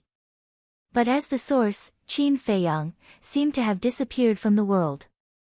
Since returning to Yen city, he had never appeared in front of anyone. Whether it was the distribution of medicinal pills or others coming to him to refine medicinal pills, it was all handled by Fatso and Lu Hong. Gradually, everyone had the misconception that the 3 words Jiang Haoyan seemed to have already become a legend. After a while, a sensational piece of news spread throughout Yen city. The royal family posted a notice. The adopted daughter of Lin family's Lin Han, Lin Yi, would officially marry the eldest prince 10 days later. It was also on this day. In the castle, Qin Feiyang's finger, which was pressed on the iron-bound book, trembled violently. Immediately after, a dazzling white light rushed out from the iron-bound book, illuminating the entire castle. At the same time, Qin Feiyang's cultivation also soared rapidly. Did it succeed? He was overjoyed. He hurriedly retracted his hand and took 2 steps back. His eyes were full of expectation. Wolf King also got up suddenly and ran to Qin Feiyang's side. He stood up like a human, and his pupils contracted tightly. The white brilliance was from the word, return, on the iron-bound book. The word, return, was condensed by true energy. But at this moment, it was like a peerless divine weapon, releasing a vast divine power. Under this divine power, Qin Feiyang and Wolf King actually had the idea of kneeling down and worshipping. Deep in their hearts, a sense of insignificance arose spontaneously. After a few breaths, Qin Feiyang's cultivation stopped at the 9-star martial master. Buzz! It was also at this moment. A sudden change occurred. The white word, return, actually turned golden. This small space instantly turned into a golden sea. Before the man and wolf could react, yet another strange phenomenon occurred that left them dumbfounded. The golden word, return, actually left the iron-bound book and gradually rose into the air, emitting tens of thousands of golden rays. The man and wolf could barely open their eyes. Whoosh! The next moment, the word, return, turned into a stream of light and disappeared between Qin Feiyang's eyebrows. The golden light in the castle also quickly dissipated. Qin Feiyang hurriedly raised his hand and touched the space between his eyebrows. His face was full of surprise. Looking at the iron-bound book again, there was only a blank page left. Wolf King urged, Little Qin Zi, that word has entered the space between your eyebrows. It must be in your body now. Quickly look for it. All of this was too bizarre. For it was simply a fantasy story. It was very unreal. Qin Feiyang looked inside his body, but he found nothing. Suddenly, he felt that there was something strange in his palm. When he opened his hand to take a look, it immediately burst out a ray of strange light. He saw that there was a golden word, return, in the palms of both hands. Qin Feiyang said, White-eyed wolf, let's have a try. Okay. Wolf King roared excitedly, seeming to be even happier than Qin Feiyang. However, it stretched out its paw and gently patted Qin Feiyang's right palm. Qin Feiyang's face darkened and he said angrily, Are you tickling me? Wolf King smiled embarrassedly and said, I'm just afraid that the power will rebound. Just don't use your full strength. Qin Feiyang was quite speechless. Alright then, Brother Wolf will start. Wolf King gritted its teeth and slammed its paw into Qin Feiyang's palm. Bang! At that moment, it clearly felt that the power that was blasting towards Qin Feiyang, like a torrent, was all reflected back. Immediately after, it was shaken back by that force. It really works. Wolf King was shocked. Qin Feiyang was also stunned, and then he became excited and urged, "Try again with all your strength." Wolf King said angrily, "Do you want Brother Wolf's life?" Qin Feiyang patted its head and laughed, "Be good, you won't die." Alright, don't disgust Brother Wolf." Wolf King couldn't help but feel a chill, retreated a few steps, and then rushed towards Qin Feiyang with all its strength, slamming its paw into Qin Feiyang's palm. Ayo! Wolf King immediately screamed. Its 3-meter-long body was like a meteorite, crashing into the wall behind it. Its paw was also broken. Its skin was torn open, and blood was flowing. On the other hand, Qin Feiyang didn't move at all. Damn, so awesome! Qin Feiyang was stunned. It was actually a 100% rebound. Sure enough, it was a taste of his own medicine. If he fought with someone and the other party didn't know in advance, he would definitely suffer a great loss. This was a trump card. After coming back to his senses, he quickly took out a top-grade healing pill and bone-replenishing pill, ran to Wolf King, and fed it to Wolf King. Wolf King was about to scold him, but suddenly his eyes turned and he laughed. "Little Qin Z, try and see if you can teach Brother Wolf the returning character formula." Teach? Qin Feiyang was stunned, looked down at his palm, and frowned. If he could teach it, he would definitely not be stingy. After all, Wolf King was loyal to him, and he naturally wouldn't forget it if there were benefits. But he didn't understand the returning character formula. How could he teach it? After pondering for a moment, Qin Feiyang shook his head and said, "I'm afraid not now, but when I figure out the meaning of the returning character formula, I will tell you as soon as possible." Wolf King couldn't help but feel a trace of disappointment in his eyes. Qin Feiyang said with a smile, "Don't be like this. Although I can't teach you the returning character formula, I am sure that I can help you open the first level of the Gate of Potential, the ultimate realm of martial artists." What? Wolf King's eyes trembled, and he asked, "Are you serious? When have I ever lied to you?" Qin Feiyang rolled his eyes and frowned, "But the premise is that you have to find the medicinal materials." Then he looked at his palm again. The 2 golden words were really dazzling. He didn't know if they could be hidden. At this point, the word "returning" suddenly disappeared. Really? Qin Feiyang was startled, and with a thought, the word "returning" appeared once again. Wolf King was curious, and said, "Brother Wolf, why do you feel that the returning character formula is not some kind of divine art, but more like a divine weapon?" "I have the same feeling." Qin Feiyang nodded his head, seemingly deep in thought, then laughed and said, "It doesn't matter, as long as I can use the returning character formula." After hiding the word "returning," he turned around and walked to the front of the iron book. He tried to flip to the second page, but he couldn't. "Looks like I really have to wait until I break through to the War King realm. The returning character formula is already so powerful, this second divine art is really something to look forward to." Qin Feiyang muttered, then closed the iron book, closed the iron box, and left the castle. In the living room, it was empty. Qin Feiyang shouted towards the second floor, "Fatso, Lu Hong, come down for a moment." Soon, Fatso and Yi Zichen ran downstairs. Qin Feiyang asked, "How are you finding the potential pill's medicinal ingredients?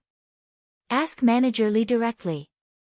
Fatso took out the image crystal stone, and after activating it with the true qi, Manager Li's shadow quickly appeared. Manager Li said in surprise, "Yo, isn't this Brother Jiang? What kind of wind is blowing today? You actually took the initiative to look for me. Senior, can we still have fun together?" Qin Feiyang said helplessly. "Sure, tell me, why are you looking for me?" Manager Li laughed. Have you found all the medicinal ingredients? Qin Feiyang asked. This old man is worried about this. 33 medicinal ingredients, this old man has already found 30 of them. There are still 3 missing, they are the blood ginseng, snow crystal, and 9 suns flower. However, this old man has already found out about the blood ginseng. Only the snow crystal and the 9 suns flower, until now, there has been no news at all. Chapter 172. Snow crystal, 9 suns flower. Qin Feiyang pondered for a moment, looked at Manager Li's shadow, and asked, have you searched other places? I've already ordered the treasure pavilions in the major cities to search with all their might. If we have more time, we should be able to find the snow crystal and 9 suns flower. Brother Jiang, you're in such a hurry to get these herbs. What kind of pills are you trying to refine? Manager Li looked at him in confusion. This is a secret for now. Qin Feiyang smiled. Manager Li rolled his eyes. Acting so mysteriously. He wanted to see what this brat had up his sleeves. Qin Feiyang asked, have you asked the royal family, the Danwang Hall, the Martial Imperial Hall, and the Lin family? This old man will have to go to those forces personally. But I've been too busy recently, so I haven't been there. I'm going to visit them one by one in the next few days. But some time ago, Jia He came to the treasure pavilion. Manager Li stopped abruptly, and there was a trace of anger on his old face. What's wrong? Qin Feiyang frowned. Manager Li said, to be honest, the blood ginseng is in Jia He's hands. Qin Feiyang suddenly stood up, his eyes shining. Jia He has 3 blood ginseng, but he wants 3 supreme-grade red fire-colored glass pills before he's willing to exchange with me. Although the blood ginseng is precious, it's not worth that price. He's obviously taking advantage of the situation. Manager Li was a little indignant at the end. 3 ginseng. Qin Feiyang was refreshed. Lu Hong was puzzled. Senior, Jia He is a combat emperor, and supreme-grade red fire-colored glass pills are useless to him. What does he want to do? Manager Li said, do you remember the person called Shuiyang? The 3 nodded. How could they forget about that idiot? Steward Li said, last month, Shuiyang became his personal disciple. Qin Feiyang frowned and said, in other words, Jia He wants a top-grade crimson fire-colored glass pill in order to fulfill Shuiyang's wish? That's right. The other 2 were said to be the first prince's wedding gift. Manager Li nodded. Fatso sneered, old Jia, are you blind? Don't you know that Shuiyang is a pig? Fatso, your mouth is still so annoying. Manager Li laughed and scolded. He shook his head and said, but this is his business. It's none of our business. The most important thing now is to quickly think of a way to get the blood ginseng. Qin Feiyang returned to his seat. He lowered his head and muttered to himself, give him the medicinal pills. What? Manager Li's gaze trembled, and he said with a frown, this old man knows that you still have superior-grade crimson fire-colored glass pills, but you can't squander them like this either. Although the superior-grade crimson fire-colored glass pill is precious, I have already taken it. There's no point in keeping it. It's better to exchange it for something valuable. However, it's definitely impossible to give him 3. At most, I can give him 2. Also, you can't say that I want it. Otherwise, even if you give him 10, he may not exchange it. Qin Feiyang laughed. You don't need to remind me. This old man knows. Manager Li rolled his eyes at him and asked, are you sure? I'm sure. Qin Feiyang nodded. All right, this old man will go and talk to him now. You can ask old man Wan and the others. Anyway, you are also in the Martial Imperial Hall. This old man won't make this trip. Manager Li said. All right. Qin Feiyang stood up and cupped his hands. I hope that senior can make a trip to the royal family and the Lin family immediately, because I really need those medicinal herbs right now. Manager Li looked at him suspiciously and said, all right, this old man will arrange it. Then, The shadow disappeared. There are still 10 days before Yi's wedding day. You have to hurry up. Qin Feiyang let out a long breath and walked out of the pavilion. A moment later, he came to the entrance of the law enforcement hall and shouted, "Elder Ji, Junior Jiang Haotian requests an audience. Come up yourself." Not long later, the beautiful woman's voice came from the second floor. Qin Feiyang walked up to the second floor, looked around, and saw a door that was only half closed. He walked over and saw Elder Ji sitting at the desk, writing something with his head lowered. He pushed the door open and walked in. "What's the matter?" Elder Ji raised his head and looked at him, then lowered his head and continued to write. Qin Feiyang stopped in front of the desk and said, "Junior would like to ask, does the Martial Imperial Hall have blood ginseng, snow crystal, and 9 suns flower?" "Let me think." Elder Ji stopped writing, thought for a while, and said, "Yes, 2 blood ginseng, 2 snow crystals. Why? What do you want?" 2 snow crystals. Qin Feiyang's heart suddenly burned. He tried his best to control himself and not show it. He nodded and said, "Yes, Elder Ji can name a price." Elder Ji smiled, "I'm afraid that you can't afford the price I name." Qin Feiyang asked carefully, "Elder, you won't ask for too much, right? I want you to join the Martial Imperial Hall, are you willing?" Elder Ji said with a look of anticipation in his eyes. Qin Feiyang's heart sank. He really didn't expect Elder Ji to name such a price. However, these 3 medicinal herbs were very important to him. Elder Ji said again, "If you agree, I'll give them to you for free." Now, Qin Feiyang began to regret. He should have let Stewardly do it. This way, Elder Ji couldn't find a reason to restrain him. "How about this, on the day of the first prince's wedding, if Elder still invites me to join the Martial Imperial Hall, I will definitely not refuse." After thinking about it, Qin Feiyang could only think of this method. "Really?" Elder Ji immediately became spirited. "Yes." Qin Feiyang nodded. 10 days later, he would announce his true identity in front of everyone in Yen City. At that time, he wasn't sure how the Martial Imperial Hall would treat him. "Alright, wait here. I'll go get you the blood ginseng and snow crystals right away." Elder Ji stood up and quickly walked out of the room. In her opinion, Qin Feiyang joining the Martial Imperial Hall was already a done deal. If we add the 3 blood ginseng in Jia Hei's hands, then we have 5 blood ginseng and 2 snow crystals.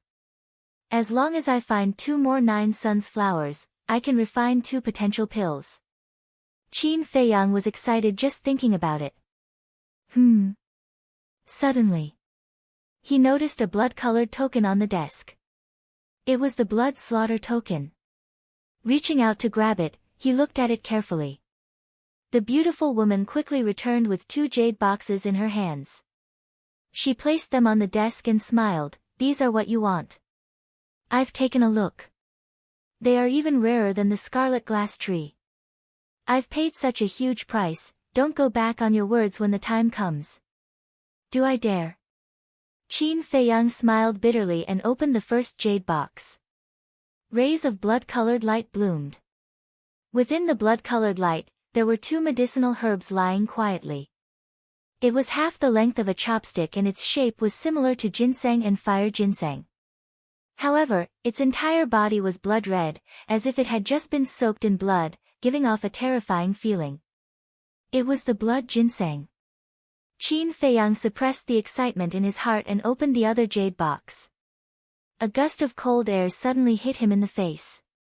2 extremely thin pieces of ice were placed within the jade box, and they were completely crystalline and translucent, and they emanated expanses of pure white icy mist.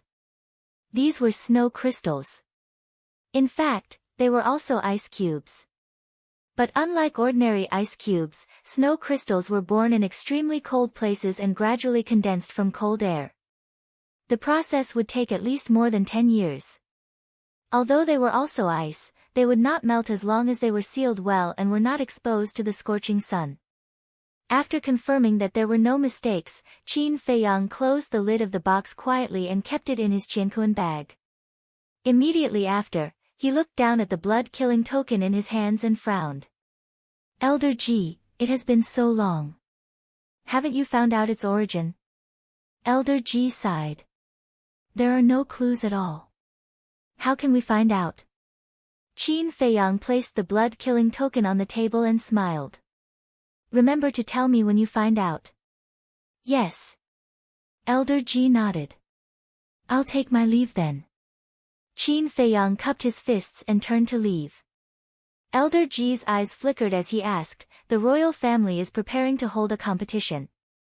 Are you interested in participating? Competition? Qin Feiyang raised his brows. Isn't the first prince getting married?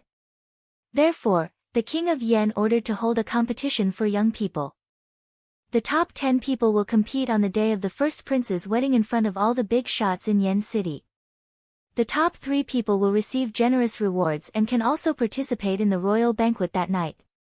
For ordinary people, this is also a kind of glory. The registration will start tomorrow. Elder Ji smiled. Glory? Qin Feiyang sneered and turned to look at Elder Ji. He grinned and said, I want to join in the fun at the royal banquet. Will they reject me? Ah. Elder Ji was stunned and then shook his head and laughed. Indeed. With his alchemy skills, the royal family would love for him to go. In the eyes of the royal family, he might even be more important than her, the law enforcement elder. There was indeed no need for him to participate in such a boring competition. She waved her hand and said, Go back. If you want to leave the Martial Imperial Hall, report to me first. Okay. Qin Feiyang agreed readily and left the law enforcement hall quickly. He stood on a winding path with a face full of excitement. He had effortlessly obtained 4 stalks of such precious medicinal herbs. It seemed that even the heavens were helping him. Jiang Lao Da. At this moment, a familiar shout rang out. Qin Feiyang looked in the direction of the voice and saw Fatso running over. He asked in confusion, What are you doing here? Fatso chuckled. Steward Li just sent me a message saying that Jia He agreed and even obtained a 9 Suns flower from old dog He. 9 Suns flower. That's great. Qin Feiyang was extremely excited. In this way, he finally gathered the herbs for the first set of potential elixir. He really did not expect that it was Elder He who helped him so much. If those 2 old dogs know that Steward Li bought the 9 Suns flower and blood ginseng for you, they will definitely be furious. Fatso laughed sinisterly. This is nothing. When they find out the power of the potential elixir, they will definitely vomit blood on the spot. Qin Feiyang sneered. Vomit blood. Fatso was shocked. He hugged Qin Feiyang's arm and begged, Boss, just tell Fat Lord what kind of magical effect the potential elixir has. If I tell you now, there won't be any surprises. Just wait. Qin Feiyang patted his shoulder and turned to walk towards the tranquil lake. Buzz. At this moment. Chapter 173. Fatso took out the image crystal, and Manager Li's shadow immediately appeared. Is there any good news? Fatso chuckled. It is indeed good news. Manager Li nodded and asked, Where's Zhang Haotian? Boss, wait a moment, Manager Li is looking for you. Fatso quickly grabbed the image crystal and chased after Qin Feiyang. After catching up, Qin Feiyang looked at the shadow and smiled, Senior, what's the matter? Manager Li said, Brother Jiang, just now, my subordinates came to tell this old man that they found a 9 Suns flower somewhere. Where is it? Qin Feiyang was overjoyed. Black Bear City. Manager Li said. Black Bear City. Qin Feiyang was stunned. Fatso was also a little stunned. Are you surprised? It is said that the 9 Suns flower is in the deepest part of Black Bear Mountain. Manager Li laughed. Qin Feiyang shook his head and smiled bitterly. It was not a normal surprise, but a very unexpected one. He asked, Senior, are you sure it's Black Bear Mountain? I'm sure. Manager Lee nodded. Qin Feiyang asked, then when can the people from Black Bear City's treasure pavilion send it over? Manager Lee thought for a moment. It is said that there is a Black Bear King in Black Bear Mountain, and it is quite strong. This old man has to send someone over, and it should take a day. Qin Feiyang nodded and cupped his hands. Senior, please don't hurt the Black Bear King. Manager Lee asked, why? Do you know it? Yes, it saved my life. Forget it, I'll go too. Qin Feiyang was a little worried. Because he understood the temper of the Black Bear Mountain. If there was a disagreement and he fought with the people of Treasure Pavilion, he would feel guilty if anything happened. Moreover, he had another very important thing to do. This matter could directly affect the situation 10 days later. Alright, be careful. This old man will go to the Lin family and the royal family to take a look. Manager Lee laughed. For the sake of a ferocious beast, he had even made a personal trip. This kid was also a loyal and righteous person. What he didn't know was that the Black Bear King had saved Qin Feiyang not just once, but several times. Qin Feiyang would never forget this kindness for the rest of his life. After turning off the image crystal, Qin Feiyang returned to the law enforcement hall and explained the matter to the beautiful woman. No way. The beautiful woman didn't even think about it before replying coldly. Elder, this junior must make this trip. Qin Feiyang's attitude was also very firm. Just for a ferocious beast and a medicinal herb? The beautiful woman frowned. Qin Feiyang said, not entirely. There are also some personal matters. I don't know what to do with you. I'm not against it, but you'll have to wait a little longer. Elder Wan and the hall master should be back soon. When the time comes, I'll have Elder Wan accompany you. Looking at the stubborn Qin Feiyang, the beautiful woman felt helpless. Qin Feiyang said, there's no need for that. Elder Shi can go with me. If you're still worried, we can disguise ourselves. That's fine too. Shi Zheng is a 9-star battle king. He's enough to protect you in a place like Black Bear City. But you can't reveal your true identity. Jia He and Elder He have already lost their minds. The two battle kings who attacked Fatso and Lu Hong last time are the deacon elders of the Danwang Hall. If they know that you're going to Black Bear City, they'll definitely kill you. The beautiful woman warned with a serious face. Yes. Qin Feiyang nodded and asked in confusion, since we already know their identities, why don't we take them down? After all, they killed people on the street and violated Yen City's rules. The beautiful woman sneered, if we don't catch them at the scene, who dares to go to the Danwang Hall?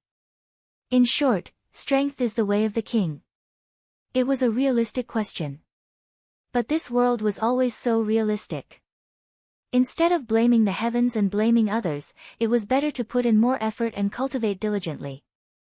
After bidding farewell to the beautiful woman, Qin Feiyang returned to the soothing lake and briefed Shi Zheng. Then, the two took the phantom elixir, changed their appearances, and left the martial imperial hall. None of the spies hiding outside the gate noticed anything. This was the magic of the phantom elixir. After leaving Yen City, Elder Shi brought Qin Feiyang and rushed to Black Bear City. Noon. The two finally entered Black Bear City. A few months passed. Black Bear City didn't change much. The Jiang family was still the dominant family. It would take a lot of effort for the other small families to rise.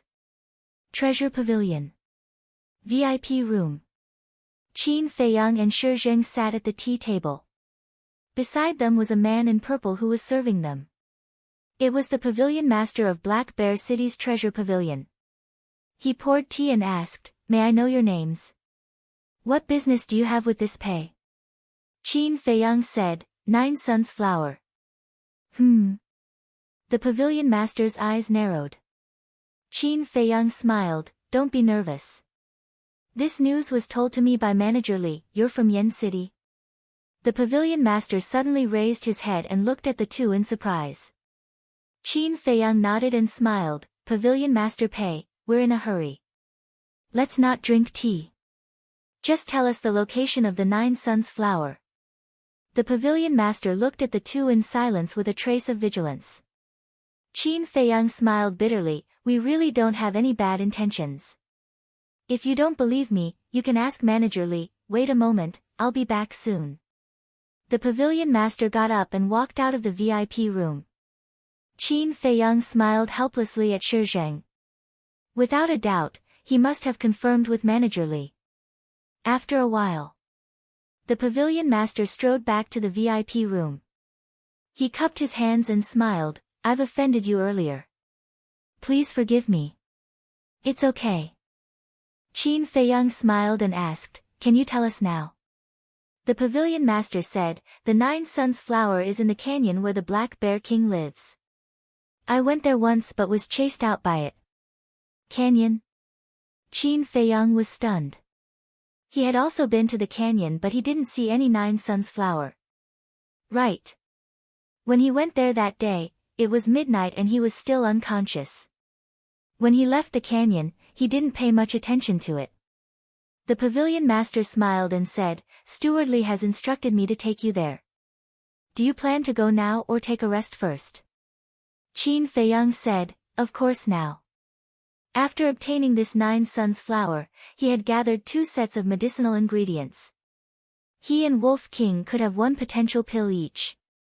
Therefore, there must be no mistakes. The 3 of them got up and left the treasure pavilion. When they passed by the entrance of the pill hall, Qin Feiyang stopped. The figures of Luo Xiong, Elder Mo, and Feng Qing appeared in his mind. Let's go. Shi Zheng urged. He could guess what Qin Feiyang was thinking. However, it was obvious that they couldn't go to the pill hall now. Qin Feiyang sighed inwardly and left quickly. When he returned from the Black Bear Mountain, he would find a chance to thank Luo Xiong and Elder Mo. In less than an hour, the 3 of them arrived at the canyon. Follow me. The pavilion master called out and entered the canyon, leading the way. Along the way, the 3 of them saw many bear paw prints. After a few hundred meters, the pavilion master stopped beside a rock and pointed upwards. He smiled and said, it's there. Qin Feiyang raised his head to look. Sure enough, he saw a blooming flower on the cliff. It was the size of a palm and grew between the cracks of the rocks. There were a total of 9 petals. Each petal was red like fire and looked like a small sun. It was extremely dazzling. Roar! Bang bang bang! It was also at this moment. Accompanied by a deafening roar, the ground shook. In the depths of the canyon, a huge monster rushed over with a ferocious aura. If it wasn't the Black Bear King, who else could it be? Shi Zheng immediately protected Qin Feiyang behind him. The pavilion master also retreated behind Shi Zheng. However, he didn't look at the Black Bear King. Instead, he looked at Qin Feiyang's back. His eyes were filled with doubt. What was the background of this person? Not only was there a battle king following him, but even Manager Li had instructed him to take good care of this person. Roar! The Black Bear King ran over and stopped more than 10 meters away. Its huge eyes stared fixedly at the 3 of them. Qin Feiyang pushed Shi Zheng away and walked to the front. He cupped his hands and smiled, Senior Bear King, it's been a few months. How have you been? The Black Bear King was stunned and looked at him in confusion. Qin Feiyang smiled and said, I remember last time, it was you who helped me detoxify the poison. That's why I was able to escape. Is that you? The Black Bear King's doubtful voice sounded in Qin Feiyang's mind. That's right. Qin Feiyang nodded. The Black Bear King said, didn't you go to Yen City? Why did you suddenly appear here? Qin Feiyang pleaded, I specially rushed over from Yen City for this Nine Suns flower. Senior Bear King, please grant me my wish. The Black Bear King looked up at the Nine Suns flower and shook his head. I have a use for this Nine Suns flower. I can't give it to you. Hurry and go back.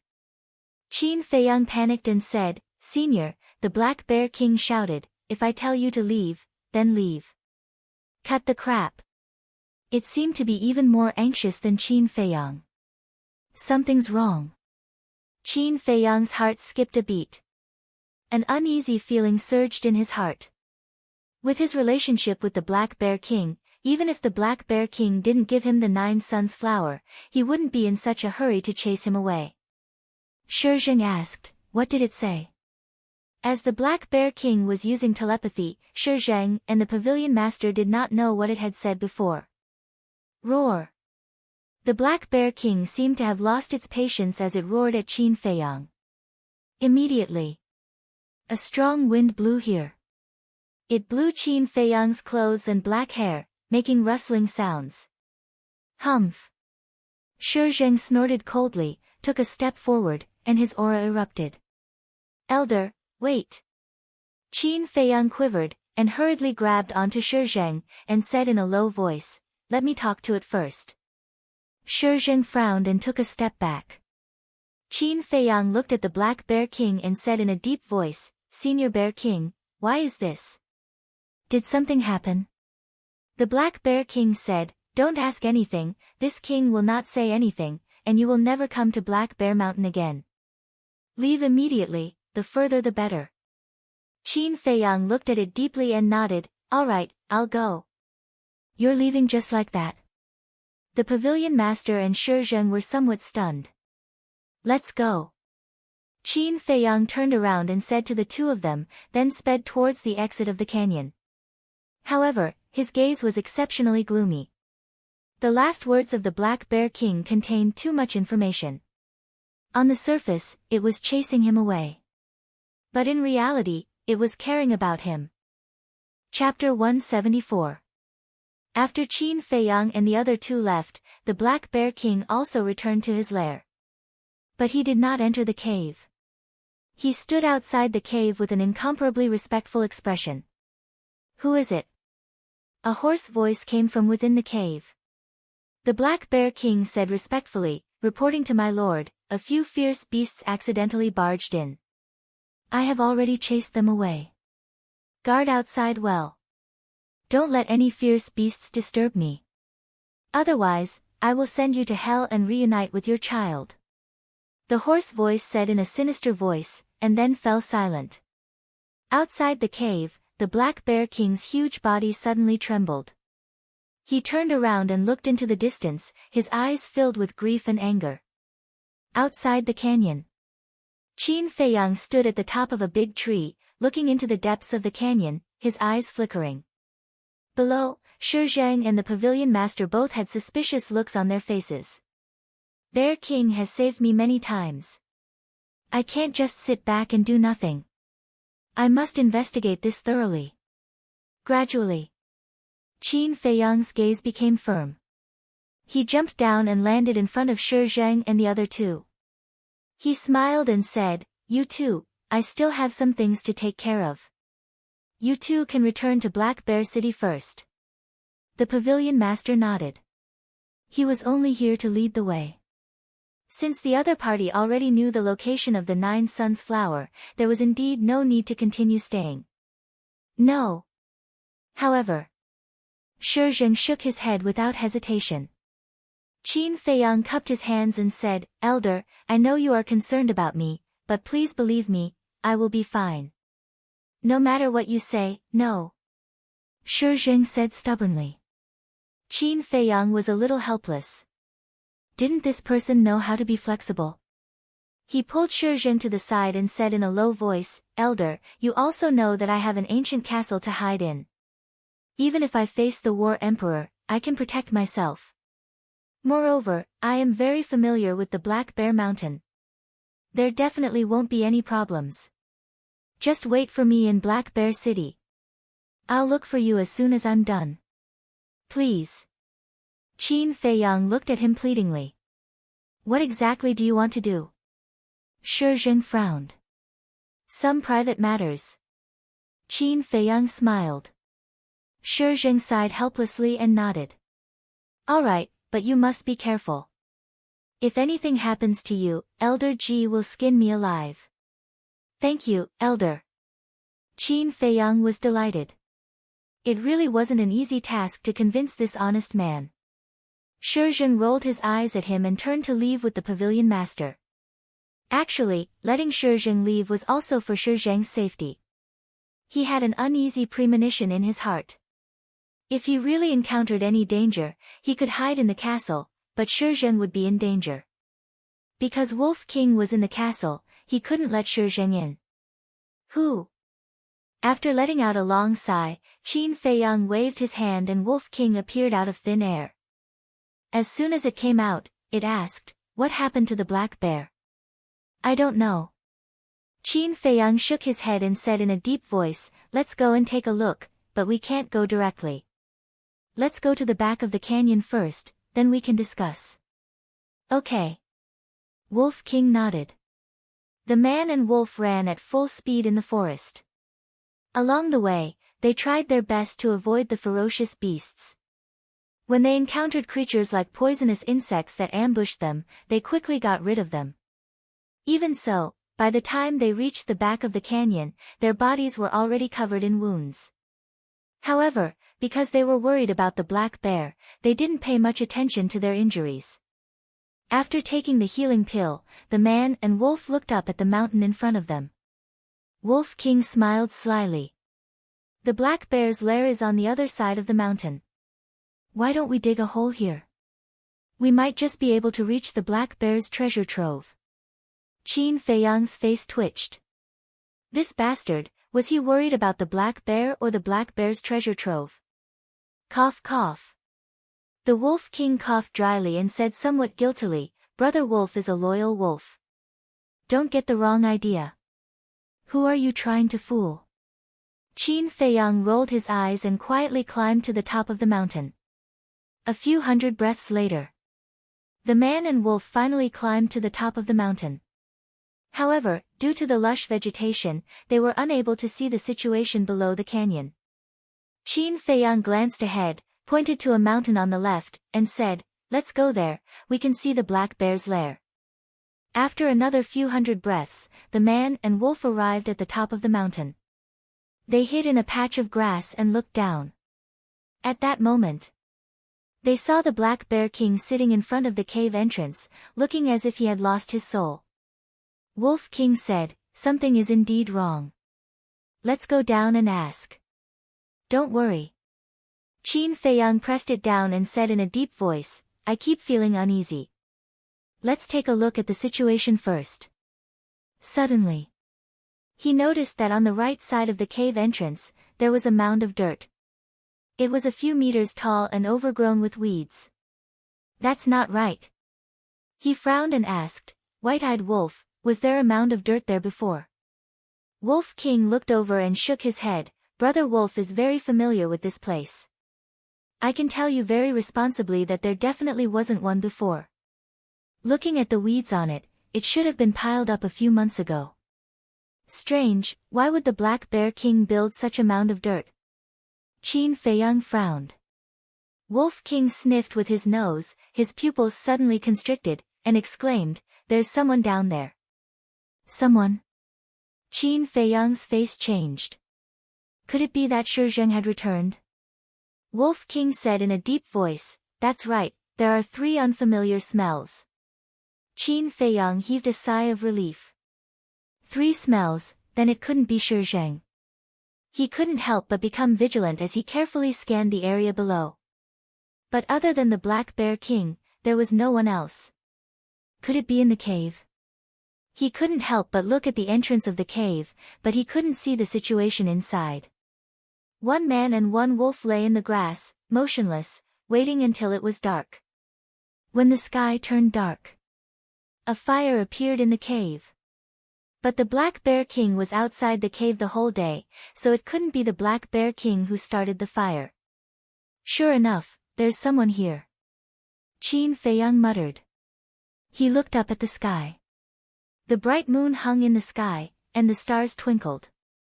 A night like this should give people a sense of tranquility. But Qin Feiyang's heart was extremely irritated at this moment. In the middle of the night. Beast, go and find some firewood. A cold voice suddenly sounded in the cave. This voice, Qin Feiyang looked at the cave, his eyes full of surprise. It's Lin Chen. Wolf King pondered for a moment, and suddenly a low voice resounded in Qin Feiyang's mind. That's right. It's him. Qin Feiyang's body and mind trembled, and his eyes shone brightly. But then, his face turned pale again. If Lin Chen was here, it meant that Zuan must be here too. Everyone thought that after Zuan's whereabouts were exposed and he stole the alchemy fire from the pill hall, he would definitely leave the Black Bear City or even the county of Yan. Qin Feiyang had always thought so too. But he didn't expect that Zuan was hiding in the Black Bear Mountain. Sure enough, the most dangerous place was the safest place. If it wasn't for the 9 Suns flower, no one would know even if Zuan hid here for the rest of his life. The Black Bear King went to find a few dead wood and entered the cave. But soon, he came out again and stood guard outside. Qin Feiyang glanced at the cave, and then looked at the Black Bear King. He then brought Wolf King to the castle. Wolf King said anxiously, Little Qin Zi, what should we do? Zuan is so powerful, how can we save the Black Bear King? And Feng Cheng is probably in the cave too. Qin Feiyang lowered his head and pondered. The Black Bear King's body was too big to bring him to the castle. The only way was to let Zuan leave the Black Bear Mountain. But it was impossible. Have you thought of a way? If Zuan loots the treasure trove, everything will be over. Ah. It was a slip of the tongue, don't misunderstand, Brother Wolf is really worried about the Black Bear King. In a moment of desperation, Wolf King let it slip. When he realized it, he quickly explained. But no matter how he explained, Qin Feiyang would not believe him. This white-eyed wolf was really only concerned about the treasure trove. Wolf King said, you have to believe in Brother Wolf. Although Brother Wolf is concerned about the treasure trove, he is more concerned about the Black Bear King. That's enough. Qin Feiyang glared at him fiercely. He pondered for a moment, and the corners of his mouth gradually pursed into a cold smile. Today is different from the past. Now that we have the image crystal, we can catch them all in one fell swoop. As soon as he finished speaking, he took out the image crystal and quickly became excited. Soon, Fatso's shadow appeared. Jiang Laoda, what are you doing? Have you found the 9 Suns flower? Fatso half reclined on the chair with his legs crossed, looking leisurely. Qin Feiyang said, go to Elder Ji immediately and tell her that I have found Zuan's whereabouts. Fatso was so frightened that he immediately flipped over from the chair. He hurriedly got up in a hurry and shouted angrily, what did you say? You found Zuan? Yes. Qin Feiyang nodded. Okay, just you wait. Fat Lord will go to Elder Ji immediately.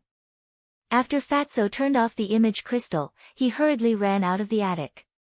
Lu Hong walked out of the room and stood on the balcony. She asked, Fatso, what happened? Zuan has appeared. Fatso shouted without looking back. Lu Hong's complexion instantly turned deathly pale. She hurriedly leaped down and chased after the fatty. In the law enforcement hall, Fatso did not knock on the door and directly barged into the beautiful woman's lounge. The beautiful woman frowned and said angrily, what are you doing? Fatso said anxiously, Elder, something bad has happened. Jiang Laoda has encountered Zuan, what? Elder Ji suddenly got up and landed in front of Fatso. She said angrily, how is he now? He seems to be fine. Fatso shook his head in panic. Elder Ji said, quickly contact him. I want to ask him in person. Okay. Fatso activated the image crystal. When Qin Feiyang's shadow appeared, the beautiful woman asked anxiously, where is Zuan? Are you okay? Qin Feiyang shook his head and said, Zuan is at Black Bear Mountain. He has not found me yet. Wolf King hid in a corner to avoid being seen by the beautiful woman. The beautiful woman heaved a sigh of relief and said, I will inform the temple master immediately. You must be careful. Do not let him find you. This time, no matter what, we must not let this old fox escape. We will contact you again when we reach Black Bear City. Okay. Qin Feiyang nodded. Chirp. As soon as the image crystal was turned off, the loud cry of an eagle could be heard in the castle. Chapter 175. Why is there an eagle's cry? Qin Feiyang left the castle with Wolf King. He quickly lay down in the grass and looked at the valley. Then, Qin Feiyang's eyes flashed with a cold light. Above the cave, a huge falcon was circling in the air. There were at least 20 people in its 2 huge claws. Those people were all dead. Below the falcon stood a young man. It was Lin Chen. He glanced at the people in the falcon's claws and smiled at the falcon. These are a good harvest. I can refine more than 20 blood evil pills. The falcon's eyes flashed with a sharp light. The falcon loosened its claws. More than 20 corpses fell to the ground in front of Lin Chen with loud thuds. Lin Chen shouted, Black Bear King, why are you still standing there? Hurry up and move them in. There was a trace of reluctance in the Black Bear King's huge eyes. But there was no other way. He had to do it. Lin Chen looked at it with disdain. He raised his head to look at Falcon and said, Master has instructed us to capture more people tomorrow. As usual, do not hunt in Black Bear Mountain to avoid arousing suspicion. Chirp. The falcon let out a sharp cry, flapped its black wings, and rushed out of the valley. At the same time, a man and a wolf also entered the castle. After the falcon left, Qin Feiyang and Wolf King appeared again. These 2 bastards really used people to refine pills. Qin Feiyang clenched his fists. His eyes were full of murderous intent. He was not against killing people. After all, this was the law of survival. But using people to refine pills was simply inhumane. Such people could not be appeased even if they were cut into pieces. Wolf King said in a low voice, Little Qin Zi, calm down. Don't alert the enemy. This was a good opportunity. There could not be any accidents. Otherwise, if Xuan escaped, he did not know when he would be able to find him again. This point, Qin Feiyang also knew very well. So he suppressed the anger in his heart. Time flew. It was almost dawn, but there was still no news. What are they doing? Qin Feiyang frowned. It had already been an entire night. With the speed of the Martial King Hall Master and the others, they should have arrived by now. The morning sun rose. All things were awakening. At this moment, Qin Feiyang's imaging crystal finally reacted. Continue monitoring. Call me if you need anything. After instructing Wolf King, he entered the castle and took out the image crystal. Rays of light were emitted. Fatso's phantom appeared. Qin Feiyang said angrily, Fatso, what are they doing? Why aren't you here yet? Fatso said, coming. We are now in the forest in front of the canyon. Come over quickly. Jungle? Qin Feiyang was stunned. He frowned and asked, then what are you doing here? There's no other way. Ling Yunfei needs to cultivate, and Lu Hong doesn't want to come. We can only sacrifice Fat Lord this time. Fatty had a helpless expression on his face. Qin Feiyang thought about it carefully and understood. Only Ling Yunfei, Lu Hong, and Fatso had established a contract bridge with him. If the giants of the county of Yen wanted to contact him, they had to go through one of them. I won't go over. You guys go around to the back of the canyon. I'll wait for you here. Remember, don't make any noise. Also, restrain your aura. Qin Feiyang said in a deep voice. Okay. Fatso nodded. After turning off the imaging crystal, Qin Feiyang took an illusion form elixir and turned into Jiang Haotian's appearance. Then, he left the castle, sent Wolf King into the castle, and ran to the foot of the mountain. In less than 100 breaths, 6 figures entered his sight. 2 of them were Fatso and Shizheng. Shizheng had also recovered his true appearance. Qin Feiyang had seen the martial arts hall master before, so he could naturally recognize him. As for the other 3, they all looked middle-aged. Although they had retracted their aura, one could tell at a glance that the 3 of them were not simple people. Because their aura was too outstanding. His gaze was also extremely sharp, like the edge of a blade. A group of people walked over silently. Qin Feiyang cupped his hands and said, "Greetings, seniors. Jiang Haotian, although I've been in Xingyue City, I've heard rumors about you every day. I've always been curious if you have 3 heads and 6 arms. But today, I see that you're no different from an ordinary person." The person who spoke was Luo Qingzhu's father, Jiang Zhengyi. He was about 1.85 meters tall and slightly thin. He wore a fitted white robe, and there were spots of white hair at his temples. On his weathered face, there was an easygoing smile. Qin Feiyang smiled bitterly and said, "Senior Jiang, these are all rumors. You can't take them seriously. Among the 4 giants of the county of Yan, only the chief pavilion master was in Xingyue City. So, even if no one introduced him, he knew." Rumors? Jiang Zhengyi was stunned. He shook his head and laughed. Qin Feiyang looked at the last person and cupped his hands. "Senior, you must be the king of Yan." This person had a strong body. He wore a golden robe and a crown on his head. He exuded the aura of a king from head to toe. He was no stranger to this aura of a king. Moreover, only the county kings of the 18 counties were qualified to wear a crown. The king of Yan nodded and smiled faintly. "Little brother, you've done a great job this time. When we catch Suan, I'll reward you handsomely." "Thank you, King of Yan." Qin Feiyang thanked him and looked at the last person. This person was tall and straight.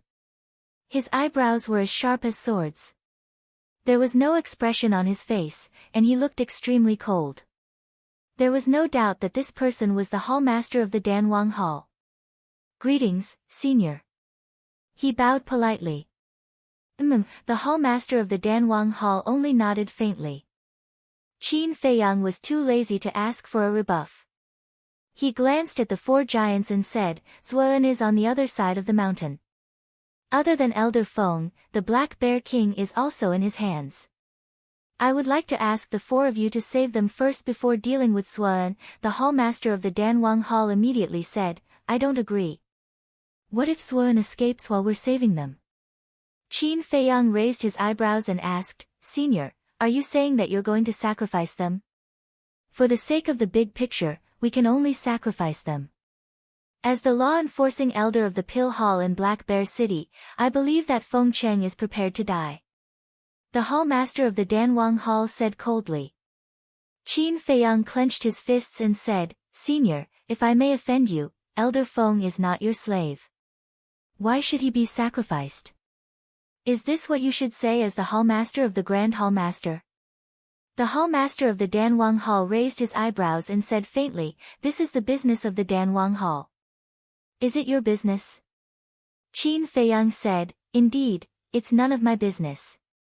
However, I owe Elder Feng and the Black Bear King a debt of gratitude. Even if I'm insignificant in front of you. I thought you didn't know your place." The hall master of the Danwang Hall said faintly. Qin Feiyang stared at him. His fists clenched tighter and tighter. Birds of a feather flocked together. He was the same as Jia He and Elder He. Such a person. Such a person in the Danwang Hall. It's disgusting. All right. If you really want to sacrifice them, I don't have any objections. However, I'm afraid it's wishful thinking for you to catch Suan today. Qin Feiyang's face darkened. There was a trace of madness in his eyes. What are you trying to do? Do you believe that I won't kill you right now? The hall master of the Danwang Hall narrowed his eyes. There was a dangerous signal in his eyes. To be honest, I'm not afraid of you. Qin Feiyang sneered. All right, let's not talk too much. Ma Cheng, you are really something. No matter what, you are someone with status. How can you be so calculative with a member of the younger generation? Jiang Haoyan is right. As the hall master of the Danwang Hall, you shouldn't have said such words. Seeing that the two were about to fall out, the people of Theta Wang Hall hurriedly tried to calm them down. The hall master of the Martial King Hall looked at Qin Feiyang and comforted him, don't worry. Feng Cheng is also Feng Ling Heir's grandfather. I won't leave him in the lurch. Thank you, senior. Qin Feiyang cupped his hands and thanked the hall master. He then looked at Ma Cheng and shook his head. This is the difference between people. Senior Ma Cheng, how can you accept this? A cold light flashed in the depths of Ma Cheng's eyes. The hall master of the Martial King Hall frowned and reprimanded, little brat, stop talking. Qin Feiyang also knew when to stop. If they continued, Ma Cheng would definitely go crazy. King of Yen said, bring us up first. Qin Feiyang said, to be honest, I've already thought of a plan. Tell me about it. Jiang Zhengyi looked at him with good intentions. Lure the snake out of its hole. As long as we make some noise here, Zuan will definitely come to check it out. At that time, you guys will hold him back while Elder Shi and I will go to save Feng Ling Heir. If Zuan doesn't come and only sends Lin Chen, it's fine too. We can capture him and interrogate him about the situation in the cave. As long as we know the situation inside, it won't be difficult to save Senior Feng. Qin Feiyang said. He had been thinking about it for the whole night.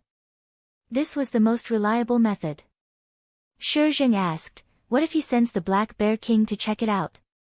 It's naturally better if the Black Bear King comes. The reason why he didn't tell me the truth yesterday must be that he was worried that I would be implicated. But now that you guys are here, the situation is different. There's nothing for him to worry about. Qin Feiyang said with a smile. The hall master of the Martial King Hall pondered for a moment and looked at Jiang Zhengyi and the other two. He said with a smile, I think his idea is feasible. What about you guys? Do you have any objections? No. King of Yen smiled faintly. I have no objections either. Jiang Zhengyi said with a smile. He was more and more curious about Qin Feiyang. Only Ma Cheng did not express his opinion. King of Yen patted him on the shoulder and said with a smile, what's there to think about? It's settled. Then. He looked at Qin Feiyang and said, bring us up. The group of people quietly climbed up the mountain. When they arrived at the top of the mountain, Qin Feiyang pointed down and whispered, Zuan is there. The one squatting at the entrance of the cave is the Black Bear King. Their gazes immediately changed.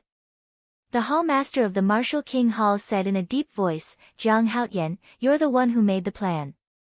Hurry up and make the arrangements. We'll listen to you now. Listen to me.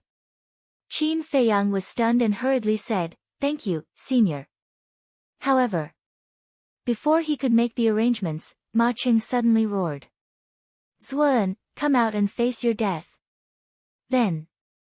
He jumped and landed down, his aura soaring into the sky. Bastard!